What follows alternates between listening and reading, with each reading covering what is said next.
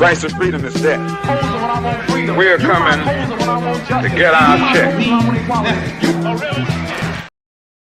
Welcome, my brothers and my sisters. How you all doing? How are y'all doing? We got a special live for you all this evening. Something that couldn't wait. Okay. You guys already know about the whole thing with Lucas. He calls himself the amazing Lucas. He's not really amazing, kind of regular, kind of below average, to be very honest. I mean, subpar Lucas is probably a better word for him, but we're not here to nickname. We're here to be serious, okay? It's not like we're adults playing Spider-Man video games all day or something like that. We're here to be serious. I'm a serious man, all right? Okay? And he knows that now. Let me tell you guys what happened. So, I've been debunking all of these DNC shills, which is, what he is doing. These DNC shills, these grifters, these tethers, all of that stuff, right? So, I'm indiscriminate. I just handle my business the way my business should be handled. But Lucas feels some type of way about that, right? He feels some type of way about that. So he goes on, because he's like a super, super, super big Kamala Harris stan. Out of nowhere, for some reason, this man was MAGA like, I don't know, a month or two ago, but I guess his contract, I don't know if they have like, MAGA has like a contract thing. I think MAGA has like a contract thing, and his contract didn't get renewed because they wanted to give Candace some more money or something like that. I think it has something to do with that. Maybe Brandon Tatum, maybe they cut some of his, budget to give to some of them, or something like. I don't know how that works over there. So I think maybe they cut his budget. So they was all like, damn, Ben Shapiro's begging for more money, so we're gonna have to cut from you. So he decided to renew his contract someplace else. Okay. So I guess he's trying to get to the DNC, those DNC contracts and all that stuff, because they're not really doing that well over there. They got Consciously and stuff like that. So, and Roland Martin. And that's not doing that well. So I think he tried to pivot. So, I'm doing what I'm doing. I'm debunking all of this stuff. And he got upset. So he has on his channel a thing that he calls a disagreement day. And I think this was disagreement day number 2. And the reason I'm saying I think it's disagreement day number 2, because on what I suspect was disagreement day number 3, he kept it at disagreement day number 2. So he was really stuck on disagreement day number 2. So I don't know if it's a counting thing. I don't know if it was part 2 of 2. I'm not sure about that. But his disagreement day number 2 had my name in the title. I was like, oh, that's interesting. So I said, okay. I was called. I was sent the link. I said, you know what? I was listening to it. I called in immediately. Okay. On my way back to the house. Called in. Right. Here's the thing. He lives in California. So he's 2 hours, because I'm Central Time and he's not Eastern, I think Pacific Time, I believe. He's 2 hours before me. So it's 11 o'clock where he is. It's 11 o'clock. Where I am, my fault. It's 11 o'clock where I am. So that means it'd be just 9 o'clock. Now, I don't know how long he was on before. I heard he kind of was on about an hour. He was literally on for about an hour and 40 minutes before he picked up the phone. I'm on the phone, Pacific Time. Thank you. I'm on the phone on hold for quite literally over an hour. And the reason why it took so long is because he has this thing where after every other call, he must not get too many calls. If he's listening, which I know he is, and I'm going to show you how to do it. He must not get too many calls, because after every single call, it's like a mandatory 15-minute monologue, where now he's monologuing on disagreement day. I'm on the line waiting. Finally pick up, and let me show you. And before I do that, I want to thank every single last one of y'all for being here, because I know this was a little bit of a surprise, a pleasant surprise, I hope, to y'all. And we got some good stuff coming this week, which is why I want to get this out the way, because we got some important things this week. I need you guys to hit that like button, hit that subscribe button, and the notification bell. All right? That like button, subscribe button, and the notification bell. Please and thank you. Now, I want to show you a little bit of his interaction before those calls, just to show you the inconsistency, just to show you how much he grifts. Okay. Okay, here we go. Fair use. Had this belief that if you change your name, that white supremacy is no longer going to affect you. That it's like, it's hey. It's not about changing the name. Yes, it is, because what you believe is that, hey, that it's not about a name, it's about a lineage. And if we can attach this lineage to this name, that they can't trick us anymore. They won't be able to pull the trick back, family. That is not how white supremacy works. Do you think do you think that's how white supremacy works? Yes, it's about political. All right, then that's all I need to know. No, I'm good. Thank you, though. I don't think these niggas think that they change. I don't know what to tell you, bro. What are we talking about? He genuinely believes that. Well, we change the name, Lucas, they won't be able to pull the trick back on us. You're right. You're absolutely correct. That'll get them. That'll get them. They'll find no way to fucking pull the wool over your eyes that way. This is how naive, politically naive, these Negroes are. This is how politically naive these Negroes are. I don't know what to tell you.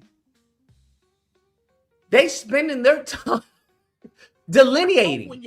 How are you delineating? Tell me. I'm all ears. What is the delineation? Are you trying to get the government to recognize your delineation? Is that what you're doing? Because that comes with a process. Are you trying to get the government to recognize FBA as a certain group, as a different group? Because from my understanding, according to the census, they already have that. I did a whole video on it. That already exists. That they've already specified, hey, whether you're Jamaican, Haitian, Black American, Caribbean. Do you think the Japanese needed to delineate before they got the reparations? Is that what you think? Okay. Let me stop that right now, because I want you to understand I'm on the phone listening to this nonsense right here. Do you think the Japanese needed to delineate before they got reparations? Yes, they did. Yes, they did. Do you think they just gave Japanese, all and anybody who was in the state who happened to have been Japanese, reparations? Because, you know, we did something to some Japanese people, so we're going to give money to all Japanese people. That's not what they did at all. They didn't give it to all Asian people, all people of Japanese descent. They gave it specifically to the lineage of people that were harmed and aggrieved by the U.S. government during the internment camps. Specifically, they did need to specify who gets it, okay? They did need to specify the descendants or the survivors of the internment camp. They did. That's what we're doing. Here's the thing. Nobody, absolutely nobody is saying that after we delineate, all of our problems are going to go away. Nobody is saying that. Nobody, okay? Absolutely nobody. Nobody is even saying after we get reparations, all of our problems are going to go away. Do you guys understand that? Like, this is something that I've been saying for years, quite literally 4 years. Let's say next week, all of us get reparations. There's still a lot of work to do. The problem isn't solved. It's not like, hey, we won. We did it, y'all. We won. No, we still got a lot of work to do. So there are steps to making us all whole again. Really, and I use the word again kind of loosely, really for the first time fully, the way we were supposed to have always been. But there are steps. For you to sit up there and mock and belittle a step, being all like, delineation, so you think delineation is going to solve all the problems in the world? No, I don't think it's going to solve all the problems. However, we got to take this thing step by step. We did not get in this position overnight. So it's a step-by-step process. The only way you're going to get reparations is to delineate. Why delineation is so focused on is because that has been one of the biggest arguments that anti-reparationists have been using to deny reparations or to counter reparations by saying, well, like Brian Donalds, well, how do we know? I mean, some people are from the Caribbean, some people are from Africa. How do we know exactly who gets reparations? This is why we got to delineate. The delineation is a very important, vital step into getting reparations, into making us whole the way we're supposed to, disaggregating the numbers. There's a reason why it's so much resistance to it. If it didn't matter, there wouldn't be so much resistance to it. The reason why there is because it does matter. It matters very much. And he's talking about, do you think they did that? Yeah. Do you think they just, any Japanese person, they just gave reparations to? I want you to understand, this is the type of person who's telling us that we don't make no sense. We have a low IQ. Do you think Roland Martin knows better than that? And Roland Martin is a damn bootleg tap dance and tether, and he knows better than to say something like that. do you think the Japanese were like, hey, we all have eyes like this? I don't want them to give our reparations to the Chinese. They've been ignorant this whole time. Well, I'm getting sick and tired of them lumping us in with the crime stat. Hi, Lucas. Okay, I'm gonna pass. Whatever the fuck that means, that somehow we're not going to give them the 1350 stat. That somehow we're no longer going to terrorize them and try our best to make their lives living hell.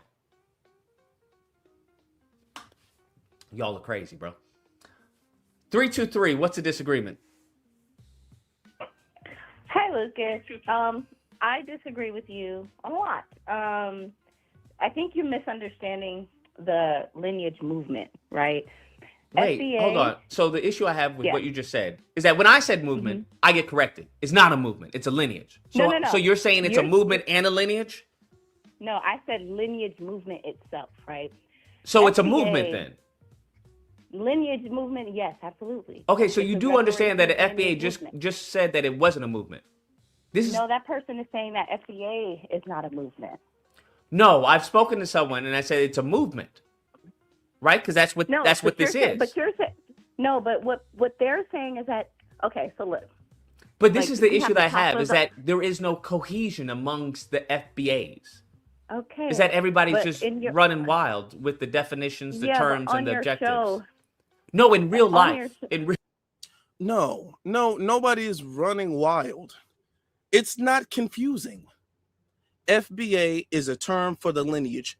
That is it. There is nothing else beyond that. There is no secret organization. There's no secret cult. There's no secret group where there's leaders and generals and commanders and captains and things of the sort and ranks and memberships and meetings and there's none of that. Okay. It is just a lineage. The same way African American was not an organization, the same way Black American is not an organization, is the same way FBA is not an organization. You all, I'm talking to Lucas, don't like FBA because you all know that a lot of people who identify or use the term as FBA have a certain mindset, okay? And you don't like the mindset, not only of FBA, because y'all don't really mind FBA, y'all have an issue with delineation, which is different from being FBA. Y'all don't like the movement of delineation. That is your issue. So you can't really say that. So you're saying FBA. That's the thing. FBA is just a lineage. There is a movement in the lineage because, to be very honest with you all, there's always been a movement in the lineage. There's always been a movement in our lineage. This is our culture. This is our history in this country, okay? I'm talking about back all the way in the days of Nat Turner and Harriet Tubman and John Horse to Frederick Douglass to Sojourner Truth, all the way back then. And then moving forward, all the way to the ages of Ida B. Wells, all right? of Rosa Parks, of Dr. King, of Malcolm X, of the Black Panther Party, the real Black Panther Party, not this new stuff they got going on, but we're going to talk about that on another live stream. Y'all already know what I'm talking about.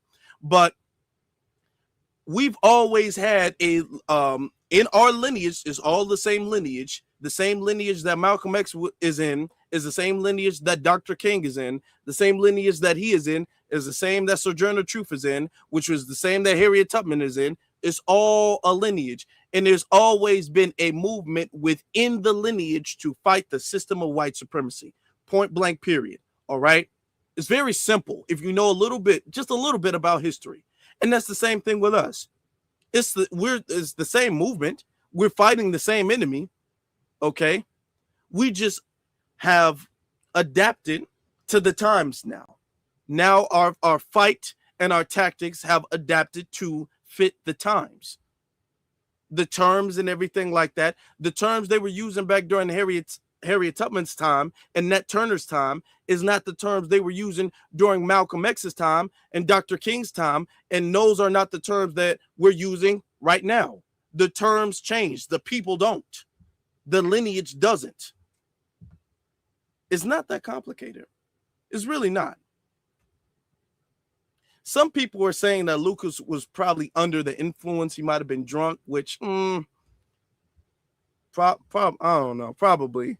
Because sometimes he just gets to rambling and you really just don't. He loses you in real life. No. I'm saying on your show, it's obviously clear that you don't understand. That's why I called in, right? Listen, boo-boo. Listen, I understand FBI. I get that it's a lineage. I understand. That's not really hard. If you let me finish, right? What are you going to tell me that I don't know? I want to know what your disagreement is. Because what you're trying to say is that FBA is a lineage movement, right? And I'm telling you, no, the movement itself, it's a lineage reparations movement, and FBA is a faction within that. And what a lot of things you're saying things that are antithetical to lineage movement and lineage-based reparations. Ma'am, I'm telling you. Your critique is with FBA itself. No, I'm just trying to let you know that is incorrect. FBA itself is not the lineage reparations movement. There's a reparations lineage movement, and they are a faction within it. There's a reparation lineage movement, and FBA is a faction within this lineage reparation movement. Yes. Now explain to me how that makes sense. Okay. So, because it sounds like semantics. I hope you know that. But go on. Okay. I mean, it's fine, right? But walk with me. So we have reparations itself as a movement. In that, we have Pan-Africanists on one side. Wait. We have Who's leading this movement? There's many groups, right? There's the Freedmen group. Who's the main group? It's not about it being a main group. So it's just different groups who believe in different pathways to reparations, right? Okay, gotcha. So we have reparations as the umbrella. We have Pan-Africanists on one side, and we have lineage-based on another side. So what's the progress that these groups have made? Okay. So there are reparation bills. There's HR 40 that a lot of people critique. There's a lot of different bills that are being introduced on the local level, state level. So right? I didn't ask what's being introduced. I said, what's the progress that's been made? Because from my understanding, the FBA has been around since 2001. Look, there are commissions that are being seated, right? But that's progress. However, a lot of people disagree with that approach, but it is being done. What progress is being made? There are reparation commissions. What right? reparation commissions? You live in Los Angeles, right? Yeah. And I know that Gavin Newsom tanked any type of reparation bills. And I agree with you, right? But there has still been progress in terms of having a state bill, AB 3121. Wait, but we're not talking about state. We want federal, right? Okay. But you asked me what progress is being made, right? So California kind of set the tone for the rest of the nation and for all these other states and cities to have reparation hearings. I get it. A lot of people think it's a lot of roundabout. But we didn't set any tone because we didn't get anything. The white man said no. Yet. But we did right, but it's not done yet. And it is done. I agree with you. The reason why I say it's done because you don't have anybody in power. Critical. I'm completely critical of the way that California has handled the state reparations. My dear, all of this, what you're confusing for progress is what everyone would say is movement, right? No. There's a lot of You're- movement. There is no progress being made. And the reason being is that there's no one in a position of power that fucks with black people like that. Totally valid. But what I'm just trying to let you know is that your critique with FBA is not the umbrella of the reparations lineage movement. I'm not saying that it is. I've never said that the FBA is. When you're saying things like it doesn't matter if you're Black African or if you're Black American or you're Caribbean, white supremacy still white supremacy. That's neither here nor there. There's a reason for lineation. No, listen. What I'm talking about as far as the cultural. Ignoring that. No, I'm not ignoring that. I understand that, but I'm saying that's put in a bill, right? On Twitter Spaces, on on the internet, nobody cares what you identify as, especially if there's no way to verify this identification. That's the point. Yeah, but I never put as far as FBA, as far as the leader of the reparations. What I'm saying is that this fraction, as you say, this faction within the bigger scope of reparations is pointless. But you're talking recklessly about the lineage-based movement itself and saying no, I'm not. So when it comes to delineation, you said it doesn't make ma'am. sense to So delineate let me white explain. supremacy, Let me white tell you what I said. I know what I said. We're all the same, and that's irrelevant. I know what I said better than you, right? Because I said it. And I know what I mean better than you because I know what I meant when I said it. I know my intent. So the point that I'm making, right, is not that delineation has nothing to do with reparations. Obviously, you have to specify, this is obvious, that, hey, this is a group of people, hey, African Americans are descendants of slaves that are owed reparations. Not Caribbeans, not UK, not Haitians. Duh. Let me just pause that. Now, I want y'all to soak that in. Okay. Obviously, you're going to have to specify who is qualified for reparations. Now, earlier in this very same clip, he was mocking and belittling the whole idea of delineation. The whole idea of delineation, he was mocking and criticizing. Y'all think that money just gonna start falling out the sky when we delineate. He was mocking that. He made fun of it. Now he's on the thing saying, well, I mean, obviously you're gonna have to do it. Dude, you just said that the Japanese didn't have to do it. In this very same clip I have of you, you literally said, y'all think the Japanese had to delineate? And then now he's on the phone a few minutes later. Well, yeah, obviously we're going to have to delineate. What is it? Do we have to delineate or no? Because you're going to make fun of delineation when nobody's on the phone to scrutinize you. And then when you're on the phone with somebody, now you want to low-key backpedal, which is what he does a lot. He wants to backpedal and be like, well, obviously, I mean, clearly I agree with it. Clearly we need it. Let me clear something else. All of these groups and all that stuff, FBA is not a group. That's the thing. This FBA system is just maybe newer to the FBA thing and maybe doesn't understand that. Like the whole FBA is not a group. FBA is not a group. There's no like FBA group apart and we're all in competition for reparations. That's not what that is. Okay. FBA is a lineage. There's a lot of people who are FBA who might use another term. That's just what that is. FBA, you might be a ADOS person. You're an FBA you're FBA. Whether you say you're ADOS, whether you say you're Freedman, whether you say you're Black American or Sulan, it's a lineage. Same way people be out like, I'm not a Black American, I'm a Freedman. Same thing. Okay. The term you prefer, your preference of term is not your group. These are not separate groups competing for reparations. Now, come on now. All right. And he knows this. Now, he just conceded. He just walked back his stance on delineation. Because earlier here, he said it was pointless and made fun of us for it. That's obvious. So the point that's being made. You don't care the point that's being made is that this whole concept of delineation within FBA is pointless because they're not doing anything. Does that make sense to you? No. And then define what doing something. What when he asks her, which is a trick question, what progress is being made? What progress is being made? And then she mentions, okay, well, this is being done, this is being done, this is being done. Oh, that's not progress. That's not progress. That's not progress. Well, okay, Lucas, what are you talking about?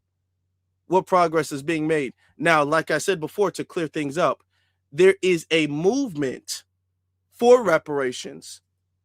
And there are people who are FBA who are a part of the movement for reparations. But the FBA is not a movement of reparations. For example, I'm going to be as simple as possible. My grandma is a foundational Black American woman. She is not a part of the reparations movement. She is not. The highest extent is her support of me. That is it. Okay? But she would support me regardless, to be very honest. Regardless of whatever content I made, you know, as long as it really didn't go against her values. If I was to make comedy videos or cartoons, she would support that too. But she's not like out there sending emails, protesting, doing this and talking about. She's not a part of the movement. You know what I'm saying? My cousins are FBA. They're not a part of the movement. So yeah, there are a lot of FBAs who are not a part of the movement. FBA is not a movement. Now, FBA such as myself, such as you all, we are a part of the movement. Does that make a little sense? Did I clear it up? Does that make a little sense? Because the people make it seem like it's so hard. It is so, it's so really not. Does that make a little sense? I hope it did. I agree there. Okay, then. Great. We don't have a disagreement. Awesome. But you're trying to put the whole lineage-based movement. Boo boo. I already said that I wasn't. I never once put FBA. Listen. Hold on. No. Listen. Hold on. Your misinterpretation of what I said is not my fault. It's not my problem. It's not my concern. What you said. It's not my concern. I've already told you that I never once in my whole life have I put. Boo boo. When I'm talking, I need you to be quiet. Can you be a woman for a second? Can you be feminine just for a moment? I'm a lady. Okay, then you're not acting like it right now. You acting like a heifer. Okay. Okay, great. I had to check you a little bit. You're talking over me. I can't talk over you because I'm a man and it's my show. So I need you to be quiet when a man is talking. Okay. It's okay. Be feminine. Be feminine. Don't be masculine. Be feminine. It's okay. Well, you already said. So I'm talking. I'm talking again. I need you to be quiet. I need you to be quiet. There we go. This is why it won't work. This is why it won't work. This is why a lot of the FBAs don't want women in the force, in the movement. Because listen, boo boo, I'm trying to talk. I'm trying to tell you that that's not what I believe. Bye bye. We know she's single. We know she's single. We know she's single. She trying to tell me what I said, what I mean. Never in God's green earth would I put fucking FBA as the leader of reparations. Are you fucking crazy? Are you fucking goofy? We are. First off, he's telling her to be ladylike. He said boo boo a lot. It's a lot of calm down, boo boo. Chill, boo boo. Calm down, boo boo. That was so super sassy and very insecure. And like, really, honestly, what are we doing? What is that? He still got some of that MAGA red pill element in him. Clearly, he still does. Because like, what is that about? What do you do that for? What do you do that for? She didn't even say anything that you could think, well, yeah, she did cross the line a little bit. Maybe he overreacted, but she did cross the line a little bit. The whole time, she never even landed her disagreement. She never finished a statement before he kept, I agree. Hold on. He cut her off the entire conversation.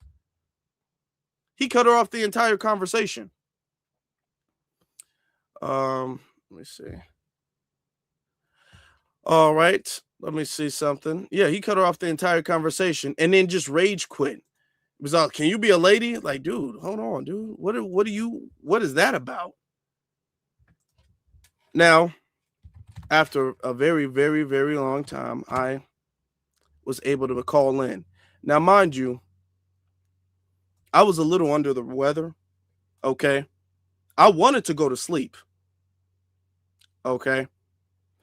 and I was tired. My throat was a little scratchy. I'm good now. I'm totally good now. This happened a couple days ago. I'm totally good now. But if y'all hear, hold on, that's not it. If y'all hear something, this is why. Anything, I'll spare. Now, a lot of y'all saying, yeah, she wasn't tripping or anything like that. Even though the whole boo-boo thing that he was saying and cutting her off, she still kept a feminine energy. She still didn't call him out his name or she didn't even say anything disrespectful to him. Even when he was all like, man, this is why FBA don't want women in the movement. What are you talking about? Now, our conversation was long, so I'm not going to be able to play the whole thing because our thing was long, all right? Let me start. The Negroes. Thank you, Lord. Thank you. I appreciate it. 872, what's the disagreement? Lucas, can you hear me? Yes, I can. Hello. Okay. This is Afro Elite. What's good, bro? I know you tagged me. I came in late. I couldn't hear exactly what you said. But we've been disagreeing with each other online for a minute now. So I think that we should settle this in a debate where it can be my channel, your channel, my There's no platform, need for your debate. platform. What's your Doesn't disagreement, matter. bro? What have I said that you disagree with? Go But debate a you white got me supremacist. tagged. You got me We can spare the tagged in. time. said what? I'll save you the time. You go debate a white supremacist. What's your disagreement? What is it? Okay, so you don't want to debate. I'm asking. Bro, Because there's if you nothing to don't debate mention on. What's the somebody, like, disagreement, fam? What is it? I disagree with everything. First off, Okay. There's nothing to debate about. He's making it seem like me and him have not gone back and forth on Twitter, on YouTube for a minute. He has my whole name. I've made videos about him. He's made videos about me. And now I say, okay, you know what? We can have a formal debate. And he's like, why? For what? So to me, this is coming off as if you're either scared or you're not taking this political thing serious like that. You don't really care. I think personally, he's scared, which is why he wants to have the disagreement thing here. But you know what? I said, I'm gonna talk to him for a little bit. I'm gonna talk to him for a little bit. honestly, I don't think that you have pure intentions for the black community. I Okay. put it right there. Okay. Can we debate on that?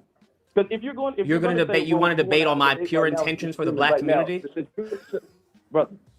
I'm here. I called in. I waited for a while, being respectful, and I'm saying that we can have a mature debate because we're going back and forth online. sir. I don't know you from a hole in the wall. You do understand that, right? This is the first time me coming across you. First off, you are talking about me. So No, you talked about me, sir. I don't know you. I don't know you. I don't know anything about you, my G. Personally either. I don't know. Okay, well, I didn't have your name in my mouth. You had my name in your mouth. That's why I added you. So what's your disagreement? We're here right now. You on the phone. You waited all this time. Tell me what you disagree with. What is your biggest disagreement that you have with me? Because I know you don't really want to talk about my intentions for the black people. I know that's not what you want to do. So what's really your disagreement? I'm gonna just stop right here. First off, he said I had his name in my mouth. I showed y'all the receipts. Lucas has been going at me on Twitter first for a while, all the way back during the election. I didn't start talking about the first time I ever started talking about Lucas. I showed you the receipts of his multiple tweets against me. I'm talking about he made several tweets adding me and all of that stuff during the election. So no, this is not, he was like, I don't know you from a hole in the wall. Dude, yes, you do. He was following me on Twitter at a certain point in time. And me and him kept on going back and forth on Twitter before it got to YouTube. It started with Twitter first because of him. Now that I'm addressing him and now that we're having a conversation, he's all like, I don't know you. I'm just responding to what you said about me. No. You have regarding FBA, my the reason stance. I called in, because I'm not about to sit up here and go back and forth. I called in because if we are going to do something for the community, Sir, we can do it right now. What is your disagreement? Don't tell me you came here to try to set up a future meeting, bro. I'm not going to have a debate. Don't tell me we're not trying to have a debate. I'm trying to have a discussion with you. Where people can bring up receipts and fact check. My dude, this ain't about any receipts. I'm asking you, listen, my G. I know you want to make this a big event, right? Afro Elite debates Amazing Lucas. No, nigga, we're not doing this for clicks, right? You have a genuine disagreement, I would believe, because it sounds like you're just trying to get numbers. If you want to have a discourse, then just tell me. Because I don't genuinely believe that you think that my intentions for black people is ill. I don't think that you believe that, right? You're just saying that to bait I do, me. but okay. Okay, so if that's what you believe, can you give me like your strongest reason why you believe my intentions for black people is ill? To the amazing army. Because Now, I'm going to skip past this a little. I'm going to skip forward a little bit. The reason why I said that is because I knew that was going to make him stay on the phone. I knew for a fact if I said that in front of his audience, which is, smaller than my audience, I have more people listening live now than he did all his nights. But, I'm not, who am I to brag? Because he's the one who's talking about, you're doing this for clicks and views. I don't need you for clicks and views, dude. I already have more people listening to you, listening to me than you have listening to you, clearly. So I really don't need you. All right. The mayor of the city of Chicago knows who I am. I'm almost 100% sure Karen Bass doesn't know who this clown is, or anybody of any real relevance knows who he is. I'm pretty sure. I'm not hating. I ain't hating and I ain't flexing, but okay. He knew who I was. That's why he was tagging me on Twitter. So I'm going to skip past this a little bit. Now you see he's scared. Now here's the thing. If you're serious about this and you're actually tagging somebody in a video, right? And they call you out and say, we can have a live debate where there's a moderator, there's a time limit, there's this, there's that. Why wouldn't you agree to it unless you're scared? Why wouldn't you agree to that unless you're scared of it? What's the problem? Because clearly you feel some type of way. You disagree with what this movement is about. I disagree with what you're about. We both, quote unquote, want the best intention for black people. So let's air this out. That way I can be corrected if I'm wrong live. You can be corrected if you're wrong live. He doesn't want to do that. The reason why, and I keep bringing up receipts, is because he's going to be able to be all like, Kamala said this. And I'm going to be like, actually, no, she didn't. Yes, she did. No, she didn't. Yes, she did. No, she didn't. And then we're going to have to move on, which is what a lot of that our conversation was. Because I have receipts that I save on my computer. I can't bring those up on the phone. I can say something on the phone, but I can't show you something on a phone call. If I'm calling in, I can't show you any receipts. He can't show you any receipts. So it's my word versus his word, which is what a lot of the conversation was. Now, I still won. In case y'all was wondering. In case y'all was like, oh my God, did Afro win? Of course you know I won. Of course. I still won. I still beat him. Okay. Still tired and not even that well. Of course I won, but you know what I'm saying. It would have been a lot better if I bought the receipts up. Of course. Fast forward a little bit. With anything is that we had leverage. That's what we had. Hold on. Let's get she to would have the been a Kamala first term. thing. Hold on. Can't talk, brother. But what you're saying is inaccurate. Good. Who's ever said that black people the Democrat owes Democrat a vote? Lucas, you're not letting me explain because you're saying doing nothing. And what we're saying is not doing nothing. Not voting for the Democratic Party during an election is not, quote unquote, doing nothing. That's 100% there are other doing things nothing. that can be done and are being done. So then I guess we disagree with as far as methods. Because in my your solution, Lucas, your solution wouldn't have gotten us anywhere. It wouldn't have gotten What was us my further. solution? That solution, we already did that. No, I'm asking you, what was my solution? Before with Biden. Oh, what was my solution? Your solution was to vote for Harris. Now, why did I say that? Now, why did I say that? Okay. Now, why did I say that, though? Do you understand my reason behind that? Fully, I understand that your reason behind voting for Harris was that you felt like that was going to do something. No, that wasn't my reasoning. I'm asking you, do you understand my reasoning for voting for Kamala Harris? If the answer is no, then just say no, right? Your reasoning, no, but I just... Okay, then, wait, so then let's stop right there, right? Hold on. What was your reason? Let's just stop right there. You're trying to say that what I'm saying is not going to lead anything, but you don't even know my reasoning behind this, right? I've been in politics, probably longer than you have, right? I understand how things work behind the scenes. So, you might have been, he might, maybe. First off, he hasn't, not really. I've been making more content about politics. Now, I don't know what he was doing before when he was playing Spider-Man. I literally looked. You can go look at my very first video and then go look at his videos. Go look at where I was 5 years ago and then go look at where he was 5 years ago. He was not talking about politics 5 years ago. I was. Okay? Not only that, I've always been consistent with my political stances and views. It's always been black first from start to finish. Now, a lot of people saying it's difficult to hear. You know, that's his thing. That's on his channel. I couldn't change that. I wasn't sitting up there switching from MAGA to then FBA to now I'm a Democratic shield. I wasn't doing that. So for him to talk about, I've been in politics longer than you. I've spoken at multiple reparations rallies. Okay, in DC, in Chicago. I've been to Capitol Hill. I've had I've went viral at city council several times before. Had press conferences and all that stuff. Did travel. I'm not even trying to bring up my resume, but I got a hell of a resume for being involved in politics for a short amount of time. I haven't been in for a whole decade. He's been on YouTube longer than I have, and he's not been involved in politics. He's not. Have you guys seen him outside at a rally, speaking at a rally, or at city council, at his local city council, talking to his mayor, trying to negotiate deals or anything like that, talking to his city council members? Have you seen him do that? Have you seen him try to rally some type of movement like how we were with the NAACP, have mass emails, a mass email movement? Have you seen him do anything of the sort? Anything of the sort?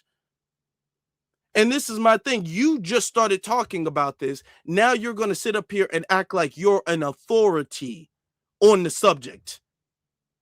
Now you're some type of master of the subject. Like people need to listen and adhere to what you have to say and your advice. When according to him, and I don't have the clip of him saying this because it was in another live, he's just a talker. He's not organized anything. He's not been a part of anything. He's not moved anything. He's not done anything. He's literally just a talker on the internet, a guy talking on the internet, yet he thinks he has the authority to tell other people what they should or shouldn't be doing and criticize movements. Even though a couple years ago, he wasn't even for reparations. The reasoning with anything is that we had leverage. That's what we had. She would have been a first-term president. She's made multiple offers towards the black community. Now, I understand Negroes had issues with the wording and everything, but that's how politics works, right? You go broad and you get narrow.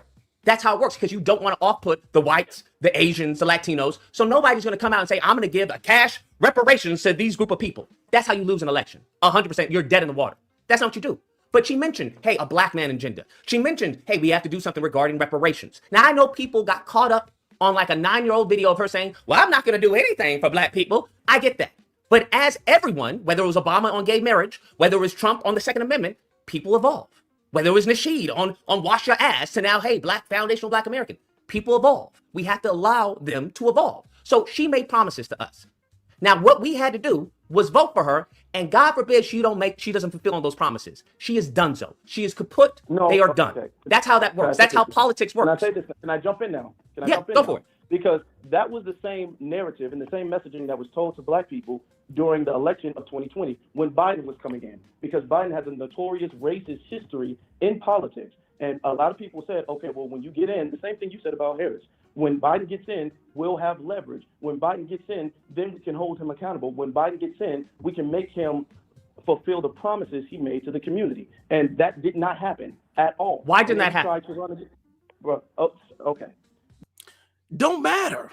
Don't matter why it didn't happen. The same exact logic that he said, well, when you get in, then we can hold them accountable. When you get in, they made promises. When you get in, then we'll have leverage. This quote unquote word of leverage was the same exact thing they said to get Biden in office. And Biden didn't fulfill none of his promises. None of his promises. As a matter of fact, he turned around the second he got in office and told black people to kiss his ass. The second he got in there, he said, I don't got time for y'all. Leave me alone. As a matter of fact, y'all need to find out what y'all need to do to make the Hispanics happy, because they're a bigger priority. They're a bigger population than you all are anyway. Okay, y'all need to accept that y'all second in place behind the Hispanic community. That's what we got with Biden. But he's saying the same logic was going to be different with Harris. Do you want to have a debate, sir? This isn't a debate. This is a conversation. There's no winner here, right? We're both trying to come to a reasonable conclusion, right? Okay, so I'm asking you, why didn't that happen? Why didn't it happen? Because it was never going to happen. That's not an answer, sir. It was never going to happen. It's not an answer. I'll tell you why it happened since you don't know why it happened. I'll tell you why it happened. Lucas, if you're going to overtalk the whole time and we're not going to have a conversation. Sir, I asked you, why did it happen? You then responded, well, it was always going to happen. I then said, that's not an answer. Okay, I want for the audience, can I say this? Because this is what I wanted to have a formal debate, so nobody's talking over anybody. Go ahead, my guy. Go Before ahead. I can finish my statement, you jump in and cut me off. Go ahead. And then when you're talking, I stay silent. I stay silent until you're done. That's a one-sided conversation, and nothing gets done with that. No, my point is not being made because the second I'm making my point, you're absolutely right. I apologize. Go ahead and make your point. My point was Joe Biden lied, and he lied to get the black vote. The same way Kamala lied, and she lied to get the black vote. Because you just mentioned what her agenda for black men. When you look at the fine print, and what they said a few weeks later is that the whole policy and agenda for black men, even though black men was in the title, it was not just for black men. That was a general policy for every man. That was a general policy for anybody. So she could have said black man, Asian man, Hispanic man, white man, all the same. That's just symbolism by putting black man in the title to get us to feel as if she has some agenda for us.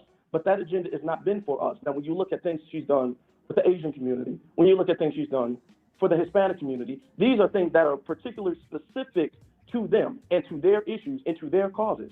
And this is what people have been saying as far as the voting for the couch, because they will get up there and they will symbolize that they are going to do something. The reason people had an issue with the whole greens in a bathtub thing is because she's trying to become relatable. So that way black people can feel obligated to, quote unquote, vote for this black woman, vote for this sister without the obligation of anything tangible. She did not do that to the Indian community. And you can admit, whether you want to say she's black or not, she's at least half Indian.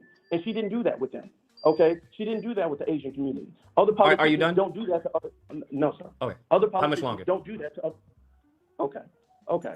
If I can't finish my statement. Well, I'll allow you to finish. I just like to know when do I get to interject, because it sounds like this is like a monologue. That's all. Okay. You've covered multiple points, so it sounds like a gish gout. That's all. But go ahead. You asked about the stance about why things didn't happen, and I'm breaking why it didn't happen down. Why people were opposed to Kamala. Oh. Your solution, because the whole thing is your solution was we can get her, what you just told me on the phone, I'm not even quoting a video, what you just told me on the phone was that we can have leverage. And that was the same narrative that people said with Biden. And we had absolutely no leverage with Biden. Now you want to criticize people or the movement. Okay, can I address your points? Because now we're moving to a different. And you know that you acknowledge that. Okay, so now that you said everything. I'm saying you're hold on. I'm about to land, Lucas. I'm about to land. Give me 30 seconds. I'm about to land. Because you're saying that we don't have politicians in office. Okay, and I agree with you on that. That is true. We do not have any politicians in office, mayor, anything like that. But who you were advocating for was not going to support us at all. Her policies were not going to support us at all. And yet you're criticizing everyone who didn't go along with that failed agenda that we've tried before. And I land there. All right. So everything you said is inaccurate, right? I don't know what you're talking about, Asians or the Latinos or whatever. I don't know what policy you're referring to. Very vague. I can't rebut that. I don't know what you're talking about. Do you see how quickly he just dismissed that whole point? Okay. Comes to Black Americans, reparations. That's what she said. That was her promise made to Black Americans, not the Asians, not the Latinos, not the Haitians, Black Americans. It is. Did you see? Okay. Remember that. Remember that point. He said she promised reparations. That was her promise she made to us. Reparations. That she didn't make to anybody else, that she made to us. Remember that he said that. Okay? Because this is where he's going to start contradicting and walking himself back later on in the conversation. This is why I did my long thing of explaining. This is why I had to do it, because this is not a formal debate setting. I had to explain it so long so that way there's nothing misunderstood. So whatever he says next, I'm going to be able to say is factually incorrect. It's not a misunderstanding. It's not a misinterpretation, which is what he likes to do when he's being corrected. He likes to frame it as, oh, no, that's just a misinterpretation of what I said. So I was very, very clear, because he doesn't like to let people get a word in. So I use my time to be very clear and be all like, no, this is exactly why black people didn't want to vote. It wasn't because of no greens in the bathtub or anything like that. That's why policy is the reason. Now listen to what he says now. Is what it is. So when we talk about, as far as when you're saying an obligation, why on God's green earth, which doesn't make any sense, no black person, if you're trying to get the black vote, is going to say, yeah, I made my collard greens in the bathtub. No, that's like, what are you talking about? No, nobody says that. Like, that's how you get the black vote. That's not the objective of her saying that. That's foolishness. Okay. When it comes to her ethnicity, her race, irrelevant. I don't care. She could be an alien. She could be Latino, Caucasian, Mexican. If she's offering tangibles, which is what she was offering, then you take it. You seize the opportunity. When it comes to the black man agenda. Okay. Remember he said, if she's offering tangibles, which is what she was offering. So he's saying definitively she was offering tangibles. He said that multiple times. Just remember that. Okay. Welcome to politics, my guy. When we talk about, well, she was going to lie. Everybody lies. You want to know? I asked you a very specific and poignant question. Why did that happen with Joe Biden? You then said, well, it was always going to happen. No, nigga. The reason why it happened is the reason why what's going on right now. Niggas are politically lazy. They're low IQ, politically speaking. That's why. People lie. Hold on. No, I didn't move any goalposts. People lie all the time. That's what politicians, I don't think you know what that means. But if you can let me land my plane, well, I'll let you land yours. But politicians lie, fam. I don't know what to tell you. Trump lies, Biden lies, Gavin Newsom lies. That's what they do. It is on the response. You see, he's walking it back now. If politicians lie, how are you going to call people stupid then? He called people stupid. He called people the R word. He called people low IQ. He was calling people everything but a child of God. He was calling people dumb animals for not voting. And then when I said, well, politicians, they lie and they fake and they're phony. Oh, yeah, all politicians do that. Then if all politicians do that, what authority do you have? What nerve? You got a lot of nerve calling people dumb for not going with the lie that you are now admitting is a lie. Responsibility of the constituents to hold these politicians accountable, to make their lives a living hell, because the president alone can't do very much. He can sign executive orders here and there, but that can be overturned during the next presidency. That can be ruled out via the Supreme Court. So what they rely on is what? The House and the Senate. Who does the House and the Senate represent? They're supposed to represent us. I can guarantee that whether it's you or your audience or the majority, the vast majority of these people that identify as FBAs don't know fuck all about basic civics. They don't know who the representative is. They don't know how to locate them. They've never sent an email. They've never sent a call. So you can't put all of the responsibility. His proof of that is nothing. He has literally no proof of that. He says, I'm pretty sure all FBA people don't know anything about civics. You're pretty sure of that. First off, that's not true at all.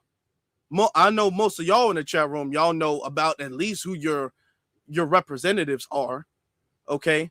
Whether y'all can get in contact with them or not, because they don't really want to talk to nobody anyway. No black people anyway, if we're going to be honest.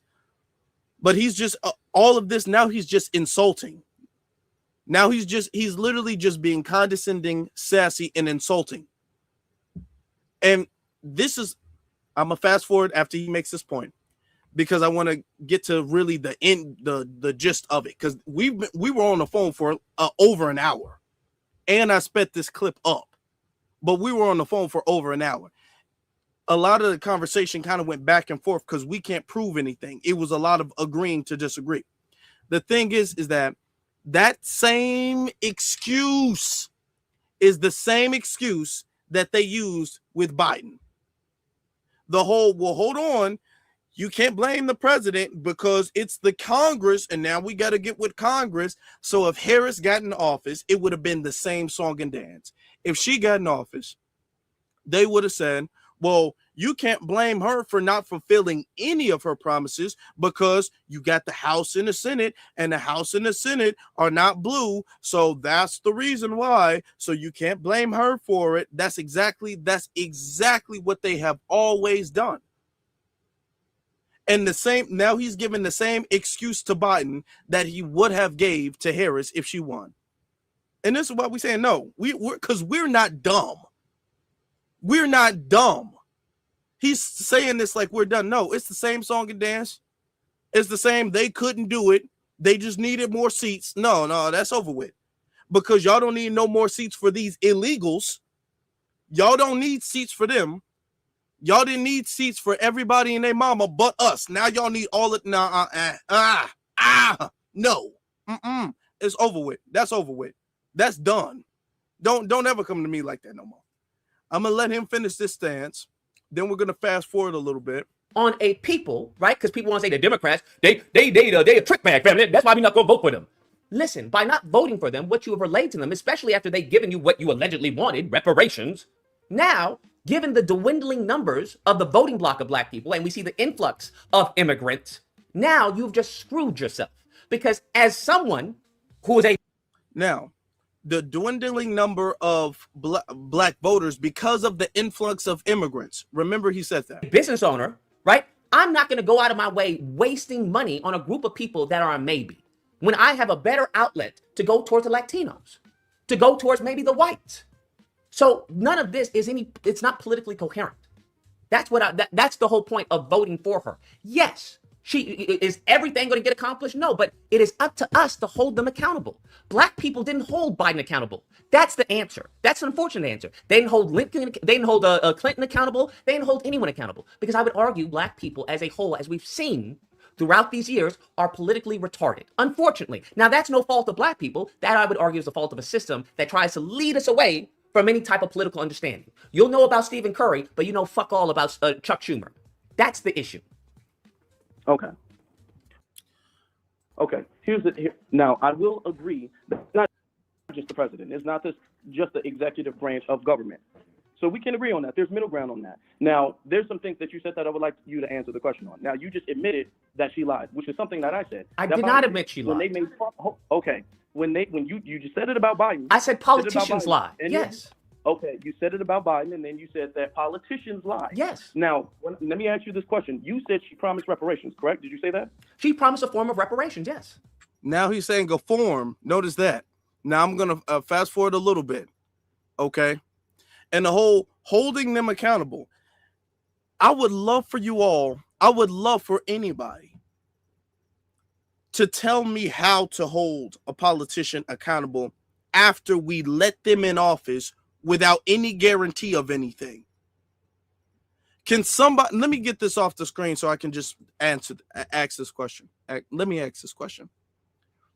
If we all vote for a politician without that politician ever agreeing to anything, how are we then going to hold them accountable for something that they never agreed to? Let me just repeat the question, because it's going over certain people his head. It's going over his head. If we vote for a politician without a promise, without a certified agreement on anything, how are we then going to hold them accountable for not fulfilling a promise they never made? I'm asking, because I don't know. Maybe my political experience is not high enough to get that answer. Can somebody please give me that answer? If these people literally refuse, it's benign neglect, they refuse to do anything or even mention anything specific for foundational Black Americans, how are we going to say you didn't fulfill your promise? They didn't make one. They did not make one. They didn't make a promise to you. And they got in. And now you're going to get mad. Now we're going to hold them accountable. Hold them accountable? I thought you said we should hold them accountable. I thought you said we had leverage. What leverage? What leverage? Where is the leverage? If they don't have to fulfill any promise because it's going to turn off other voters so they can make a promise to the Asian, the Indians, the immigrants, the whites, the white females, the LGBT, all of them, they can make a solid promise to them, the small hat community, all of them, none to us. But we have leverage. How? Okay. Maybe he doesn't know what leverage means. Maybe that. Because voting for the couch That is leverage. That is leverage. Let me tell you this right now, family. We have more leverage than we've ever had. Or at the very least, even if you want to argue that, we've had more leverage than we've had since the civil rights movement. We have today more leverage than we have had, because they understand that the couch is a real threat now. They didn't fully believe it in 2024. They fully understand it now that the couch is a real threat. We have more leverage now than we've ever had. We get them trying to manipulate their way back in. They don't want to admit it, but they're trying to manipulate their way back in. They're trying to cherry pick. They're trying, okay? This is why Gavin Newsom is now starting to somewhat walk back some of the reparations bills, okay? Because he understands that we have leverage now. Voting for somebody just because you don't want the Republicans to get in gives us zero leverage. And that's what we've been having to suffer from. Nothing. Let me get to some of the super chats real quick. Okay. Let me get you Squab King. That's a funny profile. It says, Buddy Lucas is a goofy. It's a shame he used federal strawman language and tried to demonize us. Keep going, family. Yeah, that's true. It is. It is. Miss Vita, thank you very much, Miss Vita. I appreciate you so much. Thank you. Thank you very much. Caliplant says, B1 Black First to you, my brother. Black First. Yes. Note Dread says, what did the Hodge triplet do now? He's out here. He's one of the, I don't know if he was raised by a different family member or something like that, because they're super MAGA. They stayed on the MAGA thing. He didn't stay on the MAGA thing. Now he's on the Democrat thing. So I don't know if he was like, I don't know what's going on, but they stayed on the MAGA thing. But their brother, he wound up going someplace else. Okay. Duffman says, so HR's 151 didn't happen. AL, this effing clown. Yeah, that's true. I mean, all of these things, we've made progress. A study is not a form of reparations. It's not. And we're going to get to that. We're going to get to that. Oh, that's good. We're going to get to that. Okay. And then for Quan, he sends a super sticker. Thank you very much. Let's get back to it. I ain't going to keep y'all waiting. I know y'all want to hear it. Now, I'll fast forward a little bit. Hold on. The point that you made with abortion is that it was a controversial stance. Okay. Because we went very, very long with this. I'm going to explain it to you guys. I'm not even going to show you guys because it was really long. Okay. He said she can't promise reparations because it's controversial and she didn't want to turn off other voters. So she can't make a specific promise to reparations, even though earlier in the conversation, he said she did. Then later, he walked that back and said she didn't, but she couldn't because reparations is too controversial and we're only 13% of the population, and she was going to turn off other voters. I said, well, okay. With that being said, abortion is controversial. And she didn't mind having a strong, staunch stance on abortion. She made her campaign about abortion. Her whole campaign. That was at the top of the spear. It wasn't just a strong stance. That was her campaign. Abortion was her campaign. With a very, very, very close second of illegal immigration. Also very controversial. Also turns off a certain demographic of voters. But she doesn't mind turning those voters off with her strong, controversial stances. But reparations, y'all know reparations. I mean, that's just way too controversial. Look, I'm tired of that. Okay? Because y'all be having boys and girls sports and women's locker rooms and all that stuff. That's not controversial. That's not going to turn voters off, a certain demographic of voters off. That's not controversial. But you can make a stance on that. Illegal immigrants barging into cities and the government having to pay them and subsidize them, giving them thousands of dollars worth of government money and food stamps and things like that. That's not controversial. That's not. Huh? That's not controversial. But reparations, you got to understand now, reparations, it's a wink, wink. It's a wink, wink. And I owe you one later. No. So this is where we at in that part of the conversation. It's not for a Democrat, not for this country. Given as far as Roe v. Wade, that's a winning topic, okay? That will always be a winning topic, especially since Roe v. Wade got overturned back to the states. So to compare a woman's rights with reparations. He said, abortion is a winning topic, and that will always be a winning topic. Why didn't Kamala win? If abortion was a winning topic, and quote unquote, according to him, will always be a winning topic, because I've not seen a politician since Roe v. Wade was overturned win when they campaign on abortion. Where has that been a winning topic? And right now, I'm not even making my argument for or against abortion. But regardless of where your stance is on abortion, you have to admit it is controversial. It will turn some people off depending on where you stand on it. But now he's saying it's a winning topic. That was her main topic, and she lost. Is asinine. That's of course that's not gonna be the case. Hold on. Lucas, please don't mischaracterize what I said. I didn't compare the two. Sir, you said she took very strong stances, very controversial stances. You gave abortion as an example, did you not? Okay, sir. Do you understand that there's a huge segment of the population that does not agree with abortion? Do you understand that she's a Democrat? I'm not giving you my stance on abortion. I'm saying that there are people that she would have turned away by her support of abortion, and she still did it. I understand. That is a position of the Democrats. What are you talking about? They take that into account. That's baked into the cake. You're mischaracterizing what I'm saying, because your statement I'm not mischaracterizing anything. In a way, she got to be vague with reparations, because there's a lot of people she didn't want to piss Hold on, let me she doesn't care about the same. Let me explain to you why I think you're wrong. I hear you. Let me explain to you why you're wrong. Abortion impacts everyone.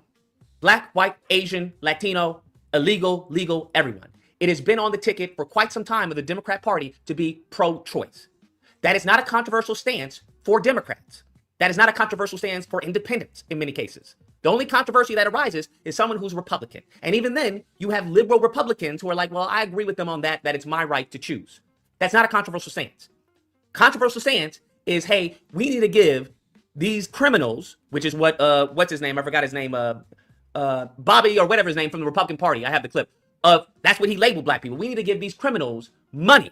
We need to give them cash payments for slavery, which they didn't go through.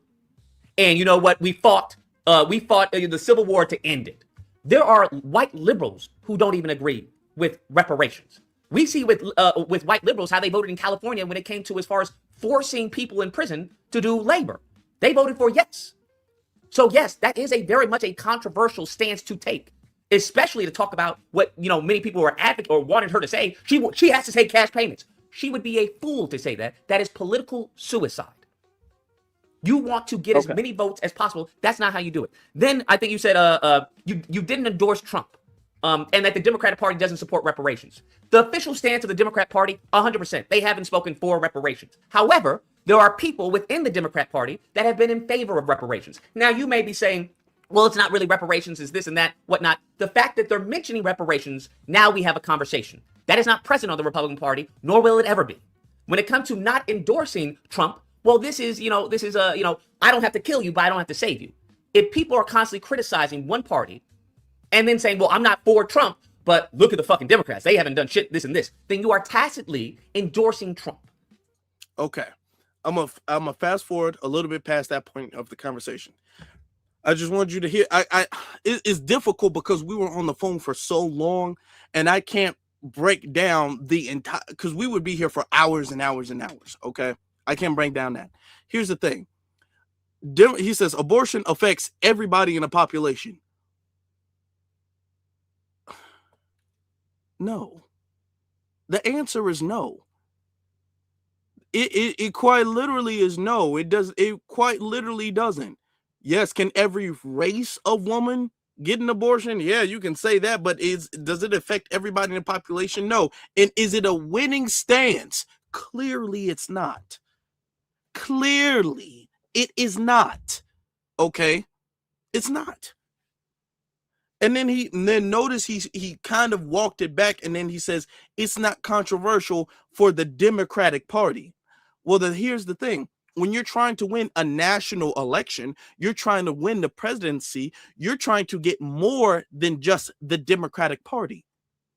You're trying to get first off, you're trying to please, if you're a Democrat, please the Democrats, but you're also trying to get the moderates, the independents. And to be honest, you are trying to get some of the other party. That is what a politician is trying to do. Make a very universal, palatable, attractive presidency and campaign for everybody to vote for that person, for that candidate. Okay? Because trans kids are not controversial in the Democratic Party. However, it's controversial everywhere outside of the Democratic Party. And it actually is kind of controversial in the Democratic Party. The Democratic Party does not reflect the thoughts and opinions of everybody in America. He's making it seem like it's only a small segment of Republicans and everybody else thinks like a Democrat. Clearly, we know that's not the case. Clearly, we know that. And now he's saying, yo, she got to be sneaky with reparations. She did promise a form of reparations. Just remember, he kept saying that. Now I'm going to fast forward a little bit.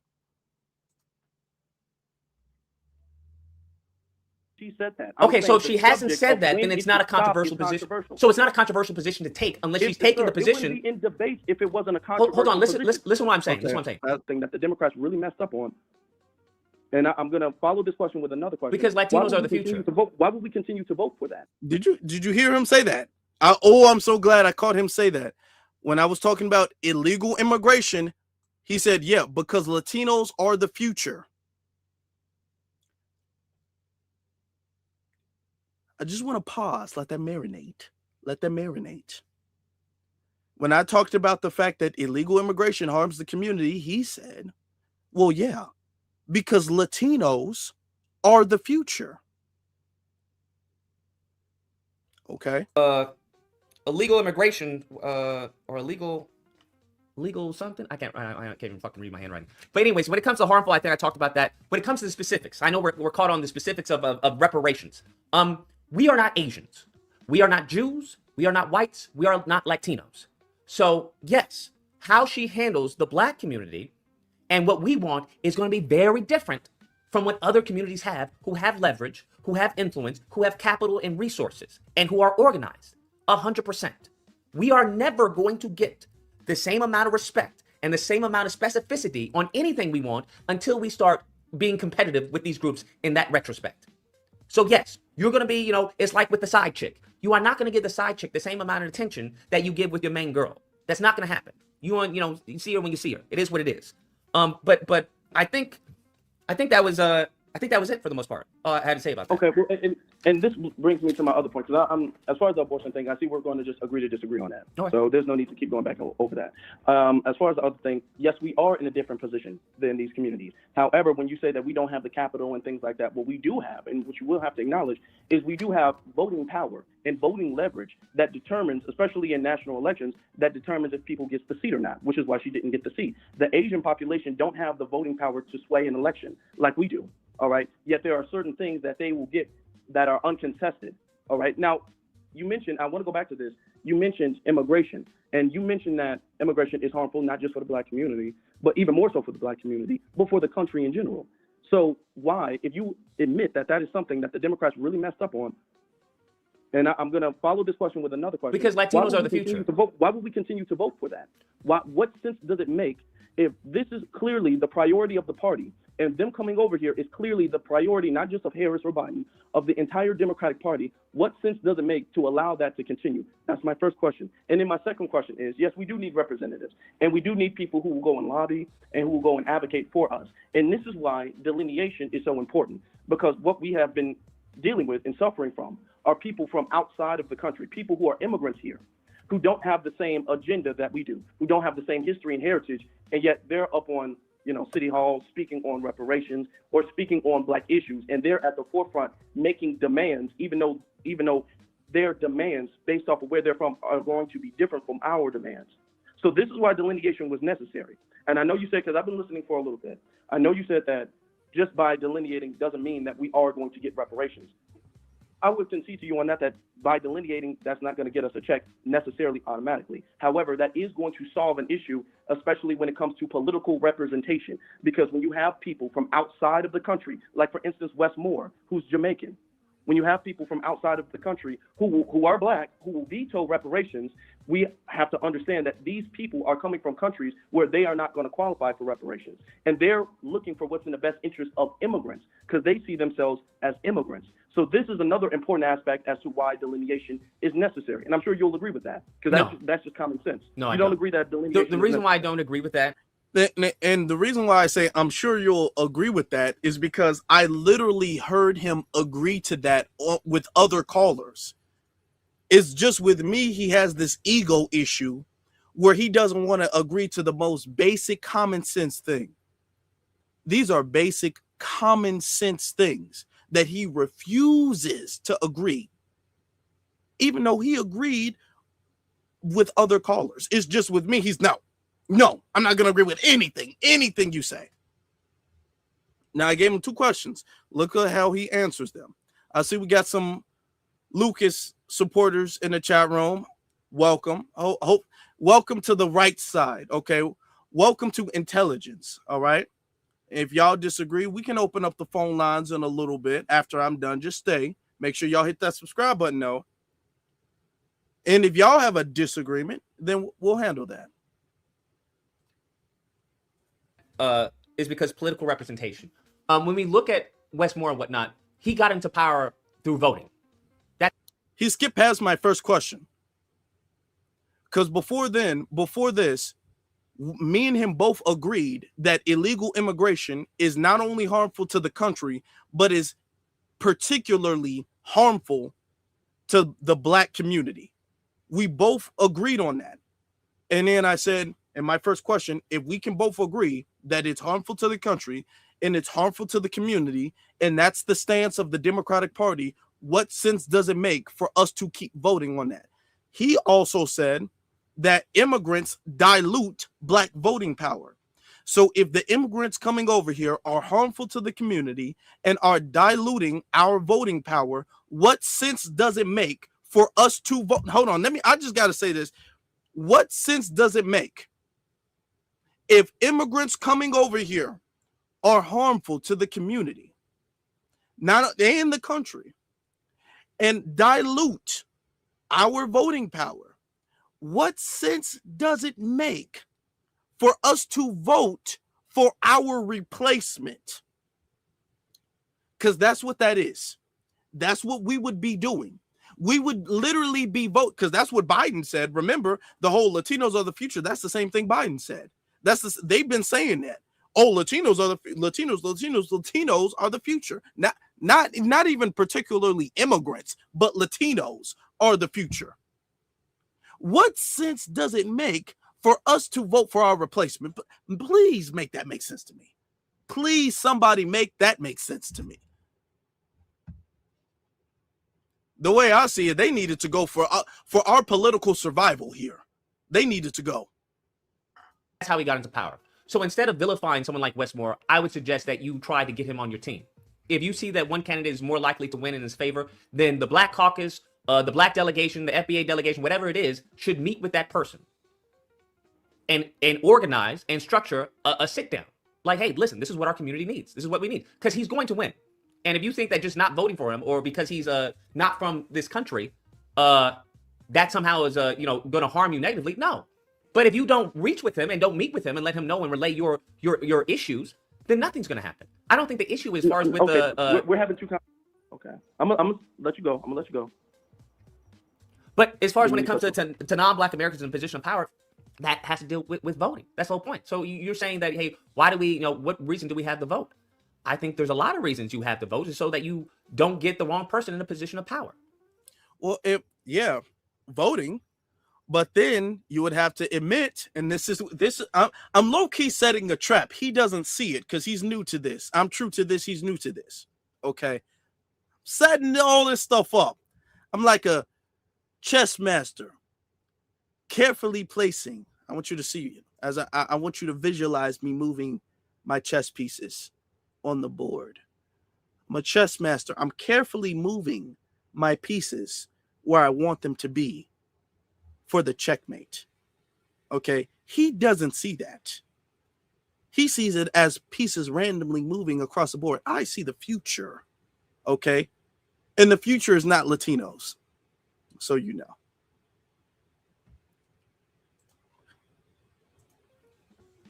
I'm not speaking against voting. I'm saying that we need to be selective with our voting. I'm sure we can agree on that. But what you said was much more. And I'm not saying that we shouldn't have a conversation and talk to people.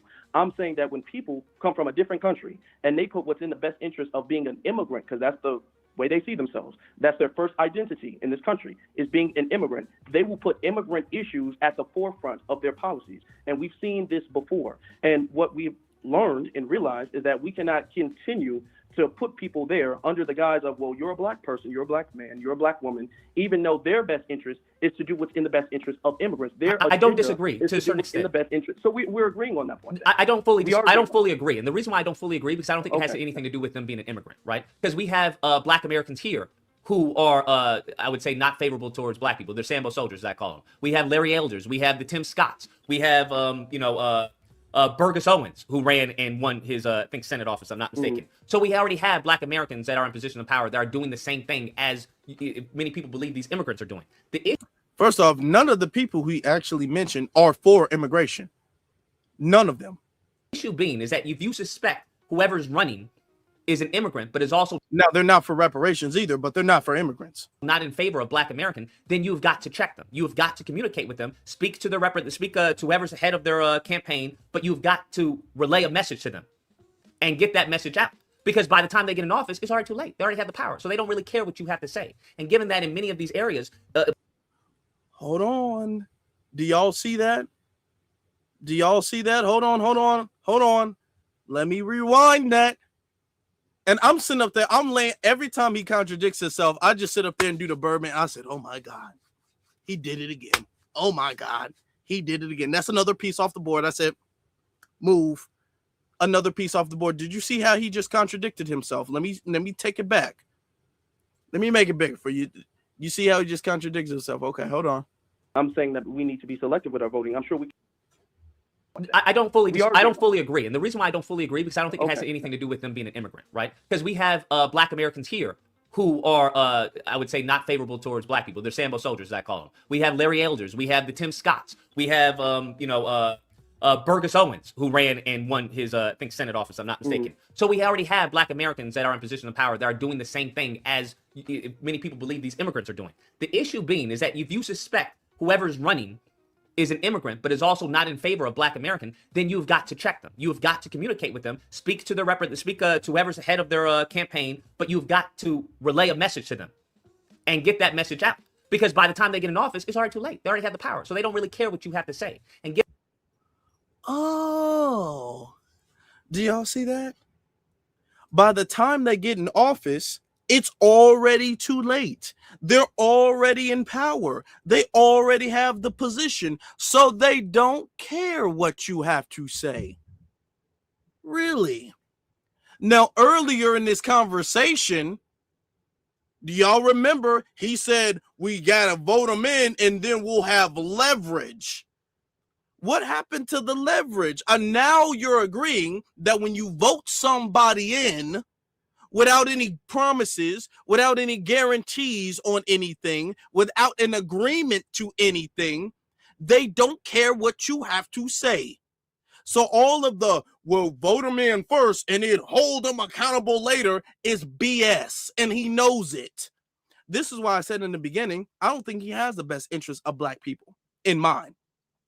Because he knows what he's saying is wrong. Right now, he just conceded to one of his biggest arguments before. Because his biggest argument before, and I'm going to fast forward past that because I beat him on that point. His biggest argument before was, we got to get them in because we'll have leverage as long as we hold them accountable after they get in. Now he's agreeing that actually once they get in, there's nothing you can do. Which is what I was saying. For the last, 30 minutes on that phone, I was saying once they get in, if they have not agreed to anything before, If there's no agreement, if there was no deal before, they're not going to do nothing for how are you going to expect anything? You can't hold them accountable. He just agreed to that. Checkmate. Checkmate. Now I'm going to move the conversation forward because I was just chopping them up so bad. I'm on to another piece. Now I'm on to another side of the conversation. Checkmate. He just lost. You can't hold anybody accountable after that if they don't promise you anything. If they don't agree to anything, you can't hold them accountable to a promise they never made, which is what we were saying before.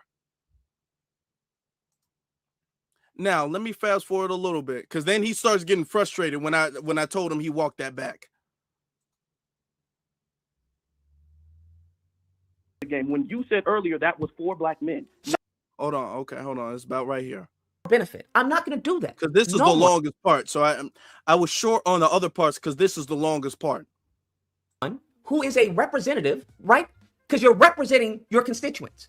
If the constituents make up 3%, 4%, 5% are black American, no, their interests are going to fall to the bottom of the totem pole. That's why it's so important to make inroads, to make alliances, so that other people, at least other groups, we can get some type of pro quid pro going on where they can bring it up because they have the numbers, they have the ear of the Democrat or the representative, and they can bring in, well, we also want to talk about this.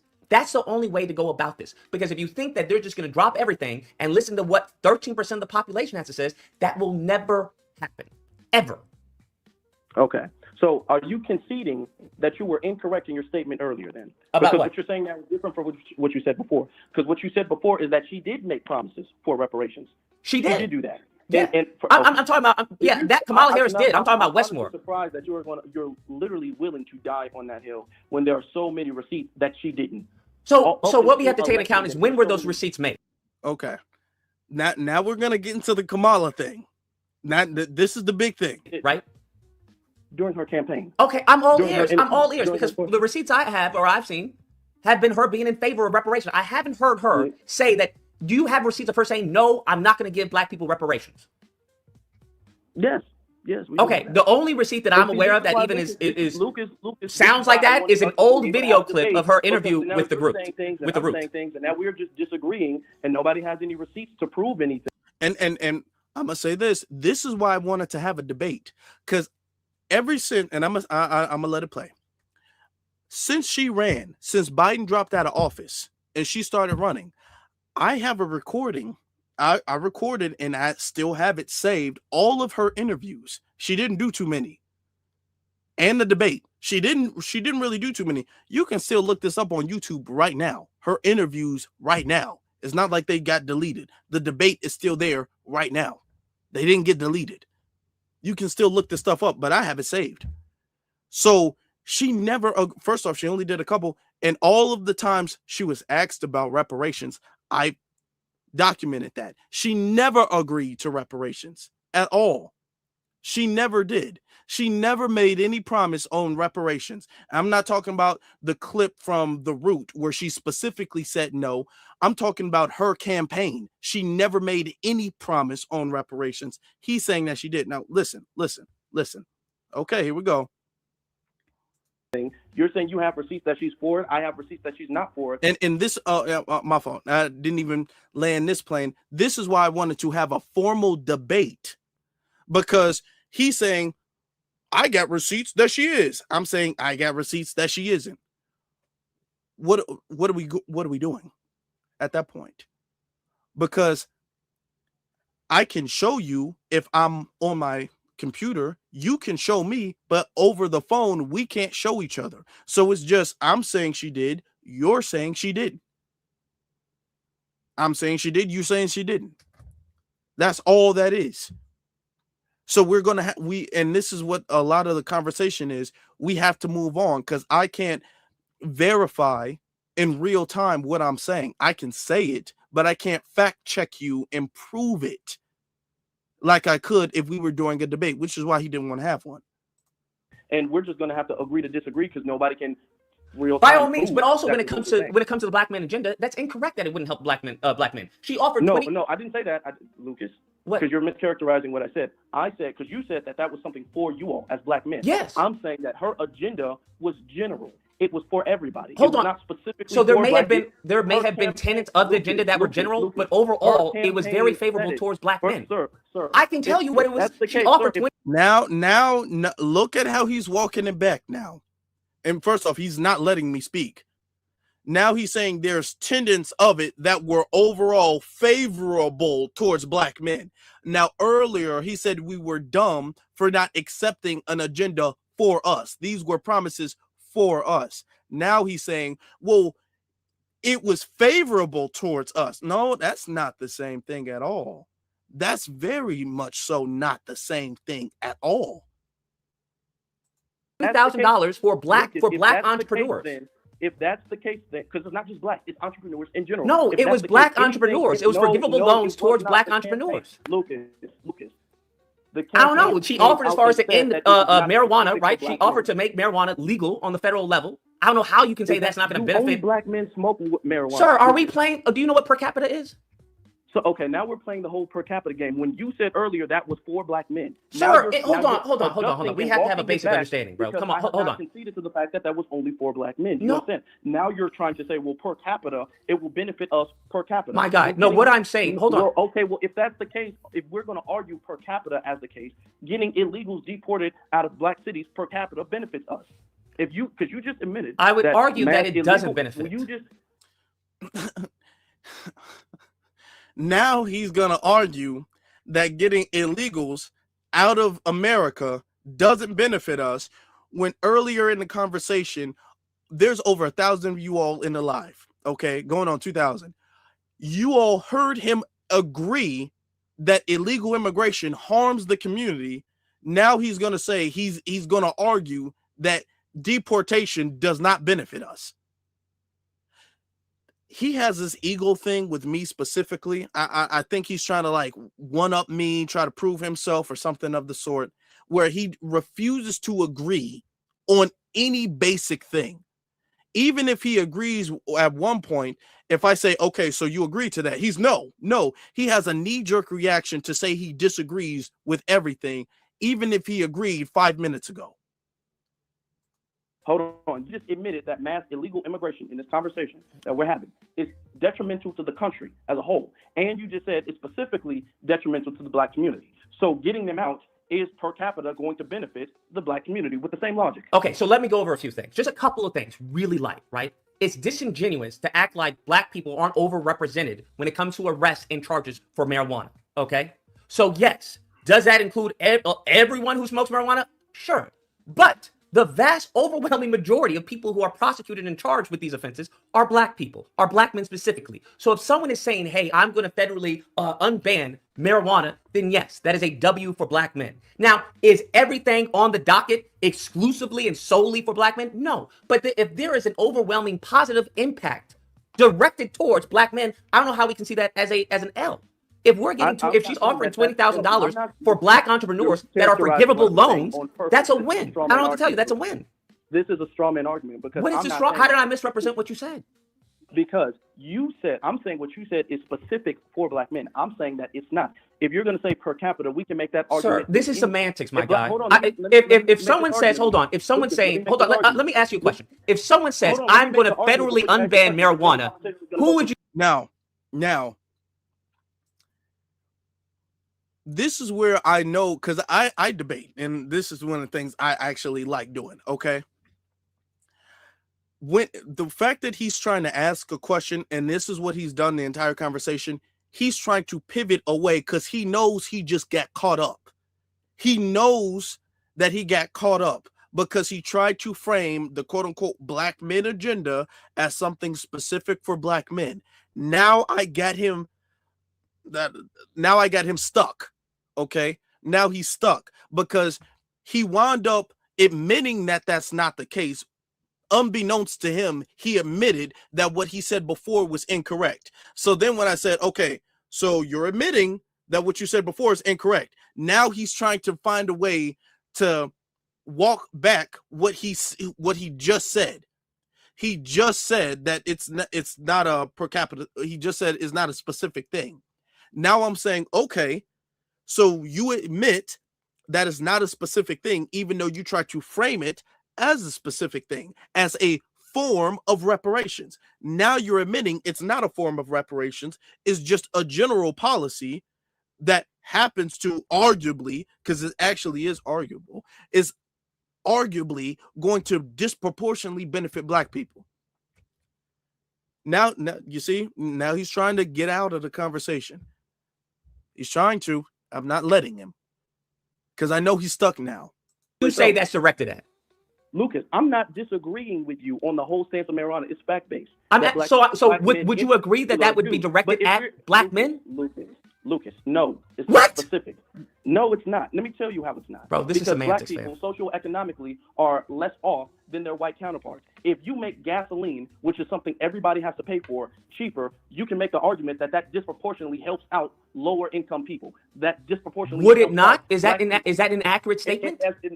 With that logic, it would be true. I'm not saying it's an L, but what you're trying to label this as a specific thing she's doing for Black people instead of a thing she's doing. My God, generally, she can't do anything specifically for.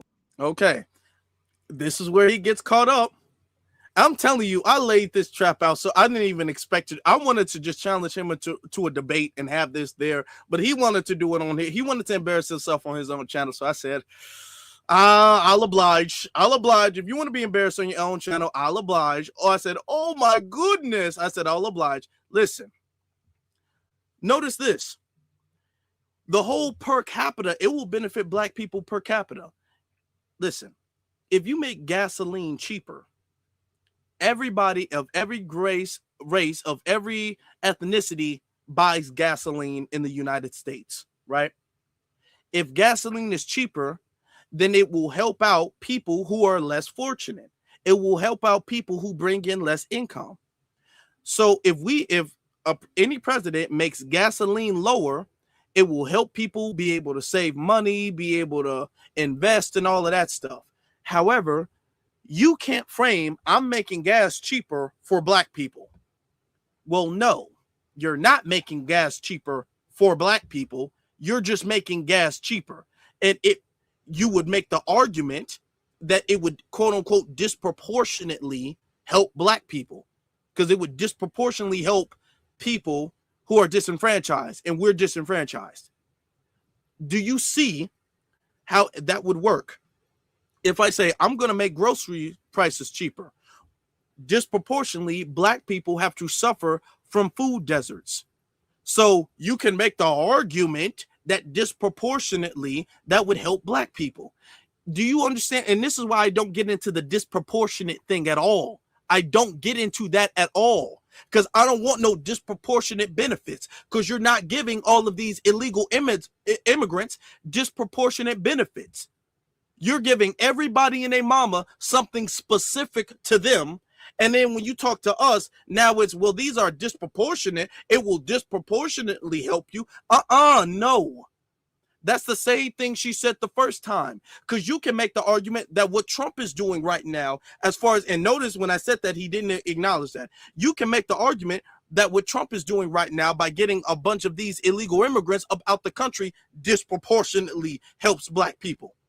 If we're going to play that game, if we're going to play that game, then Trump deporting all of these illegal immigrants disproportionately helps Black people.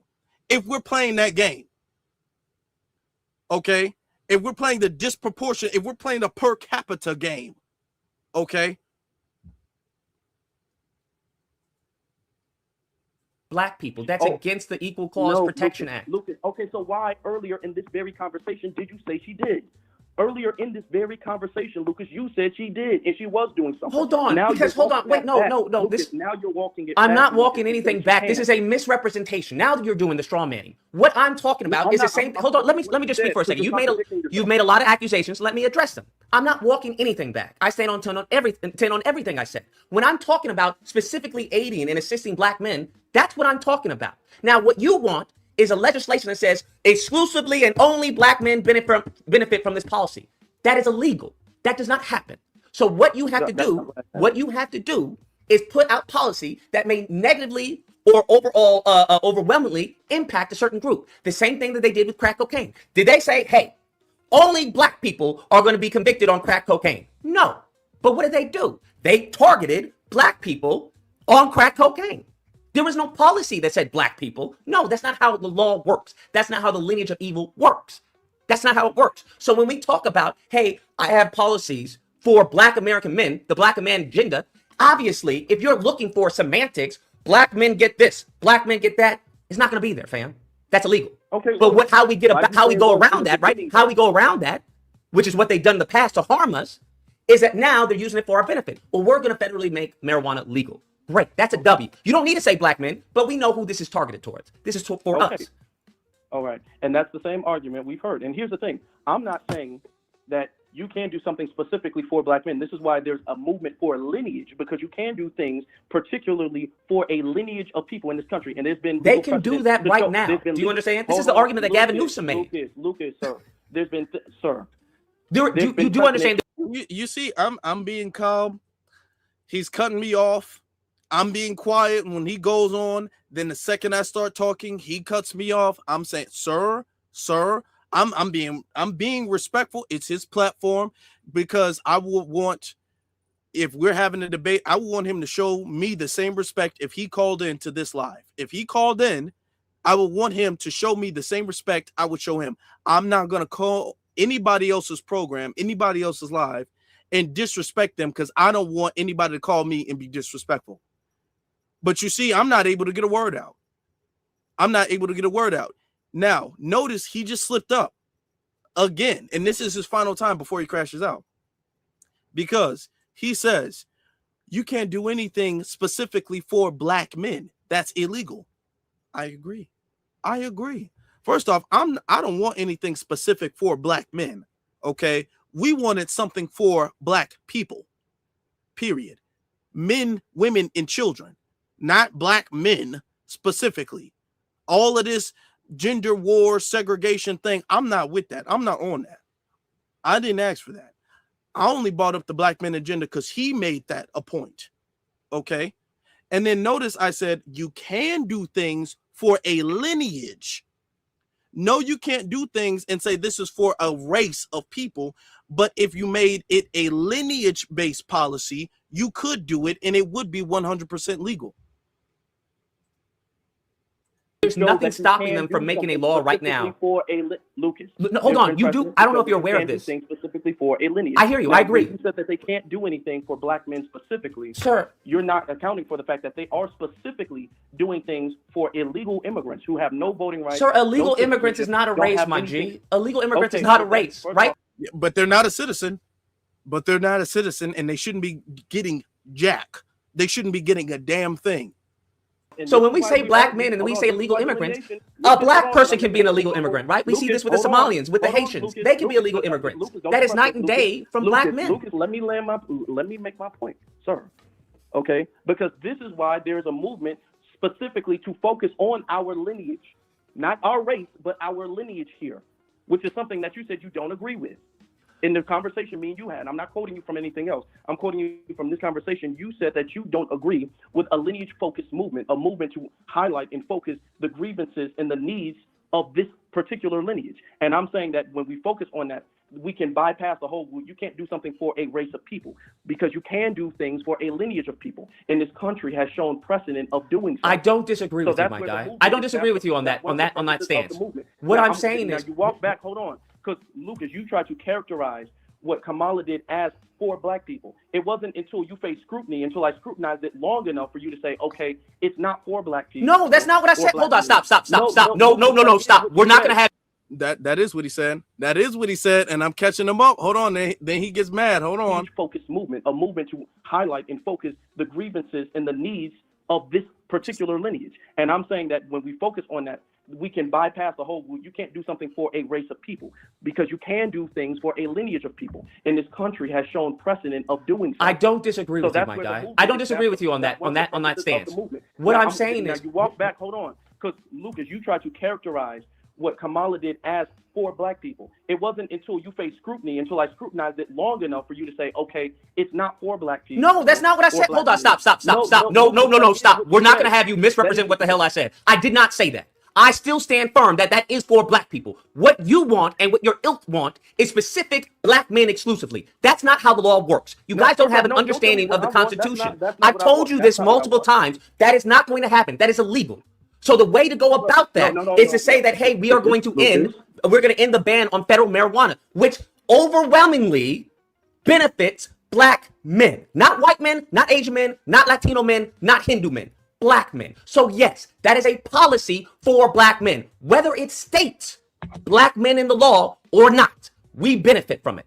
Now, when it comes to the lineage, Lucas, that is flawed logic. And see, no, it's not, my dude. But I'm not even going to address it. You can believe it's flawed logic. That is sound logic. That is how politics works. That's how politics works, my guy. What you're advocating for it is illegal. Which is why people are leaving the Democratic Party. You have nowhere to go. Where are you leaving to, my G? Where are you going to? Tell me where you're going. Framing this as a specific thing for black men, and now you're it is for black men. It's not, even if it disproportionately. What do you? It is for black men. What are you talking about? For black men. If I lowered the growth, my dude, listen, my dude. You sound really ignorant right now. Hold on. Let me just interrupt. You sound really ignorant right now. And the reason why you sound ignorant because what you're trying to hold on. Stop. Hold on, just stop. Stop. You sound ignorant. Stop. Please stop. You sound extremely ignorant. It's not walking my statement back. Okay, it's a fundamental misunderstanding of politics and civics 101. You are never, ever, post-civil rights, post-segregation, going to get a law that says, black men, you get that. I get why, and you understand this, that's why you're advocating for lineage. You know that you can't do that, right? You understand that, but yet you keep bringing this up like this is some type of gotcha. No, I brought it up because you brought it up, Lucas. No, I brought it up stating. I brought it up stating. You brought that up because you also brought up reparations, and you were. Sir, hold on, sir. I brought up the black man agenda, right? And one of the policies being a federal unban of marijuana. That is a policy for black men. Now you can try and say, well, it doesn't have our names on it. Okay, that's all lives matter. You can try and do that, but anyone with an IQ above room temperature and has a basic understanding of politics and how legislation works would tell you, yes, that overwhelmingly net positive more than any other group benefits black men. Now, if that to you is not a black man policy, then I don't know what to tell you. You're up the lake without a paddle. Now, when it comes to the lineage, by all means, but what you have to understand, you can get legislation right now for your lineage. Do you know that? This is the same argument that Gavin Newsom posed to the California Black Caucus when it came to him vetoing the reparations bills, the reparations packages. Because they wanted, hey, I want certain grants and certain funding for black Americans who are descendants of chattel slavery. He said, go to the schools and ask them to do that. You don't need me to do that. You can do that right now. So all of this talk about delineation, you can do that right now. Go talk to Pepperdine. Go talk to USC. Go talk to these institutions and get, as far as a scholarship specifically, or you create a scholarship. Have a GoFundMe account, whatever. I've said do a PAC, an FBA PAC. Do whatever. You can have a scholarship for a specific group of people.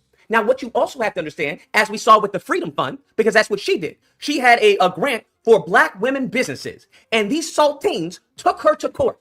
That's what they did. Now, did they win? No, they didn't win. But how they did win, because they didn't win in court, they won by draining her resources.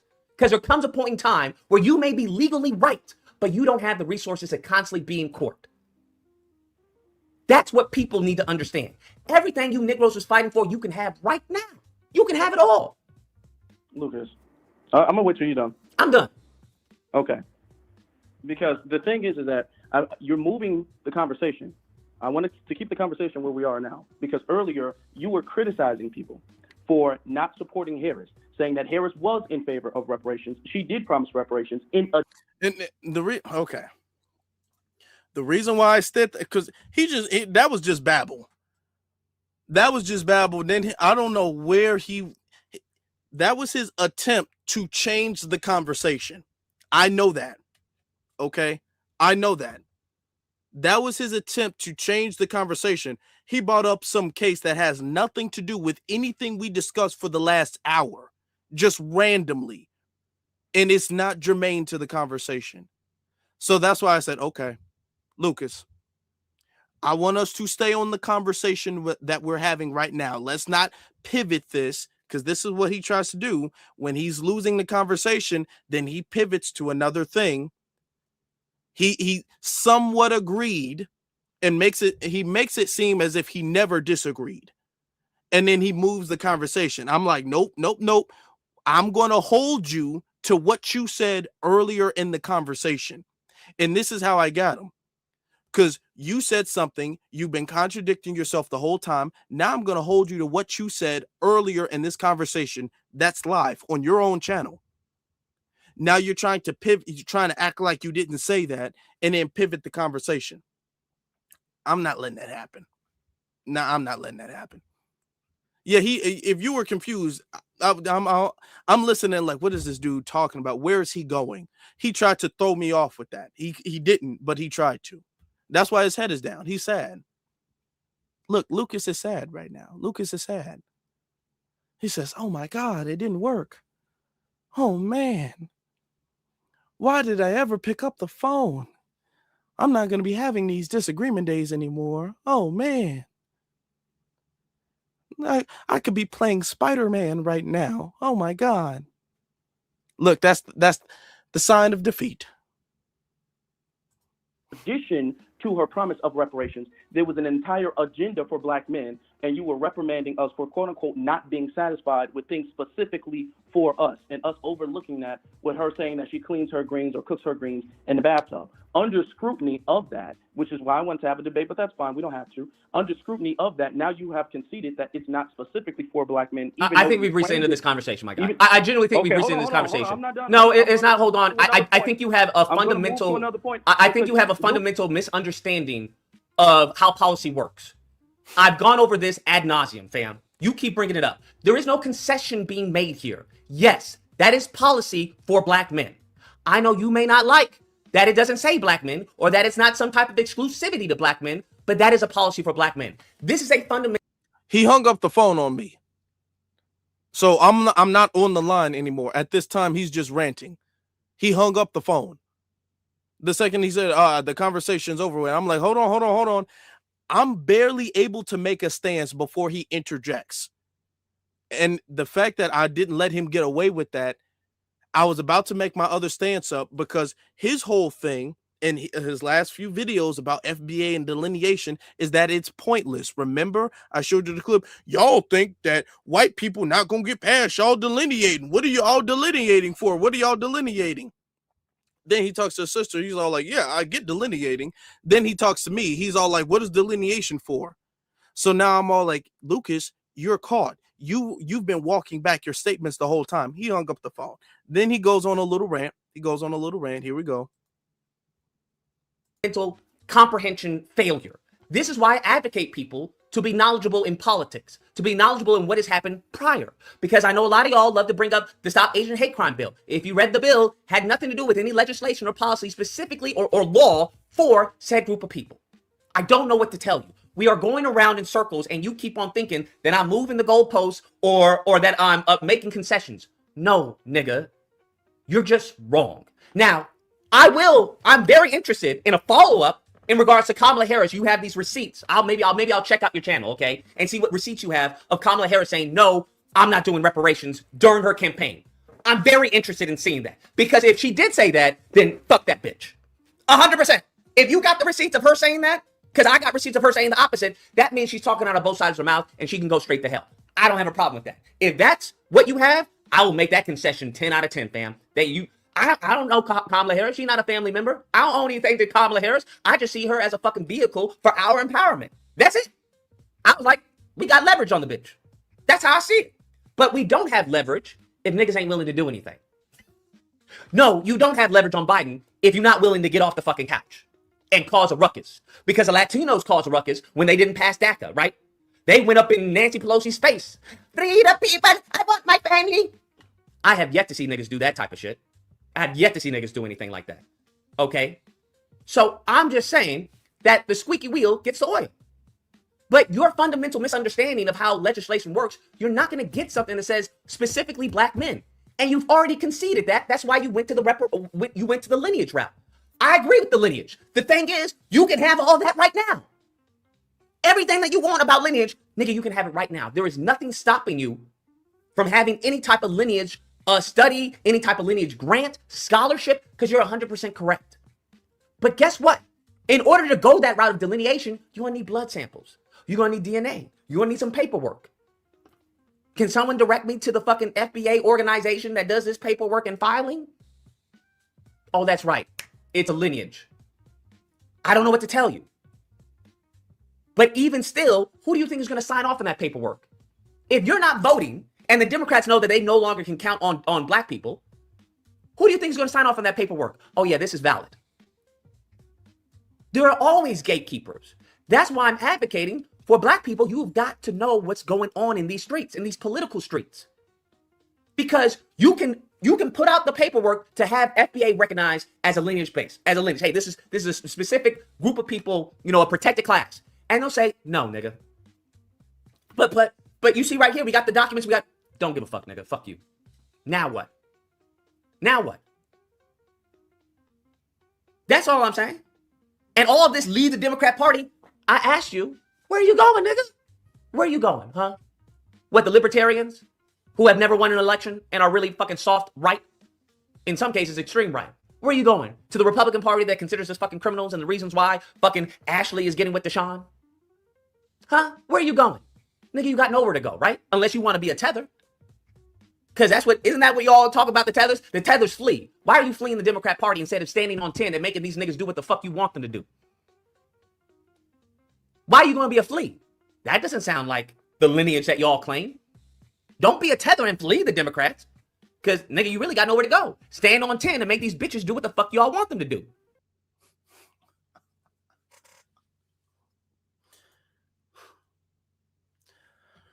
Okay. This is why he can't be taken serious. This is why he can't be taken serious. Don't flee the Democratic Party. No. Fleeing a country and fleeing a party. First off, we're not fleeing a party. We're just not saving it. We're not fleeing a party because we're not entitled to that party. That party is not entitled to us. We don't belong to the party. Okay, we're not connected to the party. He's like, don't flee the party. No. The country, which means both parties or no parties, belong to us. We can make whatever decision we want to make in this country politically. What are you talking about? Don't flee the party. Then he's bringing up, you're going to need, now notice his contradiction, because earlier he said is that you can't do anything specific for black men. This is why I'm saying, okay, we need to focus on lineage, which he conceded to. But he says, well, you can do that right now. Yeah, we can start scholarships and things like that right now. But when it comes to politicians, if politicians are not going to agree to do things specifically for a lineage of people, even though it's something they can do, because he spent a long time trying to argue me down and say it's unconstitutional. And I kept bringing it back to lineage. I said, no, it's not unconstitutional if you make it about lineage. Then he had to agree and say, well, we can do that anyway. Well, the thing is that they're the politicians. They're the ones asking for the vote.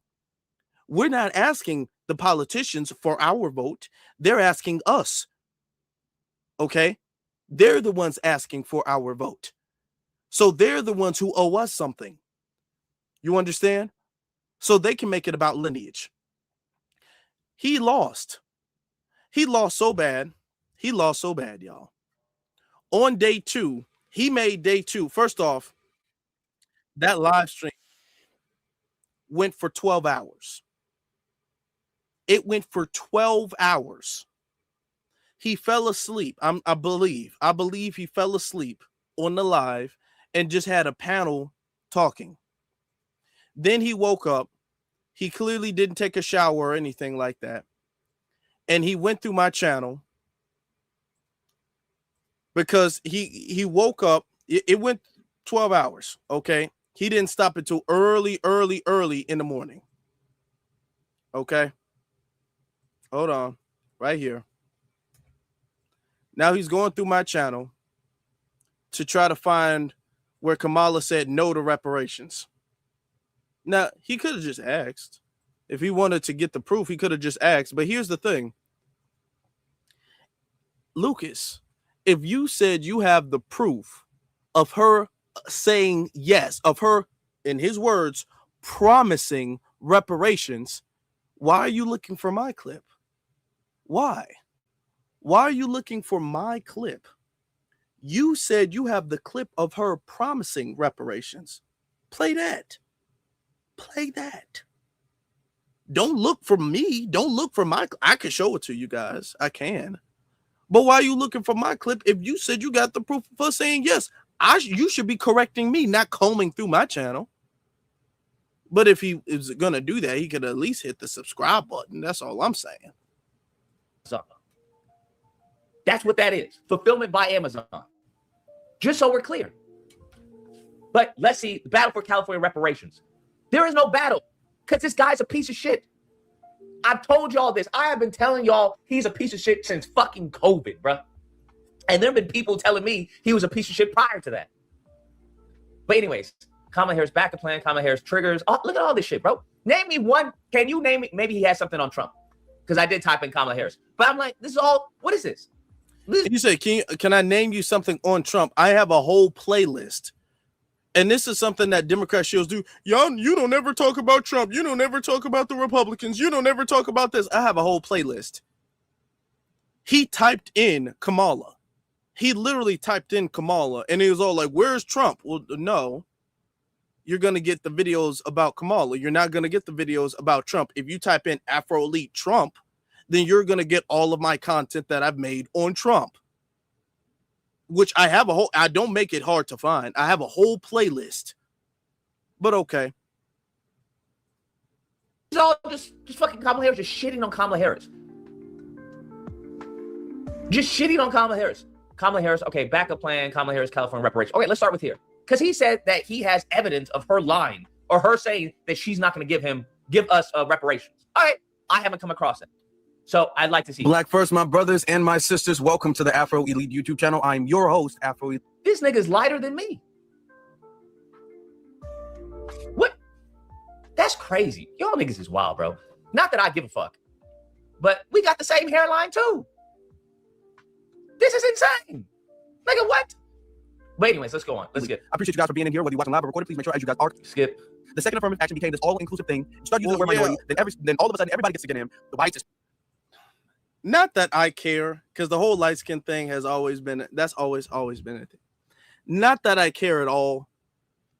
But I don't make I want y'all to understand this room right here. This is not my bedroom. Okay. And I don't judge anybody for making YouTube videos in my bedroom, because I used to at a certain point in time. But I'm not making video in a dimly lit area.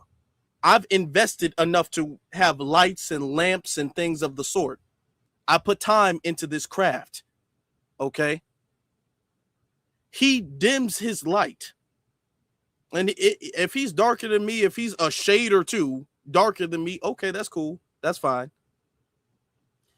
I'm not afraid of my hairline. You can see my hairline. You can't see his. So he's claiming he has my hairline. I don't think so. He is too insecure to show his hair. Y'all have not seen his hair, period.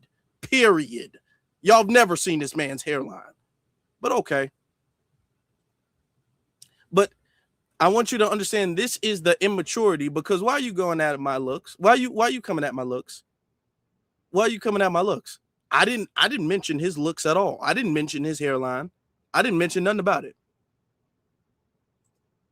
Hispanics, Asians, all of them get to get in, and then the dominant society cherry picks who they give preferential treatment to as far as affirmative action, and black people, unsurprisingly, get filtered to the bottom of that list. So it took us a while, but we got here. Now we got to the point where, you know what we're going to do is we're going to make sure I will never have another nigga's flag behind me, just so we're clear. Never in my fucking life. Like, not in a million fucking years. Look at the fine print of everything. We're going to make sure we do that. We're going to make sure that we say it's for us. Yeah, well, this isn't the Tariq Nasheed flag. It's the FBA flag. Are you you're wearing quite literally as he's wearing the American flag. But okay, all right, sure. He's wearing the American flag, and he always does, but okay, my flags are a problem. Okay. And make sure that it's exclusive. We're not going to allow it. This is the problem you niggas have. You're not going to get exclusivity. That's not how the law works. Okay? You can't make a law unless it's very, very refined, very fine. You can, but it's going to have to be pinpoint accuracy. because it goes against as far as the equality clause or whatever. You just can't do it. It's very difficult because it's going to be contested in the Supreme Court. But nevertheless, that's why I'm like, hey, if you want to go lineage, yeah, go ahead, do it. But even still, do you think the reason why we don't have reparations is because we haven't done a lineage form of reparations? Once again, delusional. The reason why is because these motherfuckers is racist. Okay. Right? First off, they're racist, and secondly, you don't have anybody on your side. Who gives a fuck if what's her name from Inglewood? What's the old black woman that everybody loves? Who's the old black lady that represents fucking Inglewood? I forgot her name. But anyways, shit, what's her name, bro? Y'all know who I'm talking about. Let me fast forward a little bit. Maxine Waters, that's her. Maxine Waters. Yeah. Not Sheila Jackson. What the fuck has Sheila Jackson done, bro? To be honest with you, what power does Sheila Jackson have in the Democrat Party? What power does Maxine Waters have in the Democrat Party? Now, who you need to get is fucking Nancy Pelosi. If we're going to be honest. Who you need to be getting is the Nancy Pelosi's, the Chuck Schumers, the Gavin Newsoms. You need to be getting these white people. Because that's who Maxine Waters listens to. That's who Sheila Jackson listens to. You niggas is worrying about the receptionist. You need to go speak to the CEO, fam. You worrying about the receptionist. You need to go speak to the CEO. That's what I'm saying. And that's no disrespect to the black representatives, but we saw how they acted, right? I still remember that clip with not Obama. It was Biden. And these mofos were just like, brr. He pumped them. Stop talking to the receptionist. The receptionists, they're good. Don't get me wrong. They fine. Go to the CEO, fam. Especially if you don't have to talk to the receptionist. Bitch, get the fuck out of my face. You got to talk to someone with power. He says go to the CEO, but he wanted us to just vote. Now he's saying that our strategy, he's saying we have a strategy. Now he's just going to ramble, okay? And I'm going to open up the phone lines because if y'all want to say something, y'all can. We're going to have it open for a little bit, maybe a good 30-something minutes probably. Probably about 30-something minutes, right? I think that's fair. Right? Because I got other things I need to handle because I still got stuff I got to work on for the next week. But you just told us to vote blindly. And remember, we don't got nowhere else to go outside of the Democrat Party. Remember he said that. We don't have anywhere else to go outside of the Democrat Party. Remember. So if that's the case, then what are you talking about? We need to adjust our strategy. According to you, we just need to go along to get along. And we need to shut up to go along to get along, vote them in, and then protest outside of their house to make them fulfill promises that they didn't make during their campaign. That he's now conceding, because he didn't play the clip, that they didn't make during their campaign. Before we open up the phone lines, because I know he's listening, let me go. We're going to briefly review her campaign. Just briefly. To see, because I could be wrong. And if I'm wrong, I'm man enough to say I'm wrong. So we're going to briefly review Kamala and then reparations. We're going to briefly review that, and then we're going to see where she stood on reparations, okay? So this was the whole Breakfast Club thing that he kept bringing up. Well, first of all, on the point of reparations, it has to be studied about that. And I've been very clear about that position. And, first of all, on the point of reparations, it has to be studied. There's no question about that. And I've been very clear about that position. In terms of my immediate plan, I will tell you a few of the following. One, as it relates to the economy, which is a lot of what you have addressed. Look, I grew up in the middle class. My mother, worked hard, raised me and my sister. And by the time I was in high school, she was able to afford our first home. She immediately said reparations has to be studied. That's not a promise of anything. Okay, well, Afro, hold on. You said she said no. You said she wasn't for a study. Okay, all right, fine. Let's look at some of her other clips about reparations. Because you would think that based off of that clip, she agrees to a study, correct? That's what you would think. Okay, let's see about this one. Madam Vice President, last month you eulogized Congresswoman Sheila Jackson Lee. Jackson Lee's signature bill one of a few, was H.R. 40, which would create a commission to study the history of U.S. slavery and study the issue of reparations. Also, I mentioned with Lucas briefly, which he had to also agree with. I was just whooping him the whole time. H.R. 40 is not a study for reparations. H.R. 40 is a commission that will determine if reparations will be studied to gather information. It's a study for the study. It's a commission for the study. It's not the study. And then the study doesn't guarantee anything. It's a commission for the study for recommendations that they could say yes or no on. That's where we are with H.R. 40 and reparations. She introduced H.R. 40 every session of Congress, taking up the mantle from Congressman John Conyers. This is a bill that you have co-sponsored as a U.S. Senator. Yet, this has, despite the fact that this has been, similar commissions have been created on the state level and on the local level, is yet to pass in Congress, let alone come out of committee. Congresswoman Jackson Lee, Congresswoman Barbara Lee, and other advocates have called for President Biden to take executive action to create this commission. Would you, as president, take executive action to create this commission, or do you believe that it should happen in Congress? Well, first of all, as you mentioned, Sheila Jackson Lee, she was an extraordinary leader who we just recently lost, and she was a friend and a real champion for so many issues. So I feel compelled to say that about her. On the issue of what we need to do going forward, look, first of all, we just need to speak truth about history in spite of the fact that some people are trying to erase history and try and teach our children otherwise. We need to speak truth about the generational impact of our history in terms of the generational impact of slavery, the generational impact of redlining, of Jim Crow law. I could go on and on and on. These are facts that have had impact. And we need to speak truth about it. And we need to speak truth about it in a way that is about deriving solutions. And frankly, I think that we, and part of that is studying it to figure out exactly what we need to do. But part of what we can do right now is, for example, what I'm talking about in terms of building an opportunity economy, which is... Do you see that? This long babble and then a brief, well, we can study it. She's not promising that she's going to sign an executive order, which is what they're going to ask. They're going to ask that in just a second. She's saying all of this long thing so you can get lost in the word salad. And then she pivots to her agenda, which isn't reparations. She said, yeah, we can do that. We can do that. But what we can do is my plan. And my plan is opportunity zone. My plan, which is not about black people, is not about a lineage, is not about anything. Every single time she was asked about reparations, she pivoted to something that was not reparations every time. Addressing explicitly the obstacles that historically and currently exist and dealing with them. Student loan debt, medical debt, bias in home appraisals.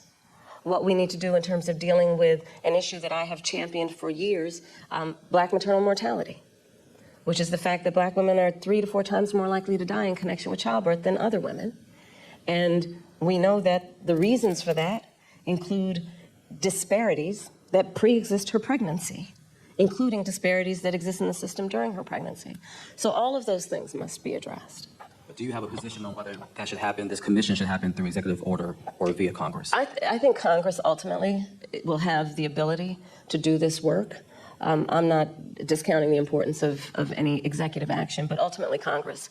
Because if you're going to talk about it in any substantial way. That's her pivoting. That's her saying she's not going to sign an executive order for reparations or even H.R. 40. She's going to give it to Congress. And in Congress, and she's going to give it to Congress because she knows Congress is not going to get it done. They're not going to get it done. She knows that. And this is what I said.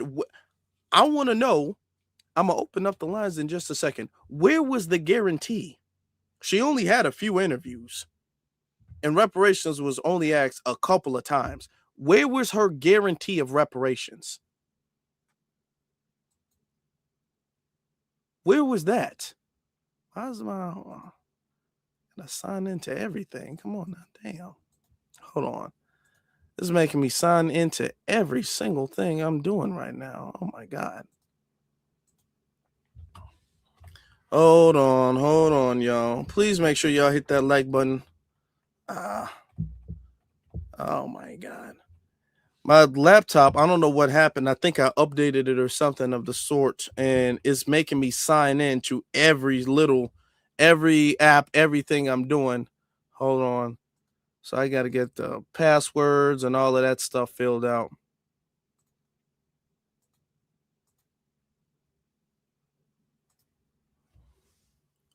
All right, hold on.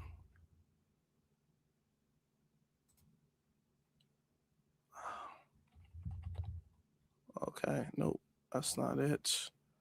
Let me see. Nope. Come on. What's going on? Hold on. Having a little technical issue. It's okay. Hold on. There's another method. I always keep it saved on my phone too. That's another good thing. Keep it saved on your phone. Hold on. Let's get to.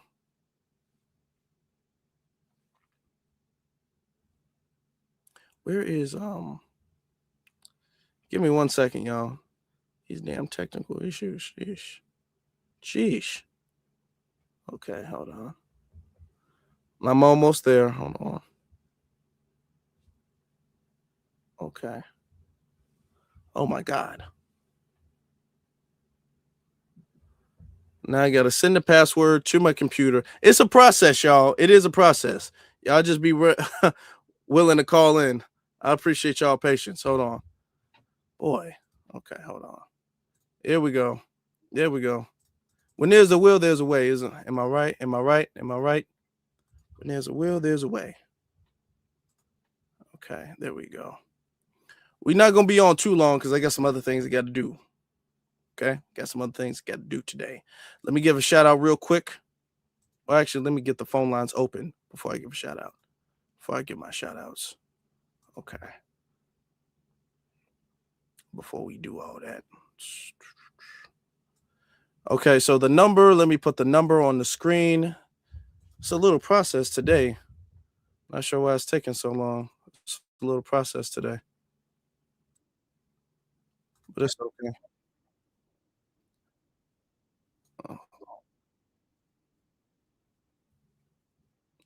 And then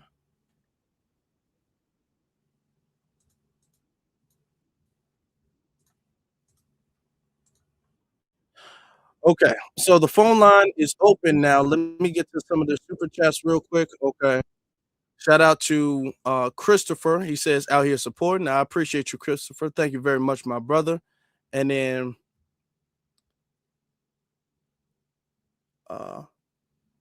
Target T for life, or Target for life. Target T for life. Okay, Target T real life. Targeteer real life. Is he a tether? I don't know him.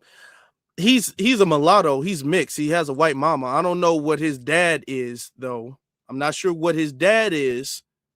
Okay. But I do know he's a mixed breed, which look, that don't make you a sellout. It's your behavior, but that is what he's deciding to do. Let me see. Jeff sends a super sticker. Thank you, Jeff. Let me see. Deaf Man, I appreciate you. Or Duff Man. He says they won't bend for 13%, but I will for 0.1. Thank you. 13% is not a big enough percentage of the population. Now, this is a debate. This is my first time here. Oh, I appreciate that. This is my first time here. Shout out to you, Afro Elite. I'm familiar with these type of topics. It's crazy how Lucas has gotten more progressive over the years. Yeah. It's crazy because he was MAGA like very recently. And now he did a complete 180 switch. We're almost there. Let me get to this. Medow says, I don't know how to, if I'm butchering your names, please forgive me. This policy is retroactive. It says niggas still be locked up. That's true. Is the policy retroactive? Because the thing is, that could be the whole marijuana thing could be going forward, but you still have people locked up for marijuana. That's a good point. RX sends a super sticker. Thank you, RX. And then James, he says the 4 T's. Lucas is in T's number 4, crash out mode. That means you won. Keep up the scholarship, sir. Thank you very much. Okay, that's what that meant. Thank you. First class citizen, he says AL, that's amazing Lucas, is defeated Democrat crash dummy, is a defeated Democrat crash dummy. He is. And he never even really got started. Appreciate that. And then we have our sister Beverly. Thank you very much. Let me give you guys the number for the phone line so you guys can call in. The number is 949-381-0044. That is 949-381-0044. Now listen, Lucas, I know you're listening. I know you're listening. If you want to call in, I will make you the priority. Put it in the chat room. You're not banned. Give me your area code in the chat room. Say, Afro, I'm on the line, and bam, we can have it right here live, and I can embarrass you again. All right? Don't be scared. I called into your thing. Don't be scared of me. I mean, you should be scared of me. I mean, you should be, to be honest with you. You absolutely should be. You really absolutely should be. But, don't be, come on. I called into your thing. If I was wrong, call me out. But until then, we're going to hear from Miss Nisi. Miss Nisi, how you doing? I'm fine, baby. How you doing? Hey, I'm family good. in the chat. You knew I was going to be first. Yeah, I did. I knew you was waiting. As soon as I said I'm opening up the lines, I knew you was waiting. Exactly. I told you I got you on speed dial. That's no lie. Yes, ma'am. Man, that unamazing doofus, just diarrhea of the mouth times 10. Afro, I commend you for your poise over the effery. I'm editing myself. Yeah, because I know I didn't cause you to have to re-edit some stuff because I goes off. You do. But anywho, I do, but I'm 100% real too. You say what's necessary. But anyway, you call it out. That's right. But this right here, this is just my perspective. He never in a million years thought you would call in. Probably not. Yeah. Yeah. And then I love how you showed everything. Thank you for always recording the receipts and presenting it to the family. So I'm not going to keep you. As always, I keep you and all new Black media content creators uplifted in prayer. Stay blessed, baby. Well, thank you. You stay blessed too. Appreciate you. All right. Bye-bye. You have a good one. The unamazing doofus. Doofus. I like that one. Okay. Caller from area code 443. You're on live. Hey, Afro. This is your brother Yusuf. Peace to you, brother. How you doing? I'm good, brother. How you doing? I'm blessed, brother. I'm blessed. And peace to the chat, man. I'm gonna make it real quick, but I want everybody to make sure, if y'all didn't catch the last broadcast about the brother of Anton, what's his face, and study this one and study that one, because what I feel like is coming, I feel like 2026 is the year of the FBA. There's a lot of footwork that's been going on over the years, and you can see it's paying out in dividends because now they can't ignore us. They can't ignore us. So what they're going to do is they're going to send these blackface, people of melanin out there to debate us, and they're really going to send the flunkies out there first. So we need to study these tactics because they're going to use every fallacy in the book to try to make a point because they have no point and they see the momentum.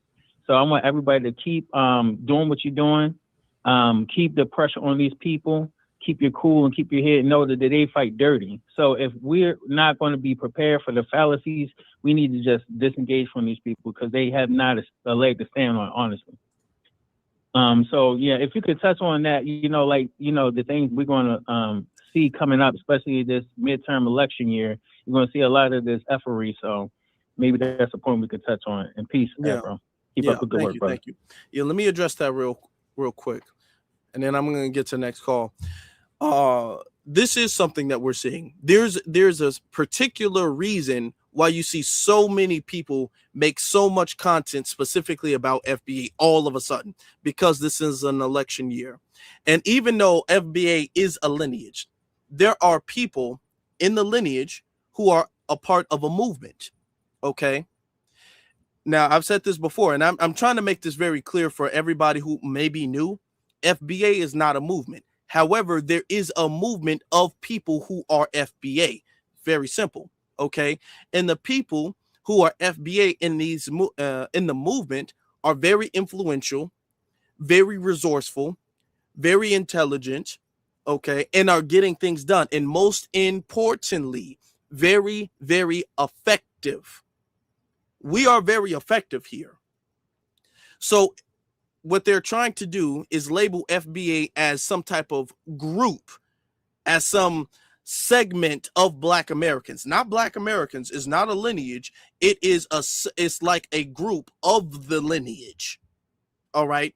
A segment of the lineage. They're trying to separate us from the overall lineage, so that way they can attack the movement and make it seem like they're attacking a group of people. This is what Amazing Lucas is going to be doing. This is what you're going to see Roland Martin and a lot of these other Democrat shills doing. You're going to see a lot of people who are going to be online, because right now it's a whole big thing with ICE. And this is something we're going to have to talk about tomorrow. Spoiler alert.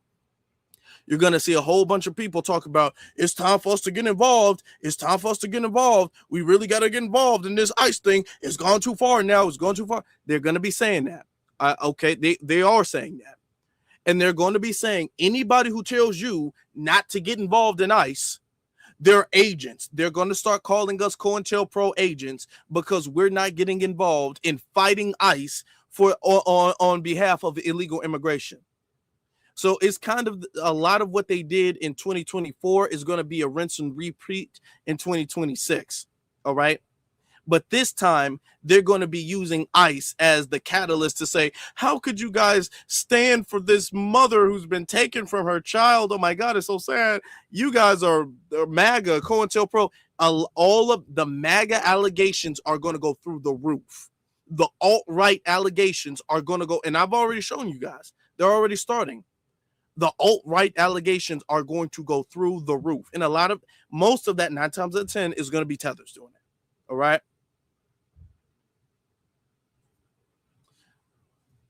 Let's get to caller from area code 313. You're on live. Greetings, great minister of code, Brother Clyde Shabazz, human rights activist, Detroit, Michigan, and National Green Party member. Just wanted to tap in and give my perspective on your awesome debate and just tearing to shreds that Amazing Lucas guy.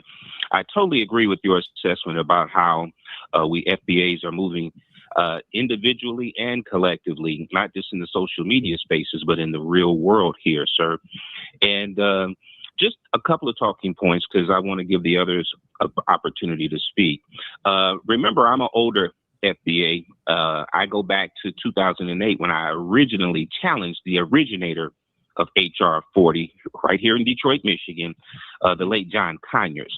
And I challenged him then way back in 2008, and that the so-called HR 40 study was a sham because our dear elder FBA scholar, William Darity, already did the study based on his book From Here to Equality and advocated for the current, then in 2008, 350K median income wealth gap disparity between the Black and the white American, particularly FBA Americans, and that the remedy was for then back in 2008 to pour anywhere from 20 to 14 trillion into the economy to pay us.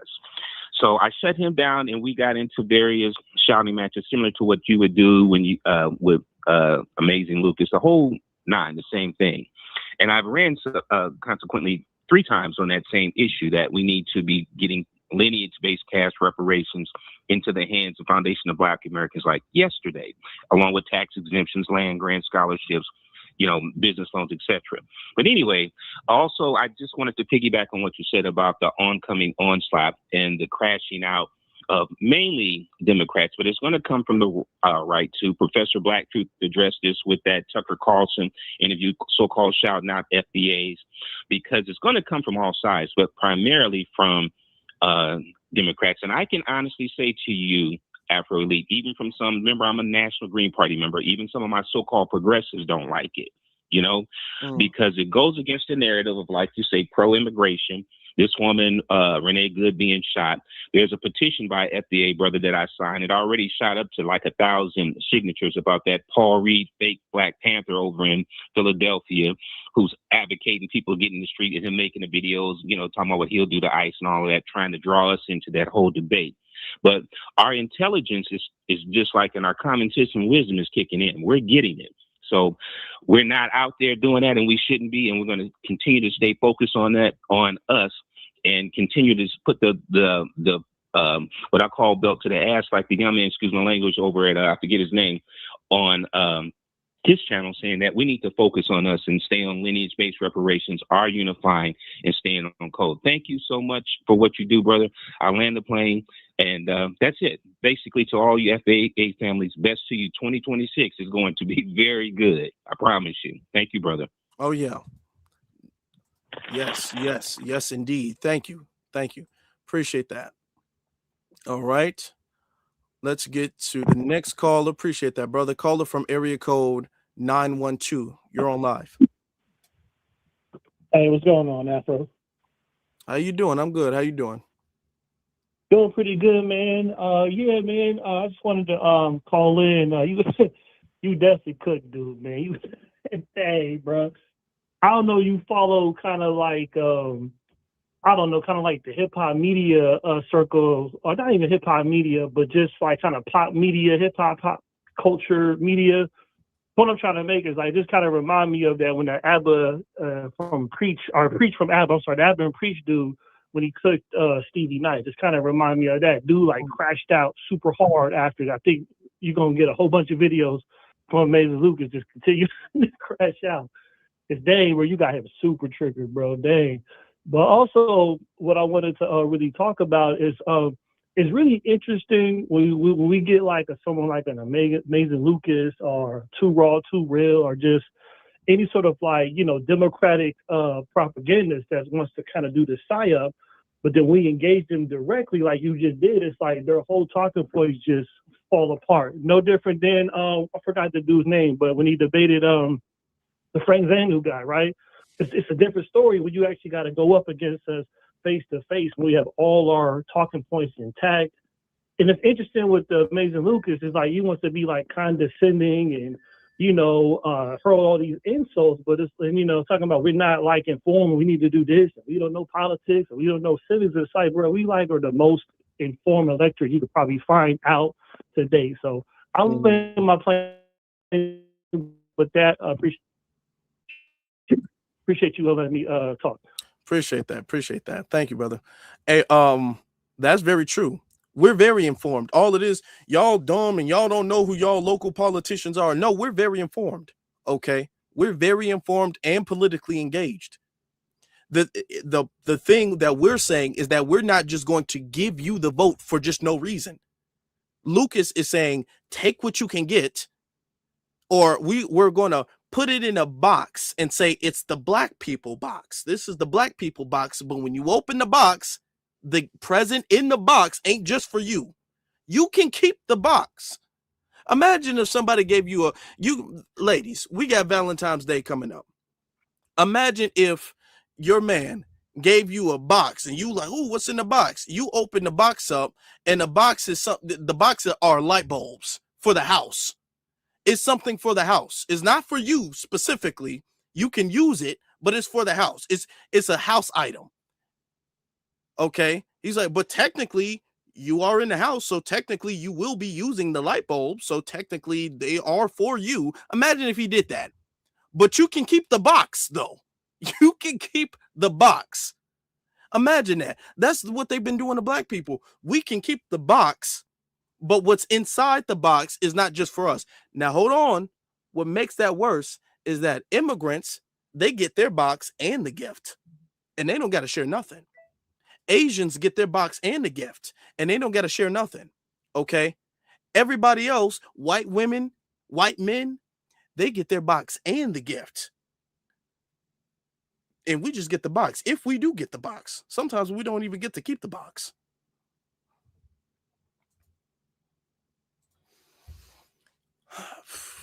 Caller from area code 310. You are on live. Yeah, I was just calling to say I didn't appreciate the fact when he said, "You're lighter than me." What does that have to do with us getting our reparations? That had nothing to do with us getting our reparations. Our reparations should be based on if you're light or dark. What was he even talking about? He had to reach into an old bag of tricks and try to bring up some colorism. Now, you go to any place in this country, no matter how light or how dark you are, the police department will clear it up for you real quick what you really are. And just like the last caller said, a couple of callers before, I can't remember how he actually put it, but this is going to be the year of us for the FBAs. And I think 2026 is going to be for that year. I don't want to keep you too long, but I think this year is going to be for us. So no matter who you are or what you are, long as you're FBA and you're like-minded, you should be like-minded with us as to getting our reparations. He's talking about something that had nothing to do with nothing, being that, oh, you're a couple of shades lighter than me. That didn't even make any sense. That had nothing to do with the argument what you were talking about or what you was trying to portray. But that's all I wanted to say. What he said didn't even make any sense, and that had no validation to what he was trying to make or what he was trying to come up with. I didn't really see it. But I appreciate everything you do, brother. And stay blessed. Thank you, brother. Appreciate that. And it really honestly appreciate your call. It just shows a level of immaturity because you are so upset about the point. Address the point. Notice I didn't call in being pivoting from the point. I called in, this was my issue. This is my point, and stayed on the point. When you talk about, man, you too light skinned and you lighter than me or whatever the case is, if it maybe not. What does that have to do with you being corrected? If you're going to say that, then that should be more embarrassing for you then, because I beat you in that live. You lost and you were embarrassed, which is why you had to hang up the phone, which is why you won't call in now. It has absolutely nothing to do with the overall point, but it shows a level of immaturity and anger and bitterness. Caller from area code 469, you're on live. Hey, what's up, Afro? Calling from Dallas, Texas. It's Thomas from Dallas. How you doing, man, brother? How you doing? It's not really pretty good. It's not really that this guy's dumb. Lucas, that dude is not dumb, man. It's just that the Democratic Party, man, has already started their campaign on trying to get the FBA back in line and back on the slave plantation. And what they don't realize is that we're never coming back. We don't vote like that no more. If you're not giving us tangibles, then we'll sit on the couch. And that goes for the Republican Party. If they're not giving us anything, well, we'll just sit on the couch. We'll wait. We got time. We can wait this thing out to kingdom come. We can wait till God come back if we have to. But we're never going back to the Democratic Party and voting the blue no matter who. It doesn't make sense at this point. These young people out here, I'm an older guy, I'm 53 years old. These young people are woke, man. They're never going to be deceived again. They're never going to be tricked again. And for him to lie and say that he didn't know that he don't know what Kamala said about that she done about the reparations. He lied about that, man. That's been online for a couple of years. So this dude is deceitful, man. The party is paying these guys to get us back in line, but there's no such thing as getting back in line. We are we are the new movement, man. It's a delineation, man. Everybody's getting their portion of the white supremacy. The Mexicans are getting it. The Africans are getting it. You name it. Everybody's getting what we was getting years ago when we told people, hey, man, stop playing with these white supremacists, because if you play with a snake long enough, it's going to bite you. So everybody's getting bit by that white supremacy snake, and they don't like it. So we warned everybody to stop funking with them. And now everybody's getting bit. And what we doing, we sit back and just laughing at them because, hey, we don't have anything to do with none of that. We're not going to help ICE, man. We're not going out there and get in front of ICE for what? And them fake Black Panthers, man, them dudes want to get somebody hurt, man. Somebody killed. Them dudes are Democratic paid, man. So be one for you, man, for mixing it up with that dude, man, because that dude's a liar, man. He should have just came out and said, man, I'm a Democratic shield, man, and that's it. Be one, man. Black first to you, brother. Thank you. Yeah, I mean, just say that then. Don't make it seem like you got the best interest for Black people at heart. And those Black Panthers stuff, we're going to talk about that tomorrow too, because I got a bunch of stuff I want to say about that. Thank you, brother. Appreciate the call. All right. Hold on. Let me do one thing real fast. Let me do one thing really fast. Oh my God. Okay. Jeez. Anyway, something just got messed up. Caller from area code 708. You're on live. What's up? It's Stango from Chicago, my dear brother. You did your work, brother. God bless you, bro. Man, I'm listening to it. I'm like, this dude, this little mayonnaise-eating, filthy, Frank Glizzy-eating Democrat man over here talking this crap to you, bro, trying to belittle you and trying to belittle us. Hell no, we ain't going for it, bro.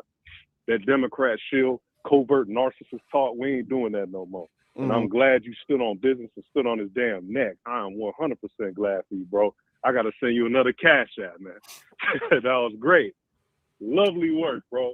Appreciate that. These people, they gonna realize, they gonna realize real soon that we not playing games no more. All these feds and all these weirdos trying to talk down on us, bro, telling us we can't do nothing, telling us we ain't got no influence, bet. That's all I gotta say is bet. So salute to you, bro. Salute to you. Thank you. Appreciate that. Look, the argument he makes, we don't got nobody in power. We don't got nobody in power. Okay. We get it. That's not going to come overnight. There's a process to all of this. That's not going to come overnight. We're not going to have a whole bunch of congressmen and women in our favor overnight. No, there's a process. So we might not have somebody in power right now, but I can tell you what we can do. We can keep the people we don't want to be in power out of power. That's what we're doing very effectively right now. It's a process getting the people we want in there, but we can damn sure keep the people we don't want to get in there. We can prevent them from getting in there. And that's what we're doing. So we are being very effective. Let's get to the next caller from area code 323. You're on live. Hi, Mr. Elite. How are you doing? I'm good. How you doing? I'm fine. I actually really appreciate you coming to Disagreement Day, Thursday and Saturday, and sharing this critical discussion with Mr. Lucas. I wanted to bring to your attention and wanted to have a clarity in this conversation, but I was in your comments and I got blocked several times from different accounts just for asserting my narrative and point of view, because I was there during the discussion between you and Lucas. So I got blocked. So I want to bring that to your attention. Oh. The other thing I wanted to address with you is Lucas is fully Black. He doesn't have any other racial family members or anything like that. I could be wrong because I don't know him personally, but as far as what he's put out there, he's all Black. He's also a conservative, not a Democrat. The last thing I want to discuss is I feel like you have an issue with Kamala saying that she was going to sign in the executive order for reparation and send it to Congress, right? Is that what she said? No. My issue with, and I'm going to talk about the stuff with Lucas, but I want to stick on the point, okay? My issue is that she never said she was going to sign an executive order. She said she was going to give the whole responsibility of HR 40, which HR 40 is not reparations, nor is it a study for reparations. It's a commission to determine if there will be a study for reparations. And in that interview she said that she was going to give the responsibility of that to Congress, that she was not going to be responsible for that. And then she pivoted to her agenda. So my stance is, with that interview, and on top of the multiple interviews she's had where she was asked about reparations, and her stance of reparations had not been updated from the time she said no. We have not seen any transformational difference. Her stance of no to doing anything specific, her policy being anything specific for Black people, was no, and she's been consistent on that. Okay, so thank you for clearing that up for me. So one, in the conversation between you and Lucas, and I'm not speaking on behalf, I'm just telling you what I saw. Mm-hmm. You stated that you didn't want to have a debate with him, right? But it proceeded to be a debate. And I think at the end of the conversation, you said you just wanted to have a debate. Then you showed the second video today. You showed the second video of Lucas, but you didn't show the full thing, the full video where he shows your video showing the article stating that Kamala was for reparation for Black people. No. Okay. To me, that's kind of that's kind of disingenuous. I'm gonna let you land. Thank you.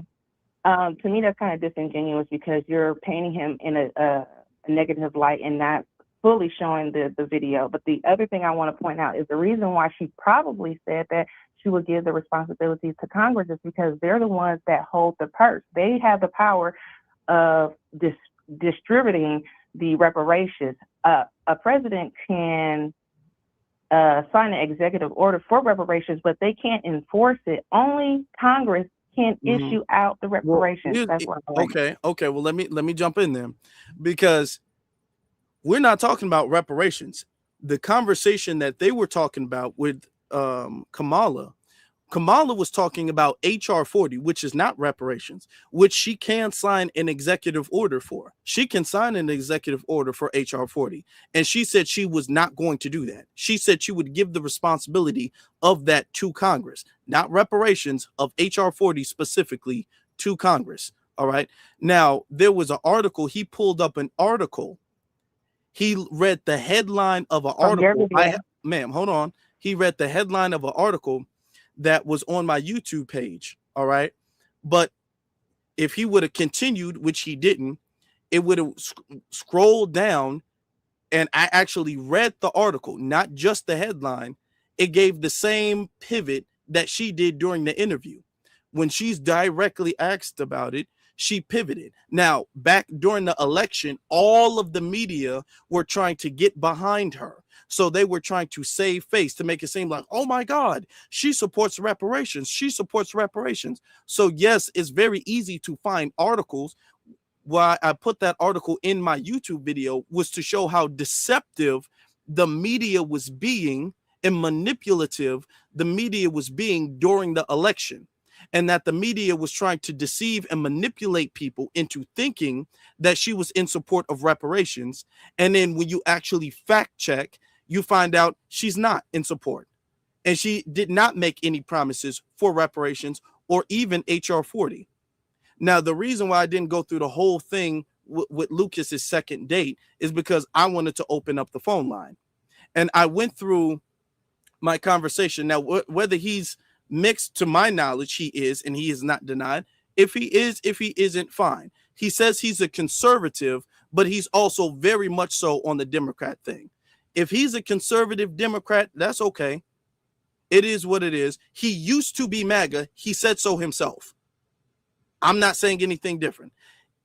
How he is acting now is the same way a Democrat shield would act. where now you are lying and being deceitful and disingenuous so you can garner support for the Democrats, and you're saving face and you're making it seem like anything that we have a criticism with is discredited. Okay, it's illegitimate. So this is why I'm saying that is what he is doing, whether he believes it or not. That is Democrat show behavior. Okay, so I don't think he just read the headlines. He actually read just the first paragraph. I will say that he only read the first paragraph of the article. It wasn't the headline. Can I ask you a question? But let's just say hypothetically. I want to finish this part, then you can ask. Okay, all right. Let's just say hypothetically, because I also noticed and I took notes in your conversation. Lucas was taking notes as well, so I don't want to forget what I'm saying. Let's just say hypothetically she were to sign the executive order for HR 40 and reparations or whatever. It still would have to go through Congress because they hold the purse. And just because you vote towards policies that's in the best interest or in your best interest does not make you a Democrat or Republican. I don't understand, me personally, because I'm not politically savvy, but I don't understand why people are clinging to these parties no matter if it's against their interest. I'm only going to vote for anyone that's for my interest, no matter if they're Republican, Independent, Democrat, whatever it is. It could be an ant on the street, as long as it's for me. Oh, I'm sorry. I want to say one more thing, Mr. Elite. And Okay. just because a Democrat, just because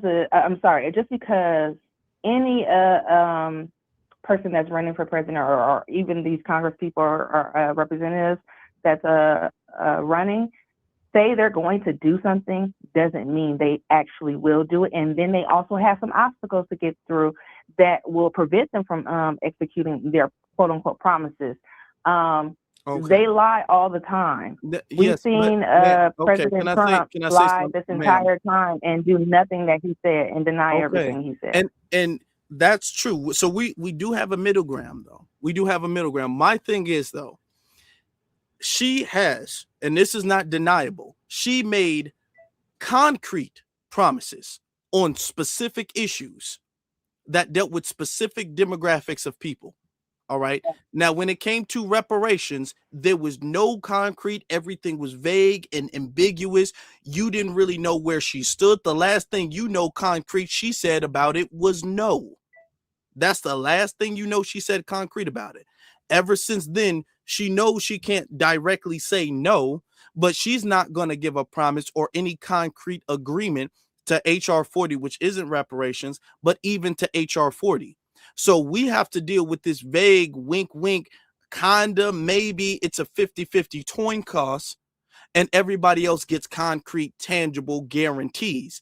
And what I'm saying, my criticism to Lucas is, Lucas, you're reprimanding. I'm not even saying you're voting, but yet he's getting on his platform and reprimanding and finger wagging and insulting anybody who doesn't go along and anybody who did not support her in the last election. And he's been doing it ever since she lost by saying we're ignorant and we were too ignorant to see that she was our best option. How is somebody who's not making any promises to you, but to everybody else, our best option?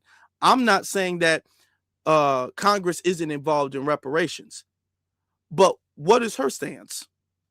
Because she's the one asking for the vote, not Congress. She's the one asking.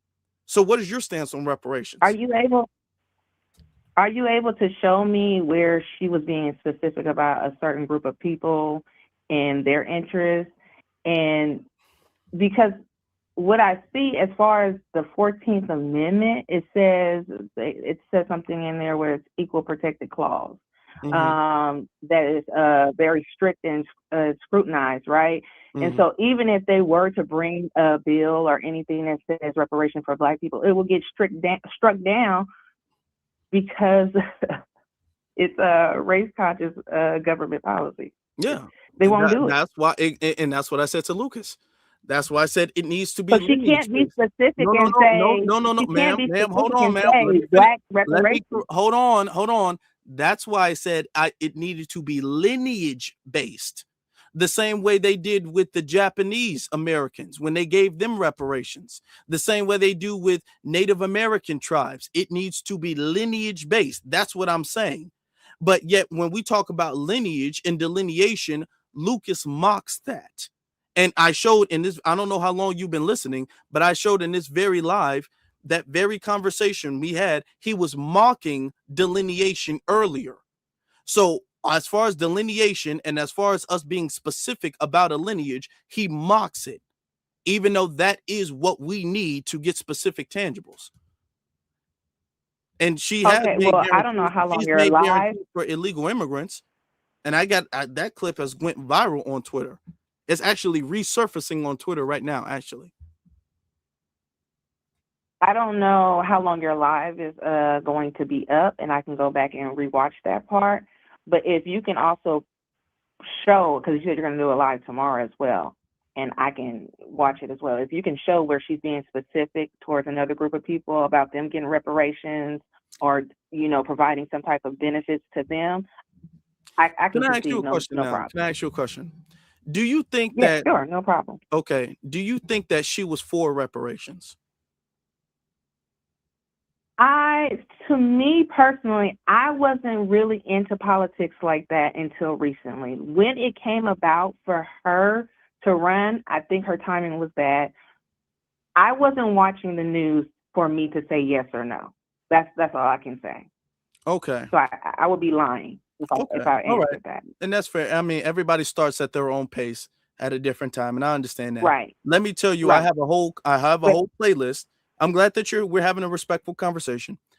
I have a whole playlist about the election where I broke down ever since Biden dropped out, and then he endorsed her, and then her campaign started, and then the question about reparations kept coming up.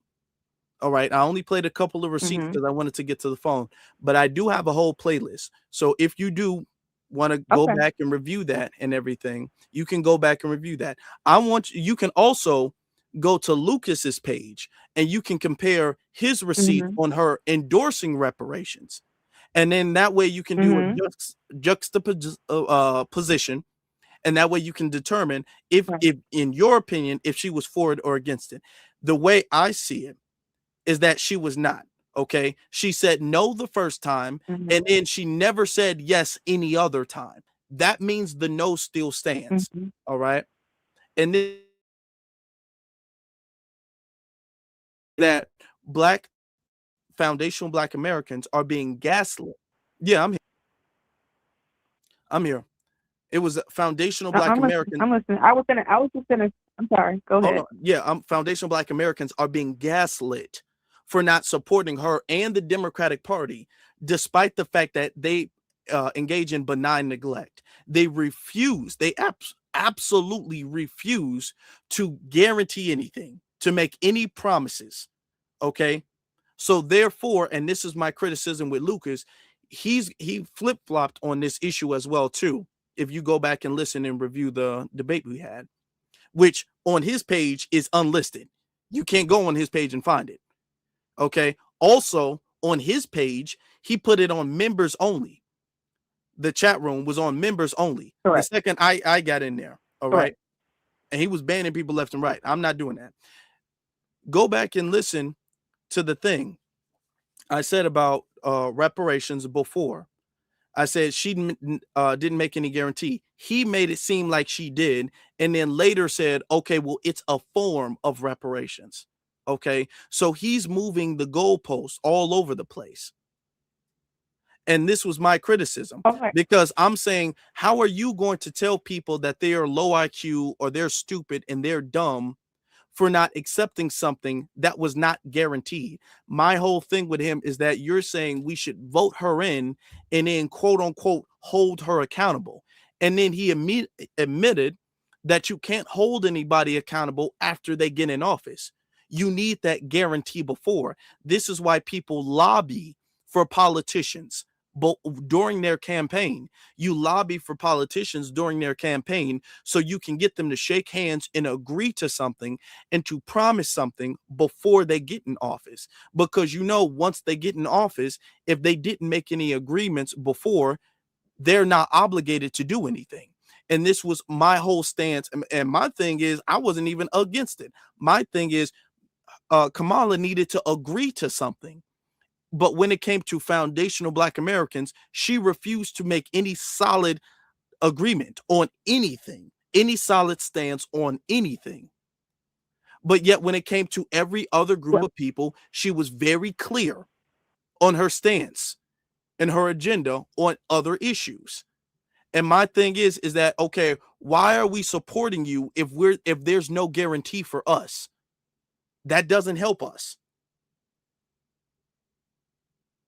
Well, I'll be sure to review both videos. I hope that I can be able to come back to your platform and have a discussion, a transactional discussion with you without being blocked.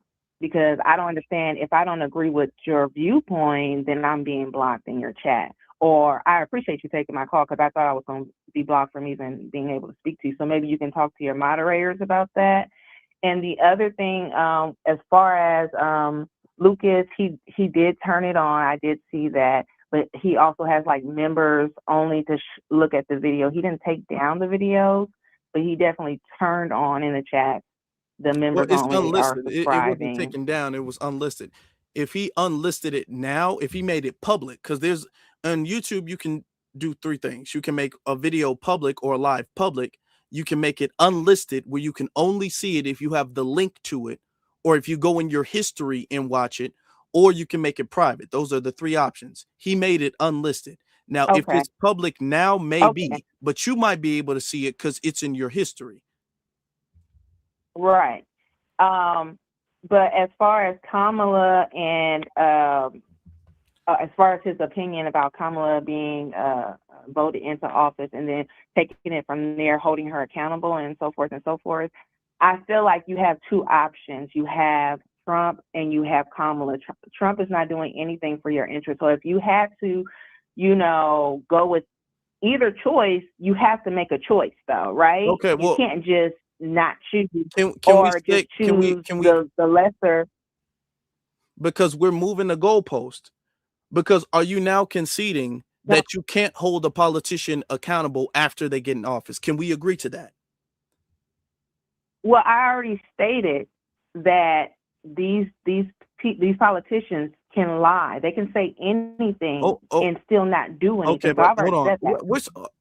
What is your name? I don't think I caught that. Your name. You can call me Ms. Johnson. Ms. Johnson. Okay. Can we agree that once you get a politician in office, you can't hold them accountable to a promise they didn't make? Can we agree to that? Yes. Okay. That was my disagreement with Lucas, is that he was saying that we needed to just support her. We don't need to criticize her. We don't need to say anything negative against her campaign. We needed to throw all of this support towards her campaign, and then so she can beat Trump, which was the same logic they used with Biden. Save your criticisms, save all of your anger, save all of that until after the election. And then after the election, then we can work it out and make a deal and all of that. But we just want to make sure you get in there. That is the same play that they ran with Biden.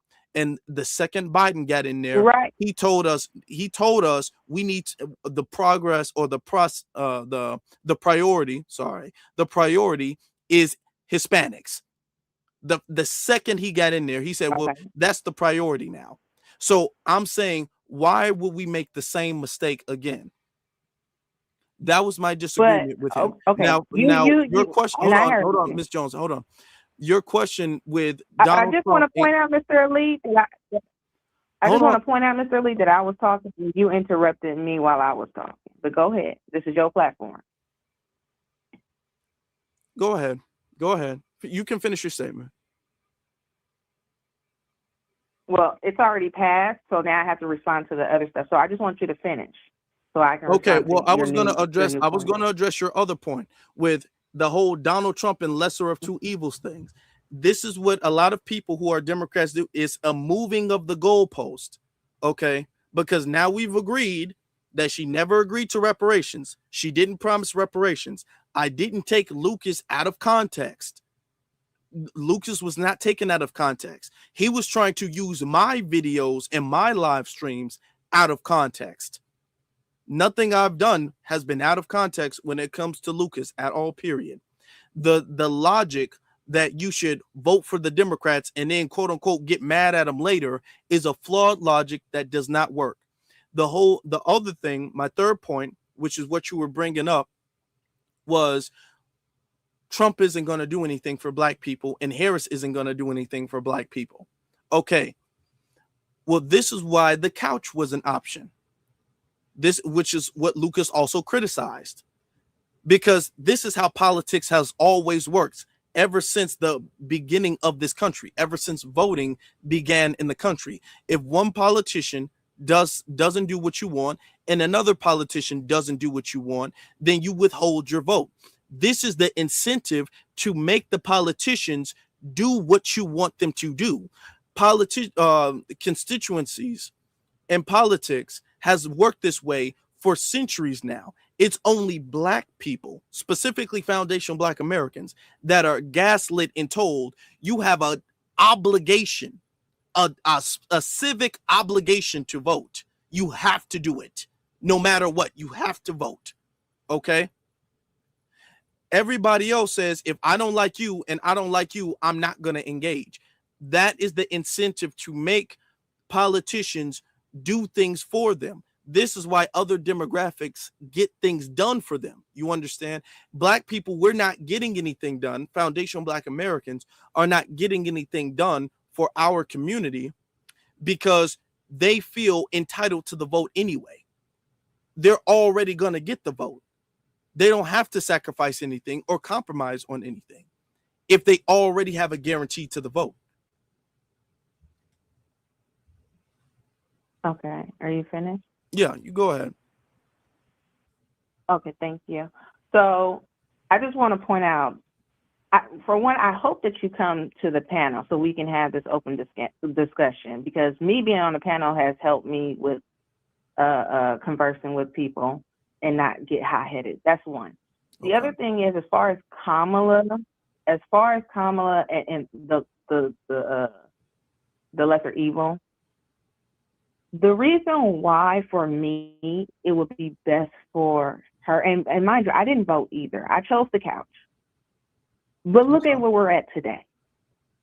We're in a bad situations where not only are immigrants being attacked, but some of them are citizens and some of them are black people. They may be immigrants as well or so, and may not. They don't know, but some of them are being attacked on the street. If Kamala was in office, though, we can be sure that we wouldn't be in this situation, for one, and that we could go to her and say, this is what we need in the black community. We can't go to Trump right now and say, this is what we need. And I'm not saying it's guaranteed or not, but at least we could have that conversation and she could either show us that she would be fighting for us or not. Are we doing that now? And my other question to the FBA, because this is what I'm realizing, is that you guys are FBA. Mm-hmm. What has FBA done? Because I heard yesterday on the panel, and I think you said you were watching, there was an FBA on the panel who said they had some tangible things being done. I'm trying to figure out, what have you guys accomplished for the black community? And is the black community only FBA, or is it everybody, even if they're not a part of the FBA? Those are my questions. Okay. Your first point. This is why I've been saying black Americans, specifically foundational black Americans, need to avoid all of these ICE protests. That's not our concern. Them deporting non-citizens is not our problem. Me and my whole family bloodline are all FBA citizens. Okay. So we're not concerned with that. Now, I would also raise this issue, if that's an issue for you, maybe, and it can get graphic. And I understand it's an unpleasant sight to see. I understand that. But I would also raise this issue.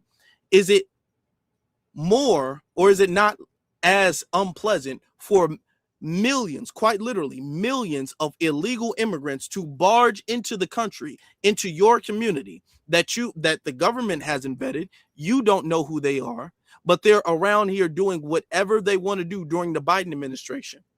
Biden had the condition of this country terrible. It was horrific the way Biden ran this country, and everybody knew it.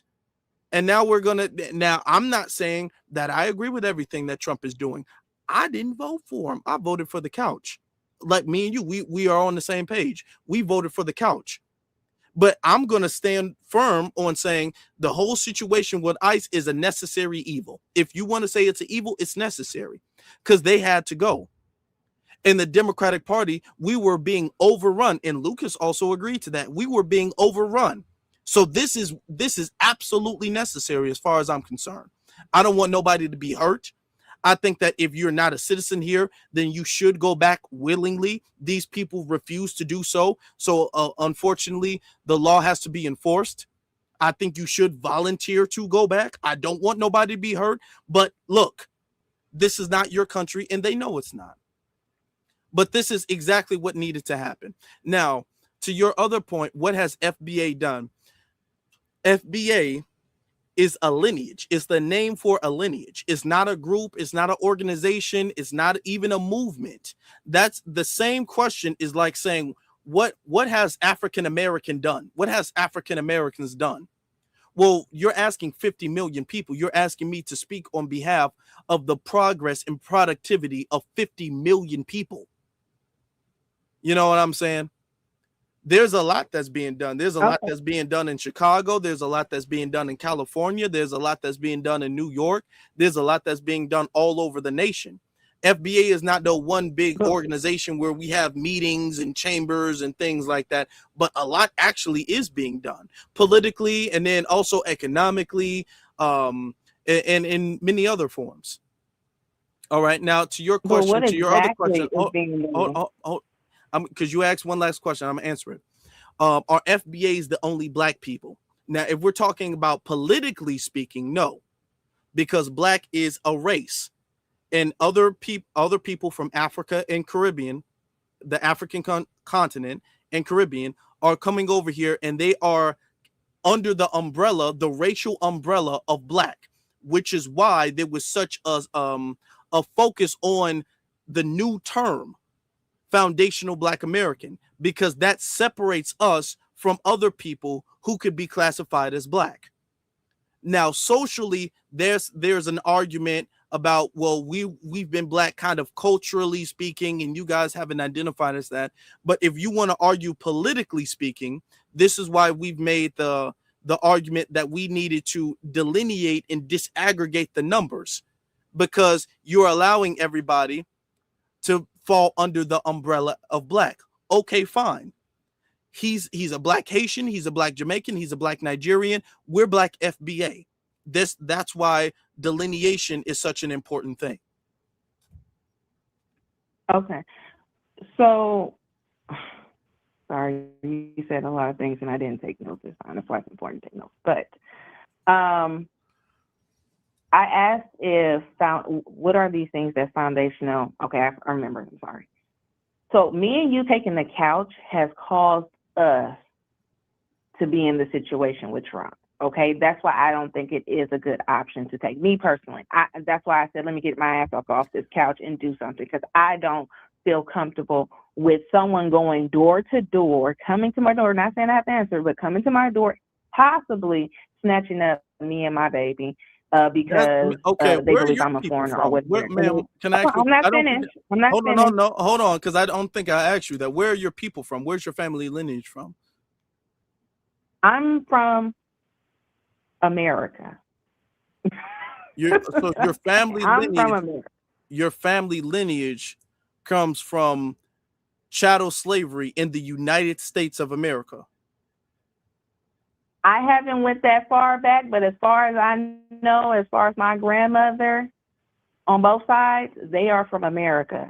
My family has, Okay. I don't know how far back when we came from Okay. either we were enslaved from Africa or whatever, okay? Okay. But Okay. Well, that's fine. I'm Your American. children. I'm not an anchor baby. I'm not No, a tether, okay. whatever y'all be Okay. using these languages and stuff. Okay. Well, So this back to my this is point. just me and you. Hold I on, just because want I to get got it. back It's on my very point. important. Hold on. Hold on. Just 2 seconds. Your children's father. What is he? He's black. Can I get back on my point, please? No, because what you're saying is not true. Then ICE is not gonna come knocking on your door trying to grab you and your kids. They're not. ICE is I not just want to get Jehovah's back on my Witness. point. Ma'am, ICE is not Jehovah's Witness going door to door grabbing people. That's not what's going on. They're not just knocking on the No, door. If you open it, they snatch you out. That's not what's going on. They've recently allowed ICE to go door to door to go look for immigrants. They broke into an apartment complex and went door to door in Chicago. I don't know if you heard about that. I'm from Chicago. Door to door, Yes, I have. rummaging through people's stuff and tearing up their doors and their homes and everything. And they were black. They were not Mexicans or anything Spanish or anything. But let me just get back on my point before I forget, because I didn't write it down. Okay, go ahead. Go ahead. The reason why this situation is going on is because we were sitting on the couch. I feel like we need to get up and start learning about how politics is run and start voting. Especially starting in our own cities, states, and all that stuff. Midterms is coming up. I think it's so important to start watching the news and see who is going to run for these positions and make sure that they are, whether they're going to do it or not, speaking in your interest, so that when and if they are in office, you say, remember, you said this and that. When are you going to do that? Because they got 6 to 2 years to be in office. So that's one. The other thing, and give me a second because you derailed me. The other thing was, what did you say? I'm sorry. You really derailed me. God damn it. I forgot. But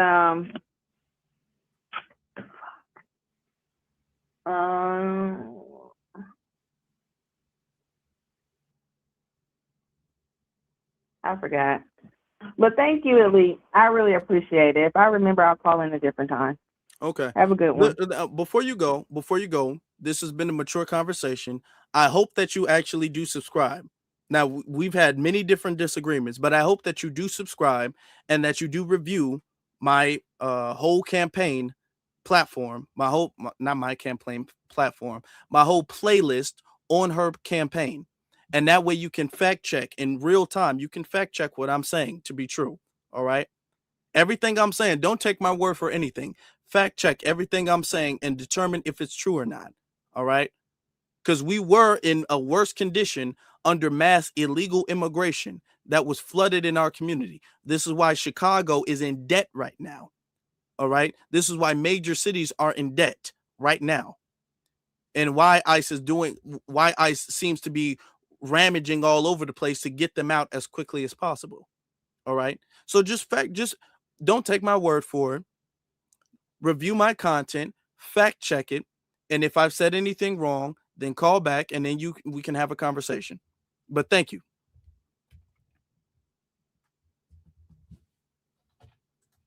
Okay, she hung up. All right. All right.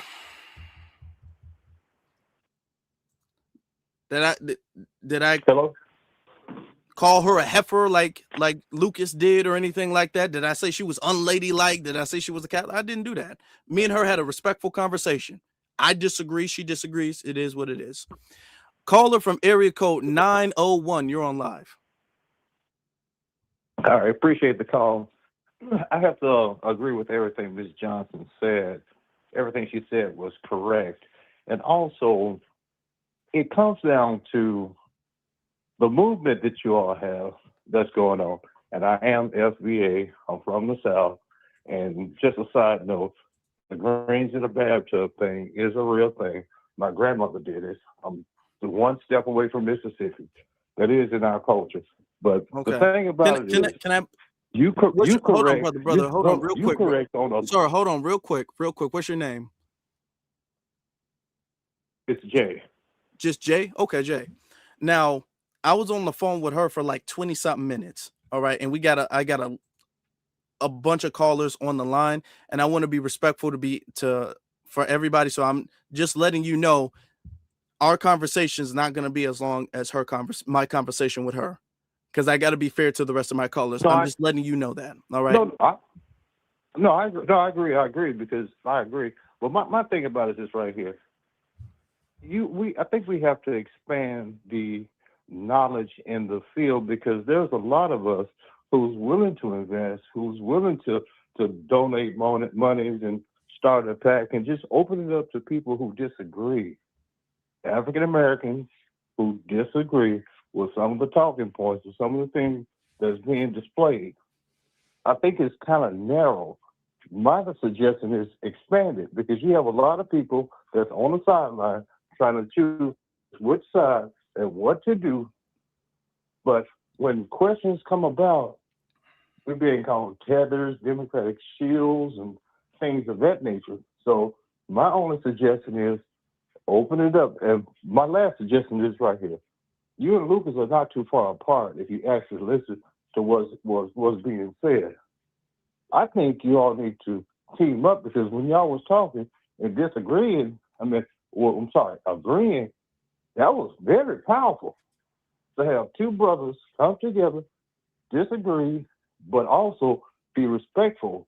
If you go back and check the positive of what happened between y'all's interaction, it was very powerful. And I'll sit back and listen. Okay, well, thank you.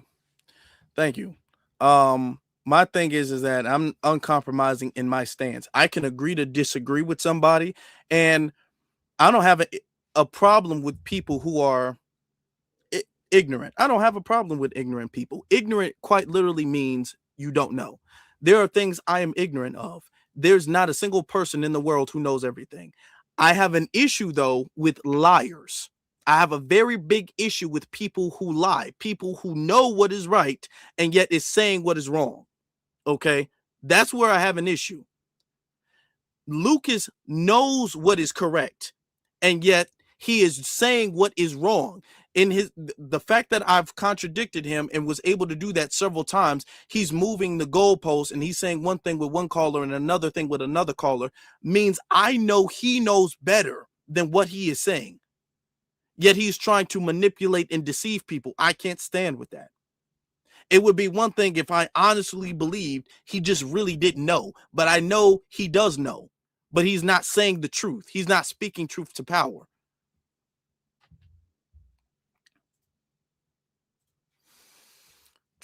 Caller from area code 704, you're on live. How you doing, Afro? It's a pleasure and an honor to talk to you, brother. And I heard what you just said to the last man that was on the line, so I'll try to be very short in respect to the rest of the people waiting. I just want to say, man, that I wasn't planning to even mention that woman, but it's awful funny to me that she was an expert on this clown Lucas and everything, that all of his talking points, all of his obvious Democrat shill talking points. She was an expert on all that. She was even an expert later in the call about, why we need to get off the couch now and why we need to do this and why we need to do that.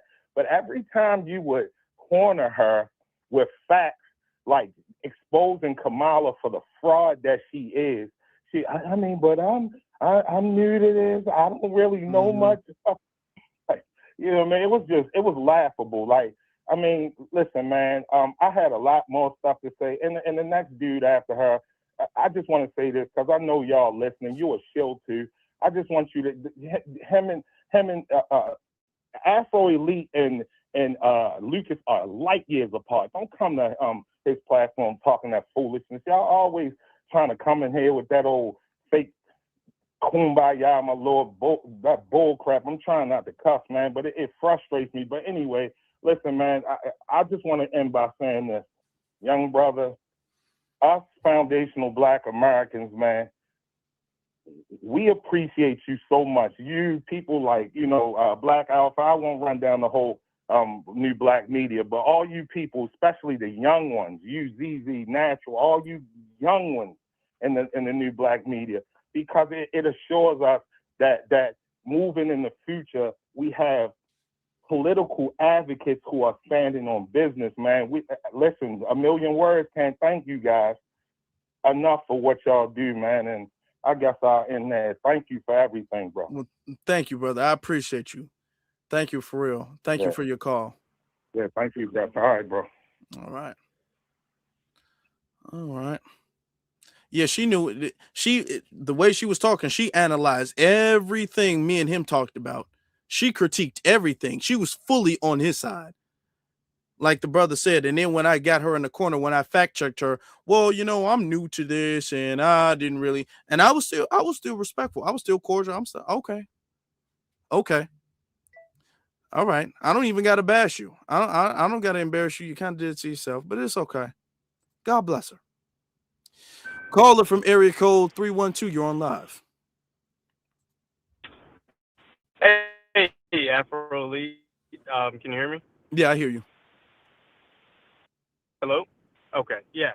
No, something interesting I noticed when I was listening to the discussion between you and Lucas was he kept saying, where else are you going to go?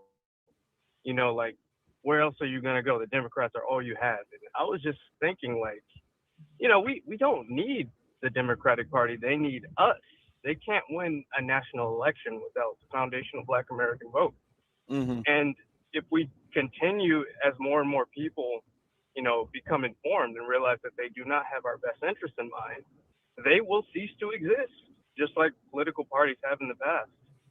I mean, we really do not need them. And if they were to go, another political party would come and replace them. Political parties are not necessarily forever.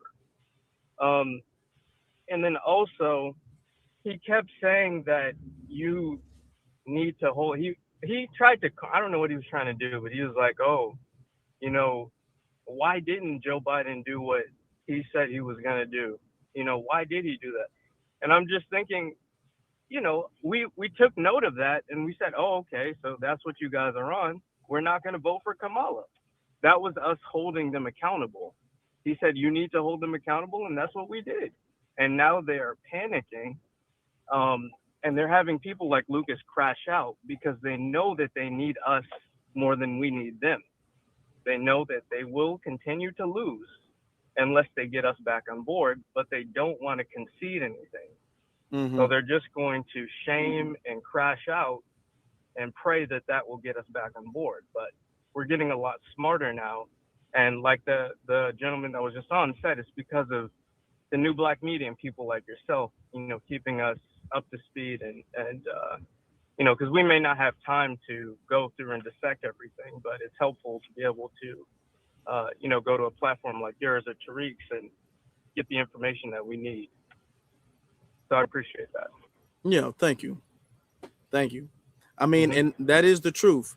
The whole the narrative, we got to hold people accountable, but yet vote for them every single election is not us withdrawing our vote. Is that not us using our leverage? Are we how are we, because our vote is our leverage, correct? So how are we not using our leverage when we withhold our vote?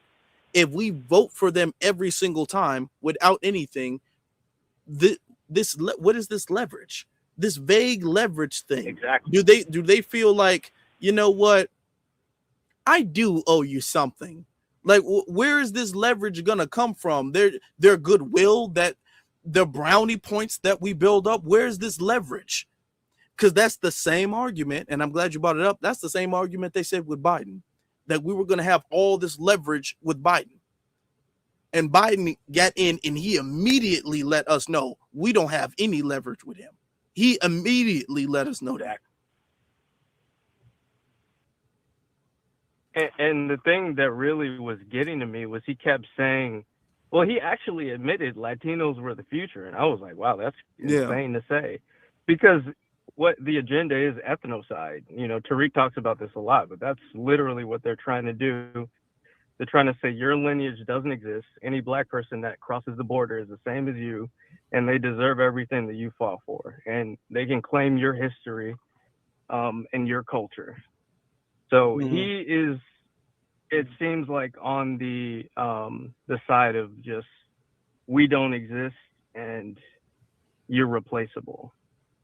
That's kind of, and I used to listen to Lucas, you know, I used to listen because he occasionally makes some points that I could get on board with, but after, you know, he really showed his true colors with the lineage, I just can't support him anymore. That's insane.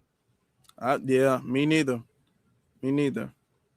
I appreciate you, brother. I appreciate your call. That's my Chicago brother right Thank there. you. I appreciate you, bro. Yes, sir. All right. Okay, we got a ton of callers online. All right. Make sure that we're gonna keep everybody's calls. I know that you guys got a lot to say, and I appreciate you all. I sincerely do, whether you agree or disagree. I appreciate you all listening and calling in. Let's keep the calls to 2 minutes. That way we can make sure we get to everybody, because I don't want somebody waiting for 30 minutes and then not get a chance to call in. So we're gonna get to the next caller. Caller from area code 832. You're on live. How's it going, Afro, man? Dude, I gotta say, I have been watching your stuff for about a year, but I've watched your backlog, and you got, you know, this whole Lucas thing. I don't know if you talked to him before, but it's been a long time, you know, anticipating this. I think, man, you knocked it out of the park, dude. And I don't know if anybody else, I guess, caught. Well, I mean, I'm sure everyone caught it, but no one said it. But he lied, straight up lied about knowing who you were. He knew who you were. He said it while he was looking for your stuff. And I'm just like, you know, the dude was just all over the place, man. Also, that whole vote now, ask afterwards shit, like that thing's been used since Obama. You know, so it's just crazy that that's even still talked about. Even people still use that as an excuse. This whole abusive relationship, whole thing, color purple shit. You know, talking to us crazy on the way out the door. I don't know if you ever seen it, but at the end of it, it was just like that. And also, man, 2 shows in one night, bro. The Miss Johnson lady and the guy afterwards. Like the caller before said, you can't be that obtuse, but you've been studying, you've been taking notes. Nah, man. Like those guys were agents. And yeah, bro. That's all I have to say, man. And you just knocked this out. I appreciate that. Yeah, that's true. He knew who I was, and we got history going at each other on Twitter. And you be like, I don't know you from a can of paint. Yes, you used to follow me on Twitter, dude. Like, why are you lying? Like, just the fact that our interaction started off with him lying like that. It's crazy. Caller from area code 870. You're on live. Hey, how you doing, Afro? I'm good, brother. I'm good. How you doing? That's good. I just wanted to chime in. Called before, but it took so long I hung up. I apologize for that. But peace and power to the FBA community, the young people. I'm extremely ecstatic and proud of you guys to do Black Media, Tariq, Jason Black, Professor Black Truth, Black Alpha, because let me tell you, I grew up in California. Kamala Harris never did nothing for American blacks. She locked us up, and really she ran on her candidacy of being the first African American attorney general, okay? But when she got in the office, she waged war on the people of San Francisco and the black communities. She waged war throughout the Bay Area, Oakland, Richmond, California. You know, I'm extremely happy to see young people getting involved. And no, the vote and holding the vote is power. If they don't want to come and sit down at the table with the FBA community, the young people who know the needs of our community, but they want the vote first, no. They lost this last election, let them keep losing. You know, the Asians didn't have to beg them for anything. I say what I say now because I have grandchildren, you know, that one day will be full-grown adults. If I don't make my voice heard or be known, are my grandchildren going to have to go and ask a foreigner for a job in his or her own land? You know, my family been here for generations, Mississippi, Louisiana, Arkansas, and California as well. Yeah, I'm gonna let you land because I got to just, get to some of the other okay, callers. that's fine. But you brothers keep doing what you're doing. Don't let them shill you. Don't let them gaslight you. None of that. Stay strong, 10 toes down. Be one. Yes, indeed. Black first to you, brother. Appreciate you. All right. Caller from area code 740. You're on live. Yeah, what up? Hey, Woody from Columbus, Ohio. I don't have a dog in the fight, but I listen to you and Mays and Lucas. I don't think neither one of y'all outdid each other. What I look at, I'm FBA, but I'm an FBA independent, didn't vote. But what I look at is Lucas is a Democrat, loves, it acts like Roland Martin, and you're the FBA like you, Black Alpha, Tariq Nasheed, Dimitri K, y'all are Trumpies. And you can say you didn't vote for Trump or nothing, but every one of your videos, you support Trump, or if Trump does something wrong, you don't never expose him. And Lucas does the same thing for the Democrat side. Anything a Democrat does, he's always taken up for them. But what I will say, I live in Columbus, Ohio, and we're FBA, and I'm gonna just be honest with you, dog. I'm looking in your comments. I see so many Trump supporters. It's crazy. And I'm not Kamala because I think she's garbage. But I'm just saying, dog, when I look at you, your videos, Tariq's, Black Alpha, y'all's Trumps, dude. Just admit it. And just like I said with Lucas, he's Kamala and a Democrat, so he needs to admit it. I don't think neither one of y'all outdid each other at all. Now, the And conversation, Trump, hold on, it's sir. crazy. Hold on. Me and his debate was not about Trump. Now you're talking about me and my quote unquote alleged support for Trump. So I'm gonna ask you, since you're making this accusation that I'm a Trumpy, I'm gonna ask you, where was okay, all right, where did I ever, not only because you're admitting I never endorsed Trump, you're admitting I never endorsed Trump, but when did I ever throw support behind Donald Trump and not criticize anything he did, even though I have a whole playlist with several videos spanning years of me doing so? Well, you only started liking Trump when Kamala come in office, bro. And Amazing Lucas used to like Trump. Now all of a sudden, you start that over again. I said, first of all, I say Amazing Lucas used to like Trump, so I don't trust him either because now he's against him. But you used to not like Trump, like Tariq Nasheed and Black Alpha. But when Kamala and Biden come in, you guys change your whole. Hold on. Bro, you like him, dog, because I watched all your videos. Do I like? Okay, in which video did I say I like Trump? Bro, I've watched your videos all year with Kamala, and every time something happened with Trump, you would get on there and take up for him. Now, you might not remember it, but I watched all your videos. When have I taken up for Trump? And then like... No, when? What I don't understand, no, bro... Don't do that. Bro, When have videos... I can't remember every single video. And I'm not bashing you. Hold on, bro. Sir. You're saying everything Lucas too. Sir, you're saying everything Trump has done wrong, I have taken up for Trump. Name something that Trump has done wrong. Name one thing. since he's been elected that One, Trump has done for wrong. one, that he's I took bringing in up white South Africa. You He's said bringing what? in white South Africans and Ukrainians while And I he's, took and I getting took rid up. of illegal. Okay, and I took up for Trump with that. Why don't you make a video about him doing that? You don't never make no video. I did, and I was against that. I did, and I was against that. Now you're saying I took up for it. Now you're saying I didn't make a video. Didn't make a video and taking up for something are I two didn't see different it. things. And I did I'll check it out. make a live I will about check it out. Oh, now you're gonna check it out. Okay. All right. And like I said, I'm not taking up for Lucas either because I think he's a fraud too. But all I'm just saying is, No. we got this president office is destroying us. All y'all talking about Kamala.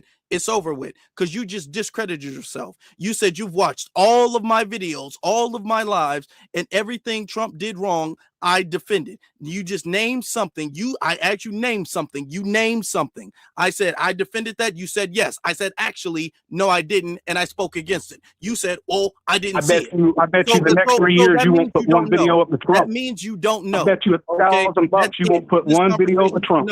No, because if you're going to be here and lying, I got too many other people who deserve a chance to speak, sir. And that's it. He hung up. Y'all see that? Y'all see that? Come on. You ain't going, nah. You better be glad I got other people on the line too. You better be glad.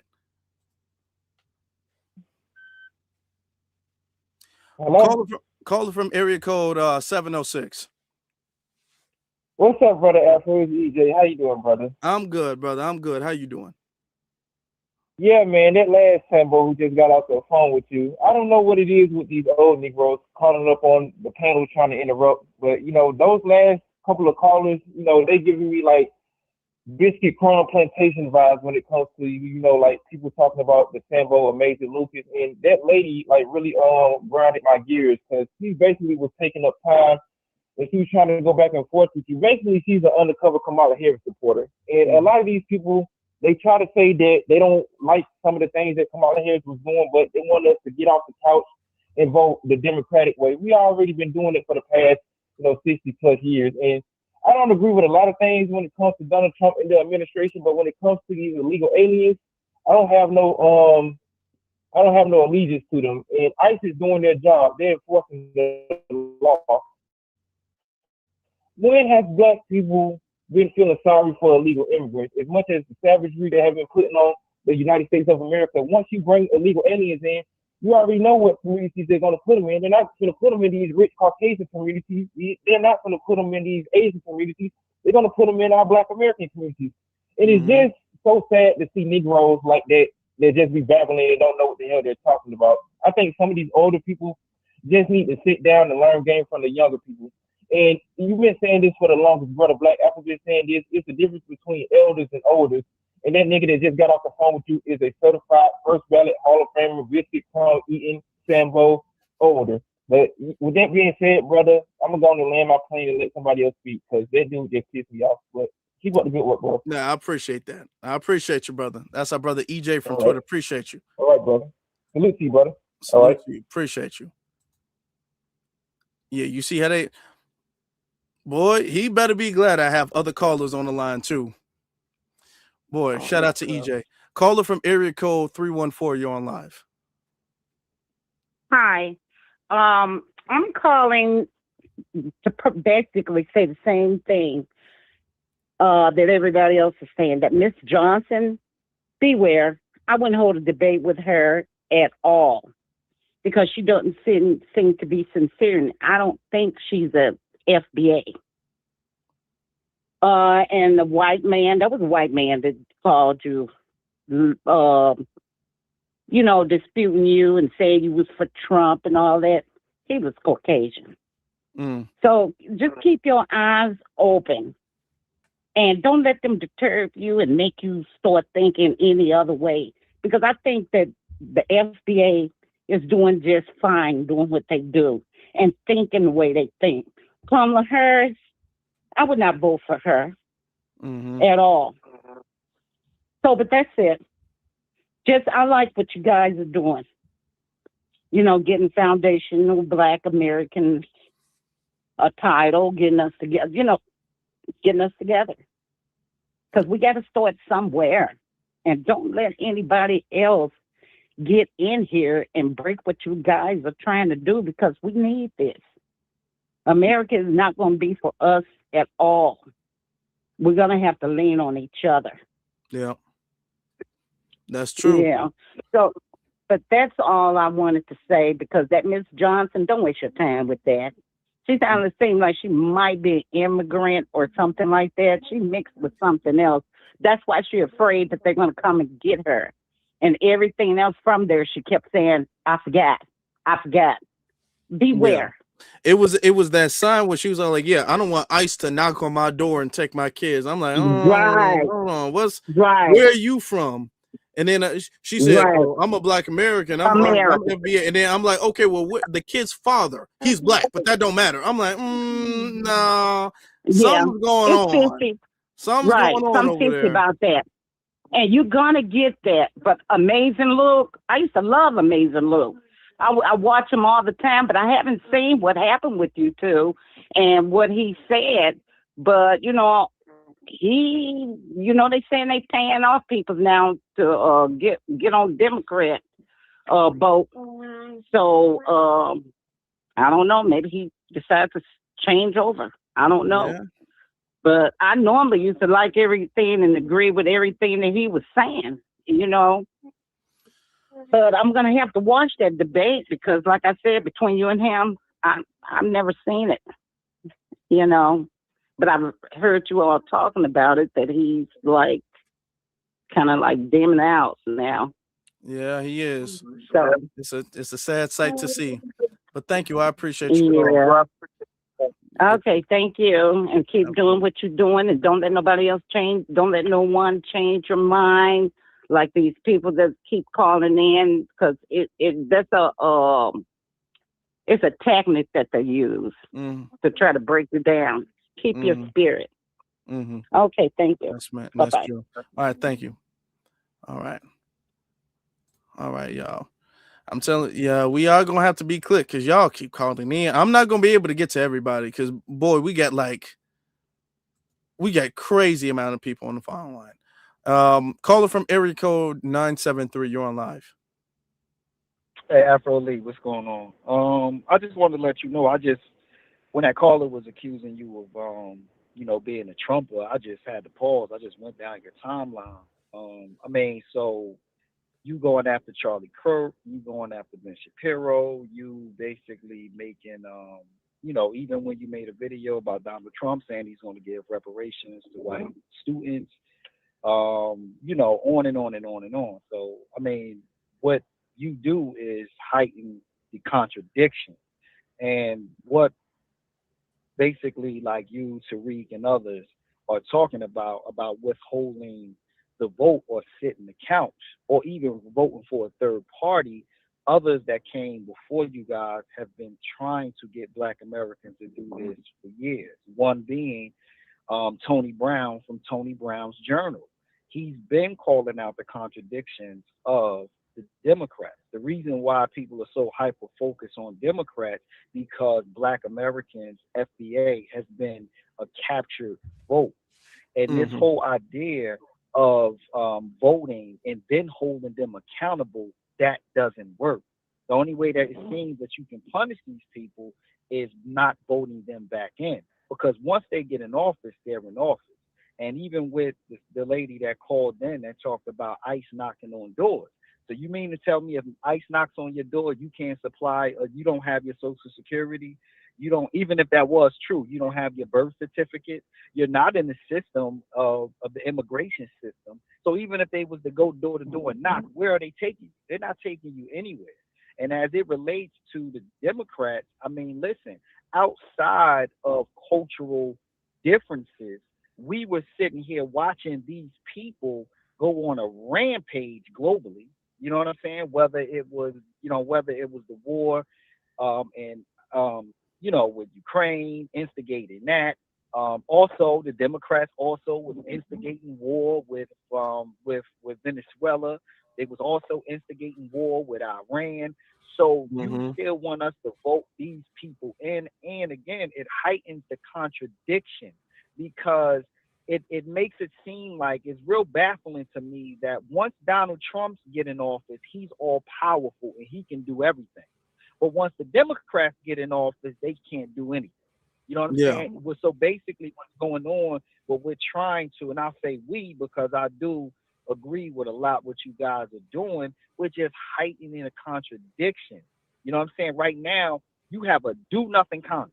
You mean to tell me there's nothing that could be done? If Donald Trump is Hitler, what are you doing to stop Hitler? So if he's Hitler, the history books are going to be wrote. What is the Democratic side of the aisle doing to stop Hitler? So come on, That's true. You know what I mean? At the end of the day, a little pain or a lot of pain is worth it to basically let people know that we're not going to be taken for granted. And if it takes, ICE running around, running amok. But I'm gonna have you land I gotta have you land so that way I can get to some other speakers. But you cooking though. You are cooking. You are cooking. You didn't have to hang up, brother. You could have landed. He was cooking. He was cooking, right? He was cooking. Shout out to him. He was cooking. But I just want to make sure he could have landed. I didn't want him to hang up. Man. He was cooking though. Man. All right. Anyway, caller from area code 267.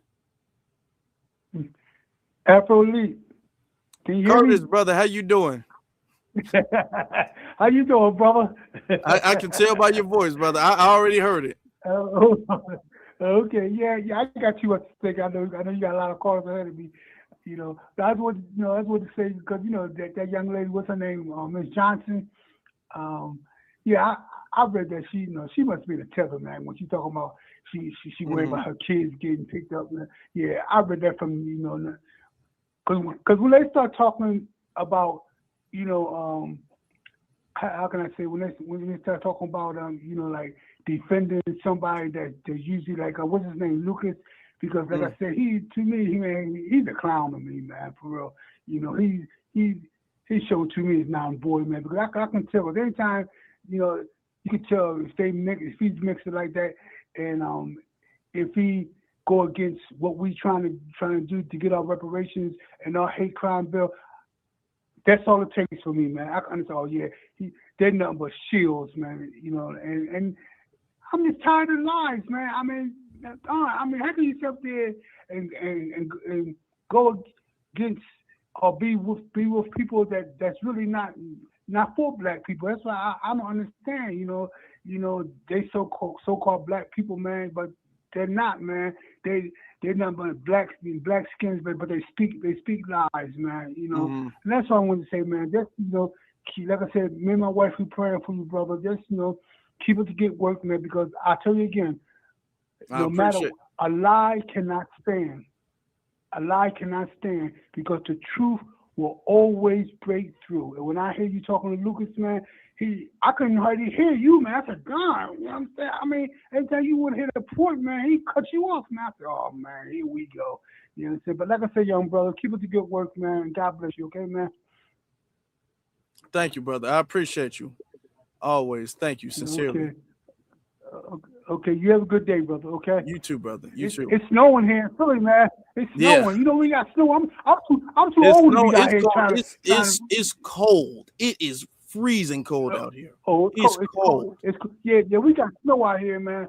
Because sometimes my neighbor, he shoveled the snow, but I've been kind of under the weather for the last week, man. But I'll say again, man. I'm glad you're better, though. I'm glad you're better. Yeah, I'm gonna let you go. Yeah, Appreciate you, Curtis. Okay, brother. You have a good day, man. Okay. You too. Yeah, boy, man. I'm telling y'all right here. Out here, it is cold. It is cold out here. Boy, it's cold. Caller from area code 8832. You're on live.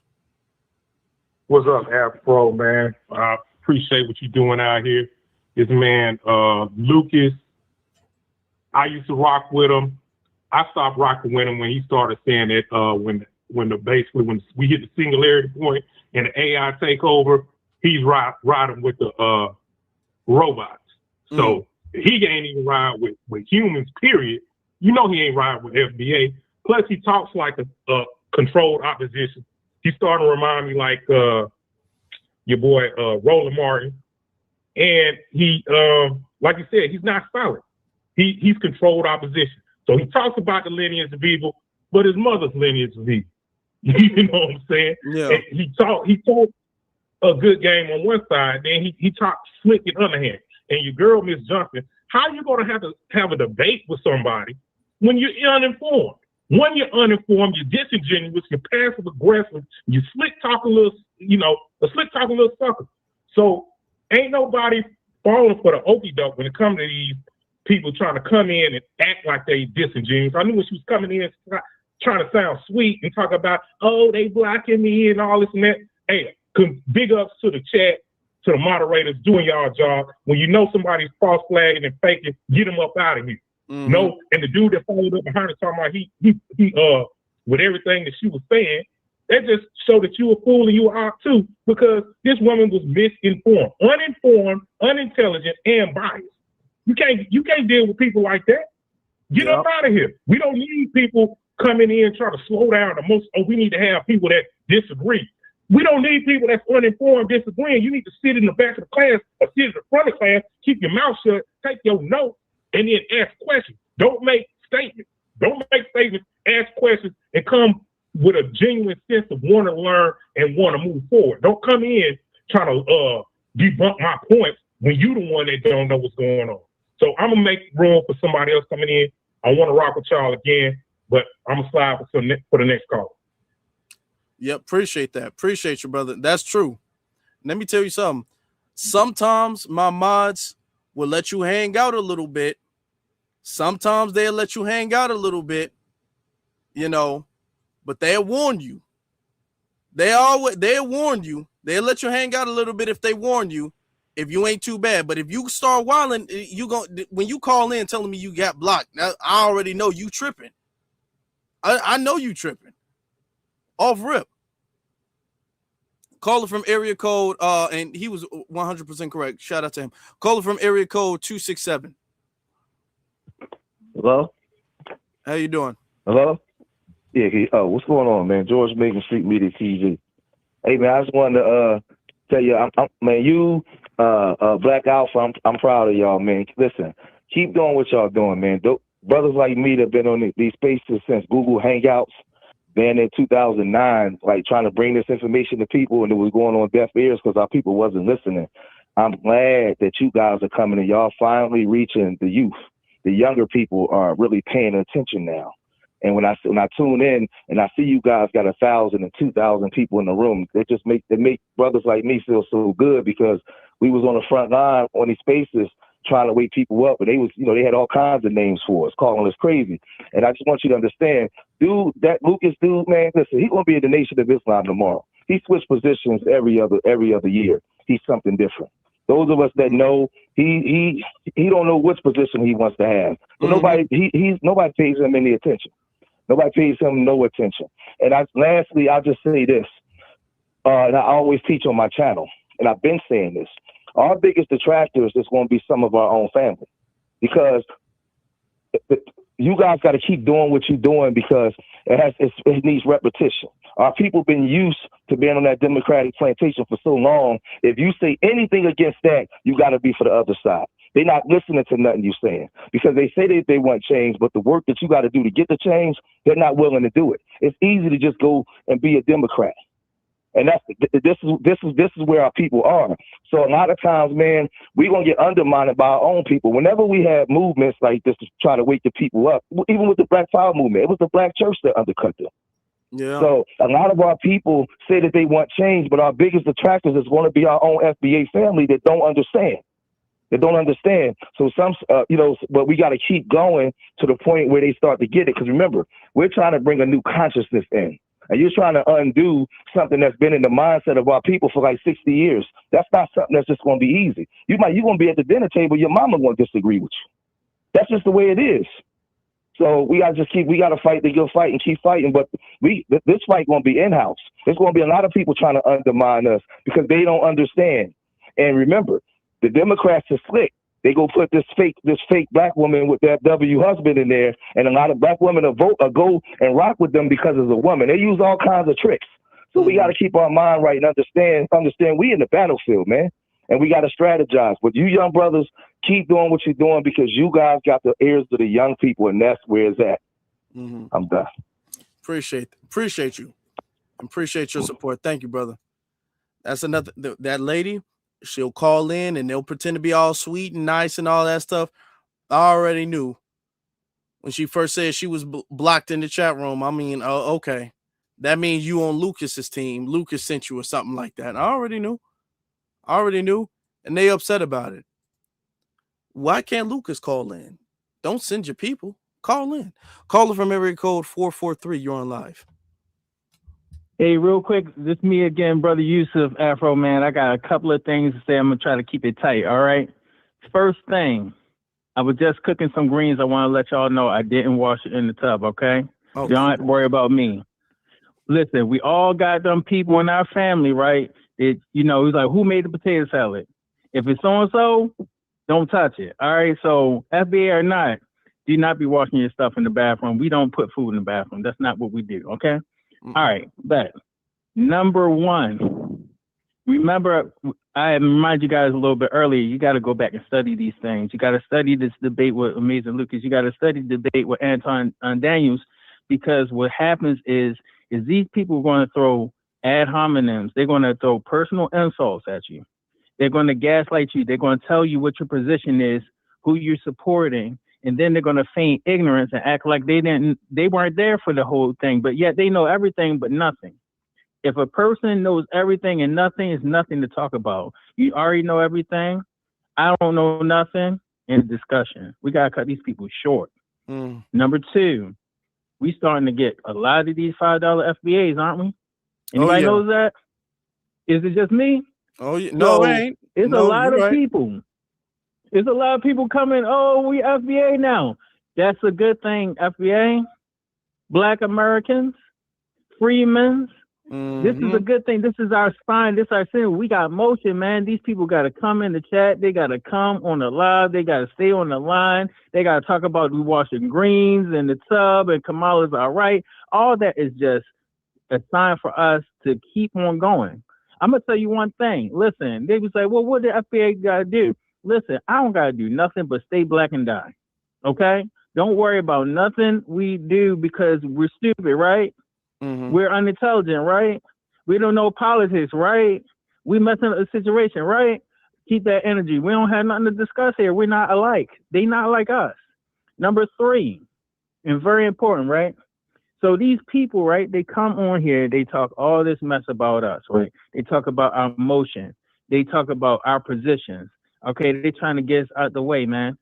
Listen, we do not engage in the noise. If they don't know the subject, then we just need to hang up and move on, bro. We got the motion. This is our year. I can feel it, man. So That's everybody true. keep the motion, man. Keep these people out the chat, man. We ain't got nothing to say. And that's it. And you could be FBA if you want to. We're going to run them papers sooner or later. And peace, y'all. Oh, yeah. Everybody's getting the paperwork check. I appreciate your call, brother. Thank you. No problem, man. Peace. All right. Yeah, that's true. They're ignorant when convenient. They know everything when they need to, but they're ignorant when convenient. All right. Caller from area code 202. 202. Caller from area code 202. Hello. Yeah, you're on live. Hello, brother. All right, so, of course, first of all, all respect due to what you're doing. Love that. I'm calling from D.C. I'm on ground zero.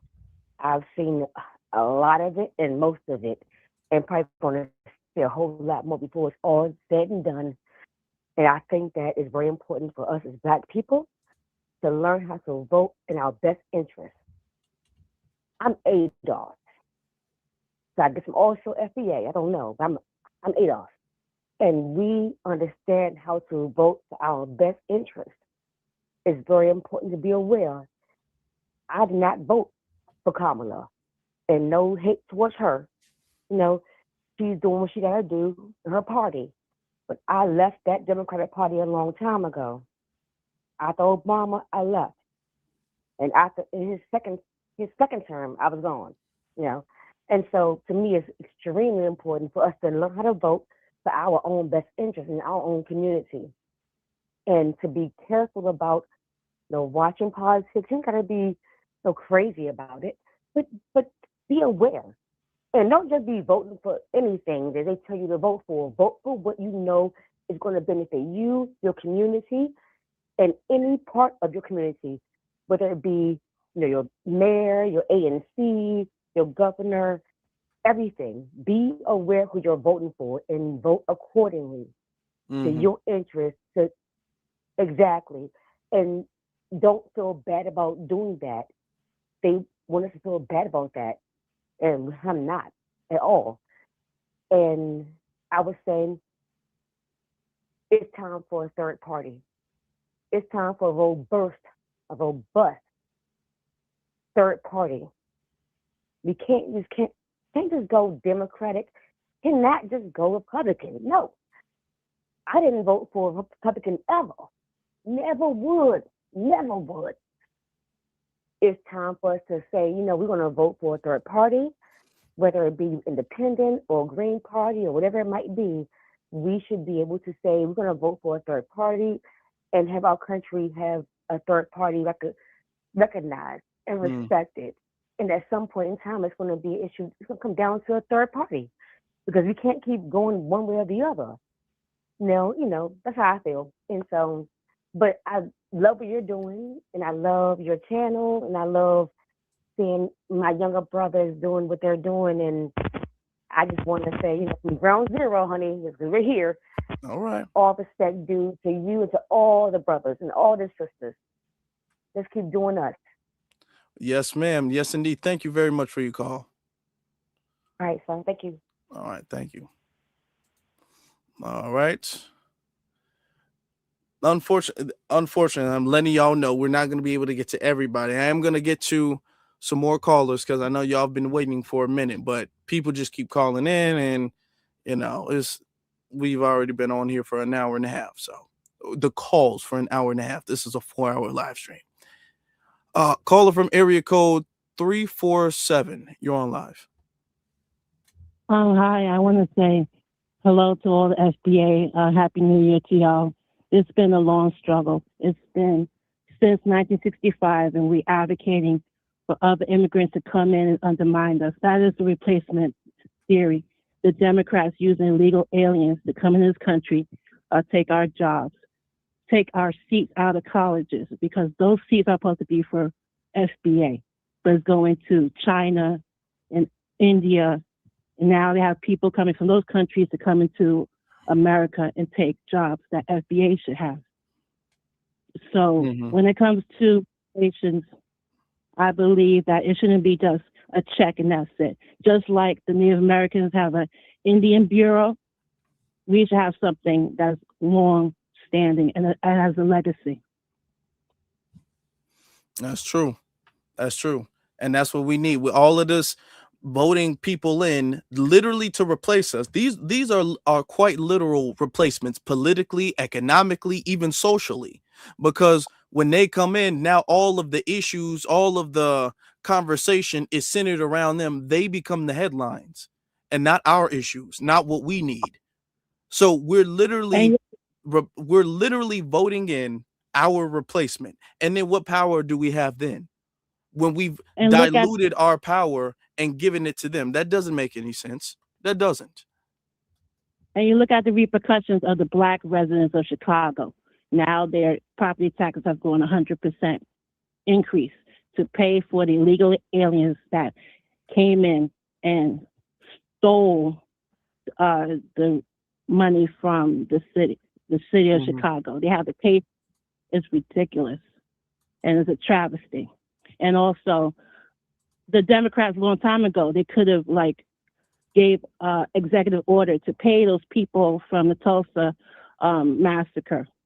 And unfortunately, I think the last descendant, if I'm not mistaken, died recently. So it's unfortunate.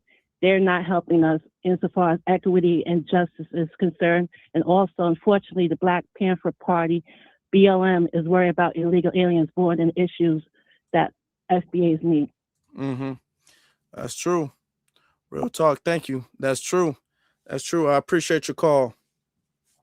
You're welcome. Have a good day. You too. Thank you. Let me see. Yep. Come on now. That doesn't make any sense. Now remember, according to Lucas, Latinos are the future. According to him, is that do y'all want that future? I don't want that future. That's not the future I want. Caller from area code 832. You're on live. It's not the future I want. Hey, how you doing, Lucas? That's the wrong channel, brother. I'm Afro Elite. Oh, I'm sorry. How you doing, Afro? I just wanted to. Okay, he hung up. All right. Yeah, I'm not amazed. Okay, all right. Okay. Caller from area code.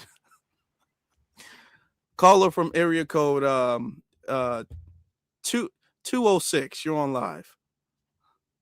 Hey, leaders, 42 tribes, man. That was an interesting half debate. I see why he didn't want a formal debate, but I just wanted to throw in quickly that I'm pretty damn liberal. I'm not like some of these crazy Marxists, but I'm pretty liberal. And I might still be a registered Democrat, but he didn't make a case for Kamala. And, you know, there's a reason I didn't vote for her. And I'm not in a battleground state, but even if I was, she didn't make a case for herself. And she lost. And I ran the numbers, and had Black Americans came out like they did for Obama, she would have won the 4 battleground states she needed to win. Mm-hmm. The ones that came out, they voted almost 80% Democrat like they typically do. It was down compared, but out was weak. And that's what I mean. Like, Lucas keeps saying he's a conservative. And that's what I mean. I don't think he really has principles. If I thought the Democratic Party was really going to deliver hard for environmentalist stuff, I might hold my nose. I'm like, okay, I'll deal with these fools another 4 years. Or if they were against the genocide in Gaza, I might hold my nose and vote for them. But they're kind of just basic centrists. And I don't think any of that stuff has any real integrity when you're running a racial caste system, because they just pretend to be in favor of reparations. If they really were, they would argue it up. They wouldn't run this nonsense about it being a poison pill. It's a poison pill if you have somebody who has no charisma like Kamala. She can't argue it up. Mm-hmm. But it's the easiest argument in political history. It's nothing but human rights violation after human rights violation all throughout history. If you can't argue that up, you need to get out the game. Politics isn't for you. It's an easy argument. And it's more popular now than gay marriage and legalized weed was in the early 2000s. Mm-hmm. You don't even have to go that far back. So, and that's let me also add this just real quick. Let me add this real quick. Mass illegal immigration was very unpopular among everybody. Even people on the left thought that the Democrats, even people on the left who are a little bit more lenient when it comes to immigration, thought that the Democrats were doing way too much. They thought it went way too far under Biden. But Kamala still stood on that. Remember when she was on The View, when they asked, would you do anything different from Biden? And she said, no, not really. I wouldn't do anything different. She stood on exactly the same immigration policy, the same run up in the country, and we're going to take care of you. Nobody wanted that. Yeah. But she stood on that. But reparations is just too unpopular. It's a taboo subject. No. Reparations is more popular than supporting Israel is right now. They don't care. Yep. It's because they don't value it. It's just like with Lucas. He said it that he doesn't think reparations is going to happen in the way that it would need to destroy the racial caste. And if that's the case, then who cares about the rest of it? Look like some weed benefits is going to make that much of a difference. We're still a permanent bottom caste without reparations. We're human. You can't go through all those human rights violations and not be locked at the bottom. That's true. It's a credit to us that we aren't further down than we are. I'm gonna let you land so I can get to some of these other callers. That's pretty much all I wanted to say. I landed with that. All right, appreciate Have a good one, bro. Thank you, brother. Appreciate your call. All right. I just want to make sure we get to the last. We'll take like a few more, right? We'll take like a few more.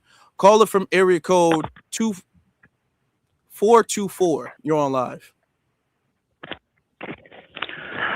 Hey, Afro. How you What's doing? happening, man?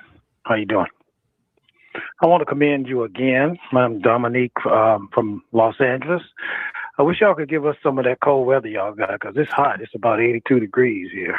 So anyway, I want to commend you again because you did a masterful job of taking that sucker out. And so, as you always do.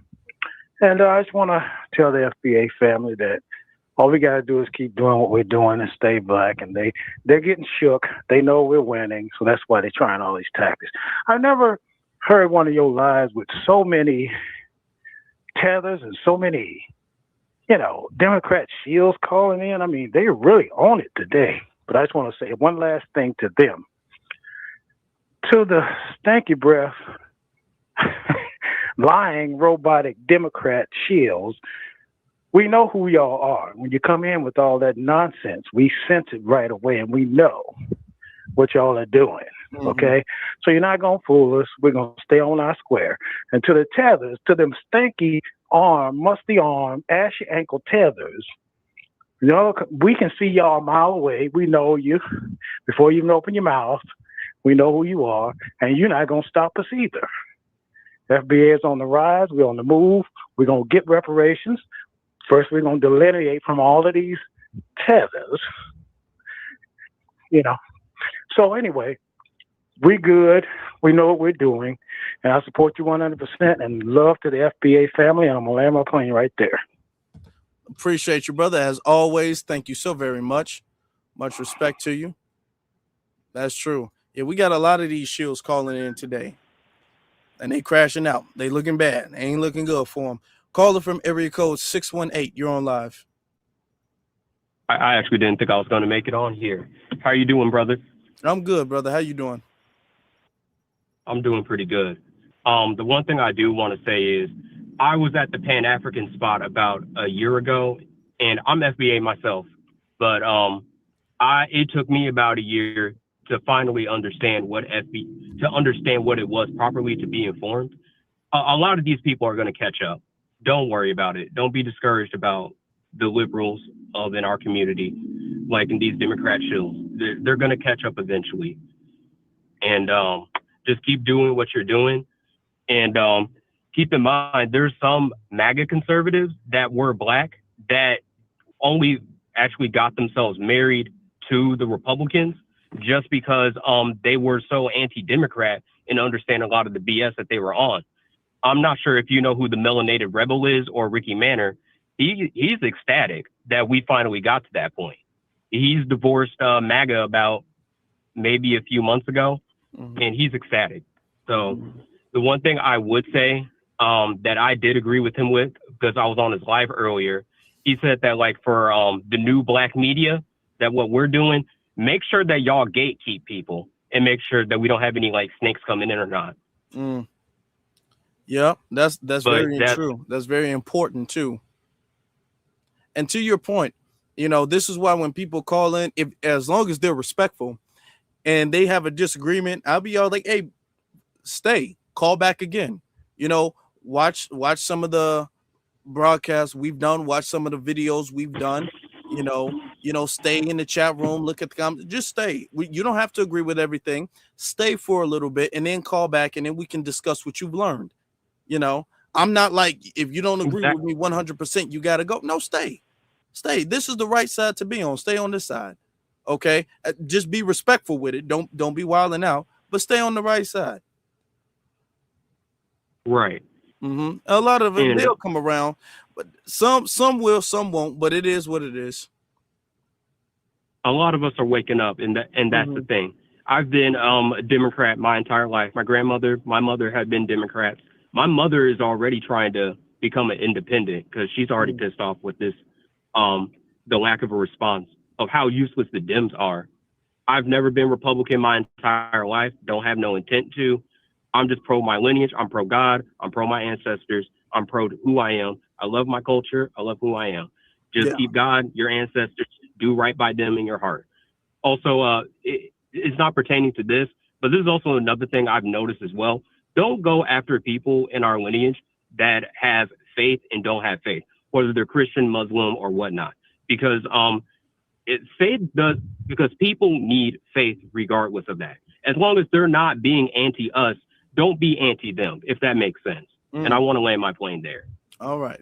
Appreciate that, brother. Thank you. All right. Love you, brother. Bye. Much respect to you, brother. Appreciate that. We got a lot of love in the community. Look, and I understand there's some people who are still, it's hard to leave us a specific plantation, the Democrat. It's hard. But you're on the right side. If you're here, you found the right channel. Just stay. Don't troll because you're gonna get banned, and then you're gonna feel some type of way. I can't help you. If you getting banned, I can help you, but I won't. Okay, because you should know better. Just stay. Be respectful and learn. Caller from area code 805. You're on live.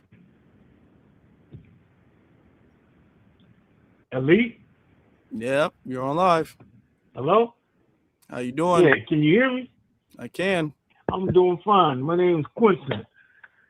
And my main question, I wanted to give you props for doing such a good job of relating information. And also, I'm new to this thing because I grew up in the 70s thinking about Pan-Africanism and all that. But I never really understood it because I was young, and then I just never kept up with it. But my main focus was, I wanted to ask you, do you know AI, Tariq, Afro Black, and Chase? I think you mispronounced some of their names, but yes, I do know them. I do. Yeah, I know. AI, they call him Streetwise, Bishop George. You said, do I know Afro Black?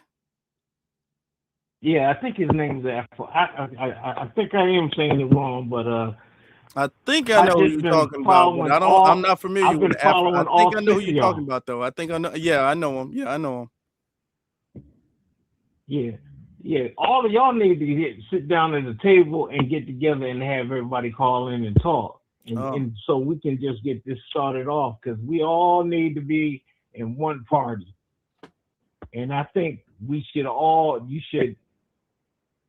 everybody should promote being independent.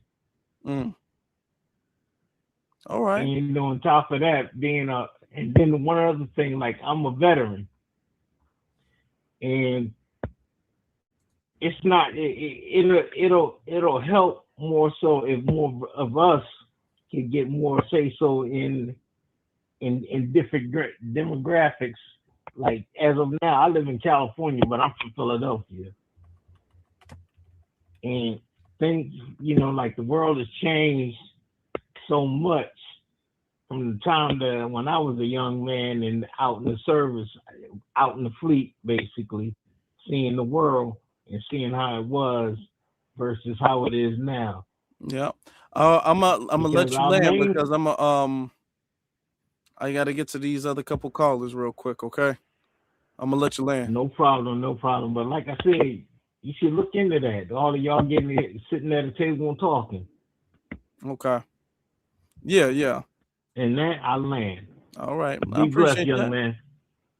I appreciate that. Yeah, that'd be. Well, I'm gonna have to find some of them though.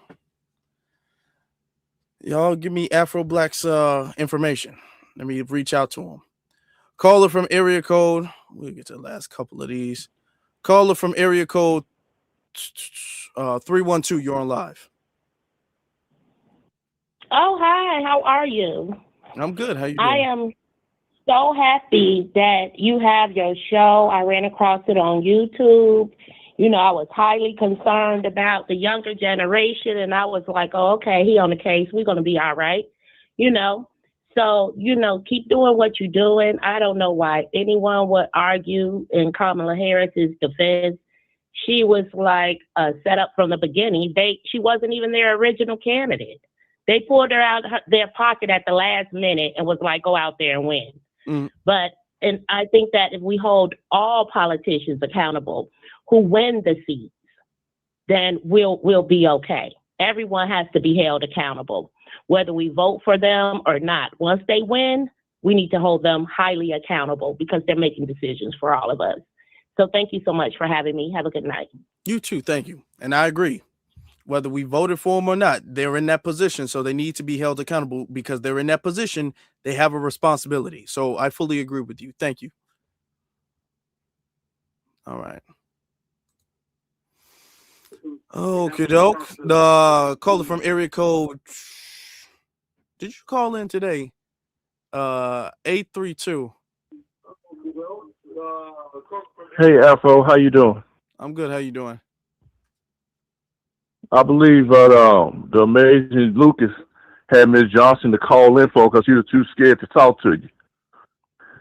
Probably. But anyway, I think so. But anyway, as far as Miss Johnson goes, I think she just called in to irritate you. That's my opinion. But I want to make say something quick about this Black Panther Party. In my opinion, those guys are advocated for Rihanna Nicole Good and immigrants. That has nothing to do with FBA whatsoever. Mm-hmm.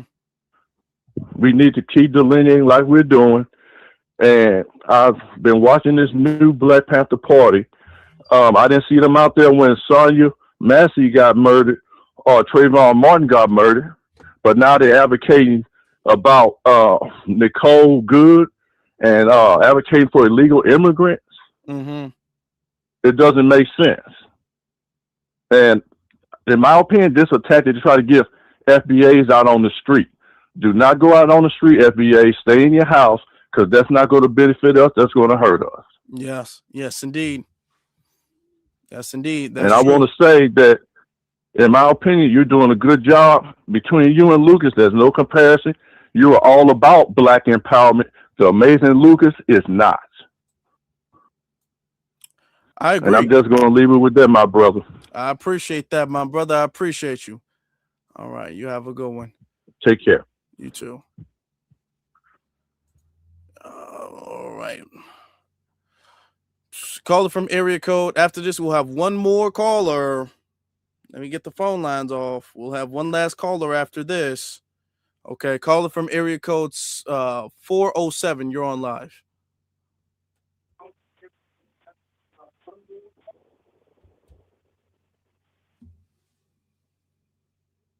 Caller from area code. Yes. Caller from area code 407. Thank you so much. I wanted to tell you that I love your platform. I've just been listening for about 4 or 5 months, and I like the fact that. Can you hear me? Yeah, I can hear you. Okay. Let me turn my TV down. But I wanted to say that I love your platform, and I like how you teach, how you break things down, so that people like me that just got on, now I see a lot of things that I didn't see before. And I just wanted to tell you to keep doing what you're doing. And like I said, Lucas, he just crashed out, and I've seen him on other shows, and he showed more decorum and professionalism. And I'm glad that, you showed decorum and professionalism, how you presented yourself. And then the other thing I also wanted to say is that a lot of people don't understand that Black Americans are tired of the political system. And a lot of us are saying, we done with all of y'all, we're going to go independent. And me and my husband for a long time was like, we going independent because I'm tired of all of them. And, I like your message. We should be independent thinkers like we always are. And we should vote for what's best for our lineage. And I just love the movement, and I learn from you guys. I'm a little older, so I'm learning a lot from you guys, and then seeing the little tricks and little things that they do. I'm quickly identifying it. I'm putting my daughter on. I'm posting all kinds of stuff. So just keep up the good job, and I support you.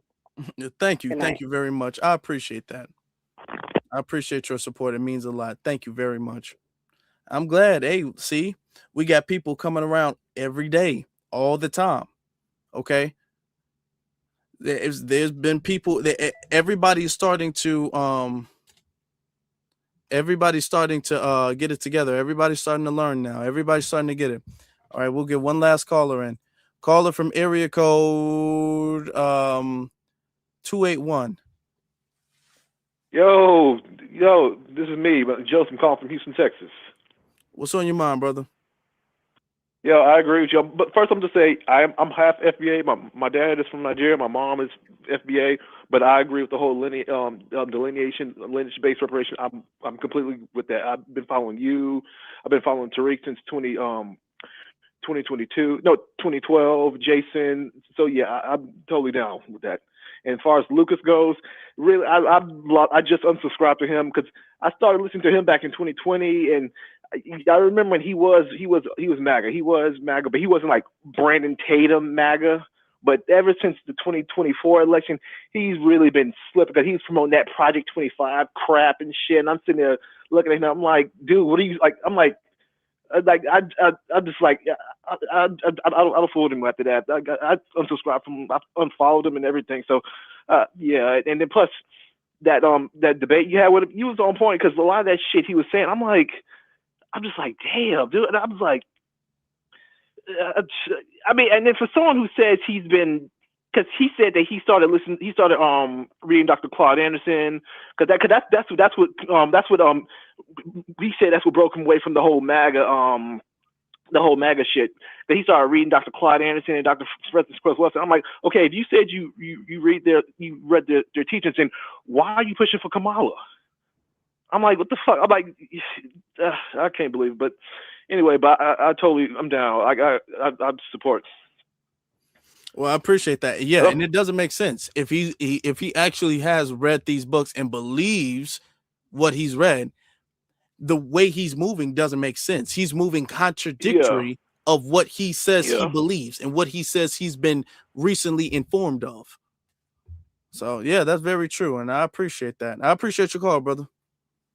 And another thing too, I don't want to take up any more time, but also that whole Black Panther thing, that shit pissed me off. But then now, because to think about it, because like that one brother who called on the last, who just called, he said about where were they when Sonia Massey? I'm like, exactly, where were they when Sonia Massey?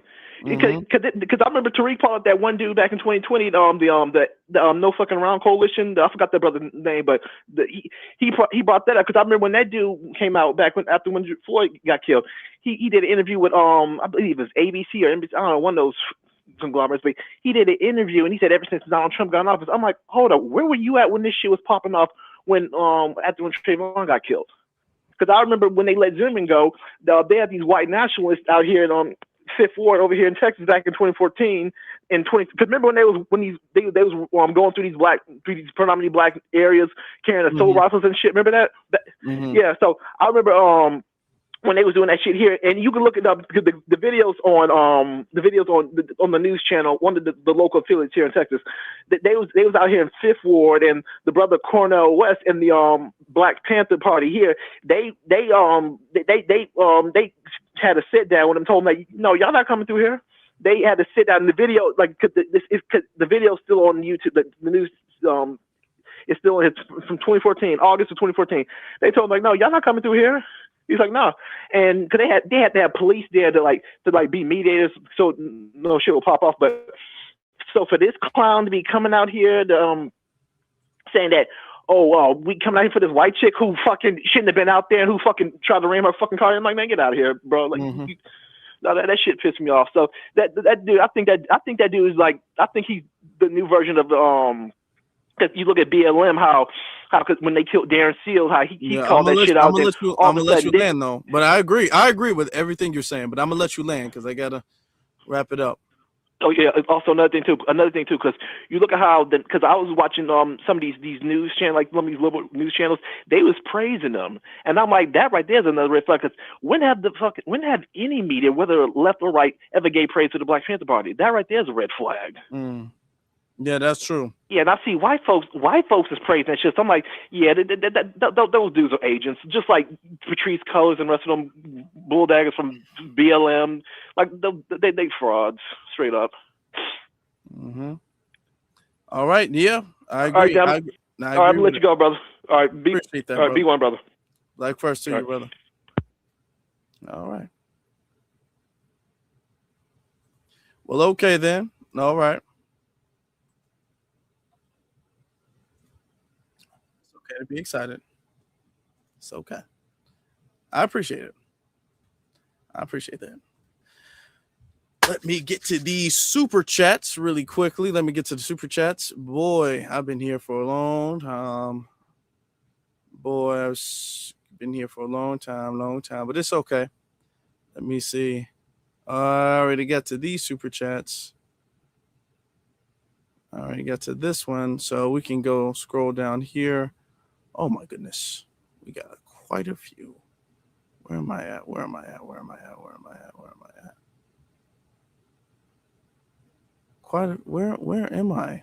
Okay. Oh yeah, Marcus. He says, I'm going to quote, let the 304s fight at this point. Look, just let him have it. Just let him have it. Janita, I appreciate Janita. Thank you so very much. The other brother, I appreciate the other brother too. Janita, the other brother, my brother, Hurricane. He says, we don't have time to coddle people who play dumb. We really don't. Okay. There's times when we inform people, but if you know what you're doing and you know what you're doing is wrong, you're deliberately being an op to a movement. People are trying to get things done. And Lucas is being an opposition to that by him preaching against reparations and preaching against FBA, just delineation, the lineage, calling us alt-right MAGA, saying that we just want a pat in the head by white men, all of that stuff. You're being an opposition to what we have going on. You're not trying to help. He don't have no motion. He doesn't. He's not leading no movement. He's not doing nothing but sitting up here on the internet, according to him, talking. That's all he's doing and being in opposition. Okay. Diesel Purge, thank you so very much. I appreciate you. I appreciate you sincerely. Thank you. Thank you. Thank you. Thank you. All right. Not lame to game. I appreciate it. He says, Lucas said he would take money from Israel yesterday. He did say that if they paid good. Why wouldn't we believe he wouldn't also take money from Democrat shields? That's true. That is true. He's already articulated and conveyed to everybody he is the type of person who will be bought off. He said that. Even though in that video before, he was trying to criticize us from taking money from Israel. And I've never expressed that I was taking money from Israel or that I wanted to. All right. First Class Citizen says, that guy is an undercover tether. People are praising Trump's deportation policies. Doesn't mean they, quote, support Trump.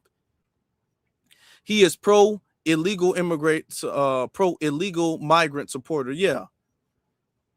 Just because I agree with a policy, with a position, which it is regardless of Trump. I don't care who did it. This is my stance on this issue.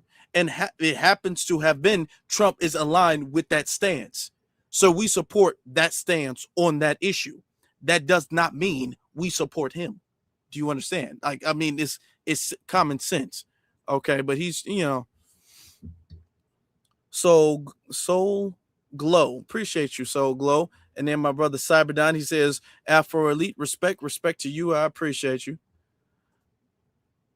Respect to the family. Trying to see the good in her. He says, thanks from Mississippi, family. Thanks from the Mississippi. He says, thanks from the Mississippi, the family. Hey, shout out to Mississippi. My family comes from Mississippi. So shout out to Mississippi. I love Mississippi. And then Cole Chief, he says, very good news. If you give me a holler when you get a chance, be one. Okay, yeah, I got you, brother. I got you. You keep doing what you're doing. Appreciate that. Appreciate you, brother. Appreciate you. Also, hold on.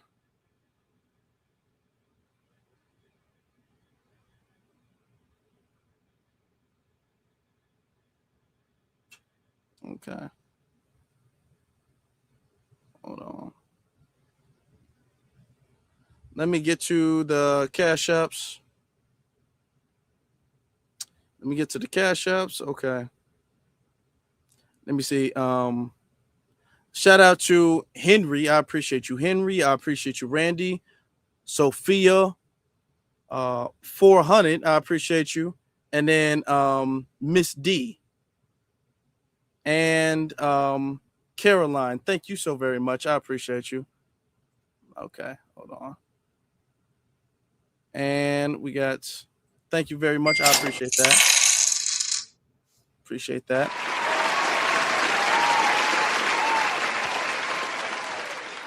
On this long, I gotta go. I really do gotta go. I gotta go, family. I didn't expect to be on this long. Thank you very much. Yeah, I really do gotta go. I got some other things I gotta handle. I appreciate y'all being here. All right. Catch y'all tomorrow. Before y'all leave, if y'all could do me the solid and hit that like, subscribe, comment, all of that stuff. If y'all could hit all of this, that like button, subscribe button, and share button. If y'all can hit all of that, I would tremendously appreciate that. Thank you so very much. And with that being said, family, Black first to every single last one of y'all. Of course, thank you for watching, and y'all stay blessed.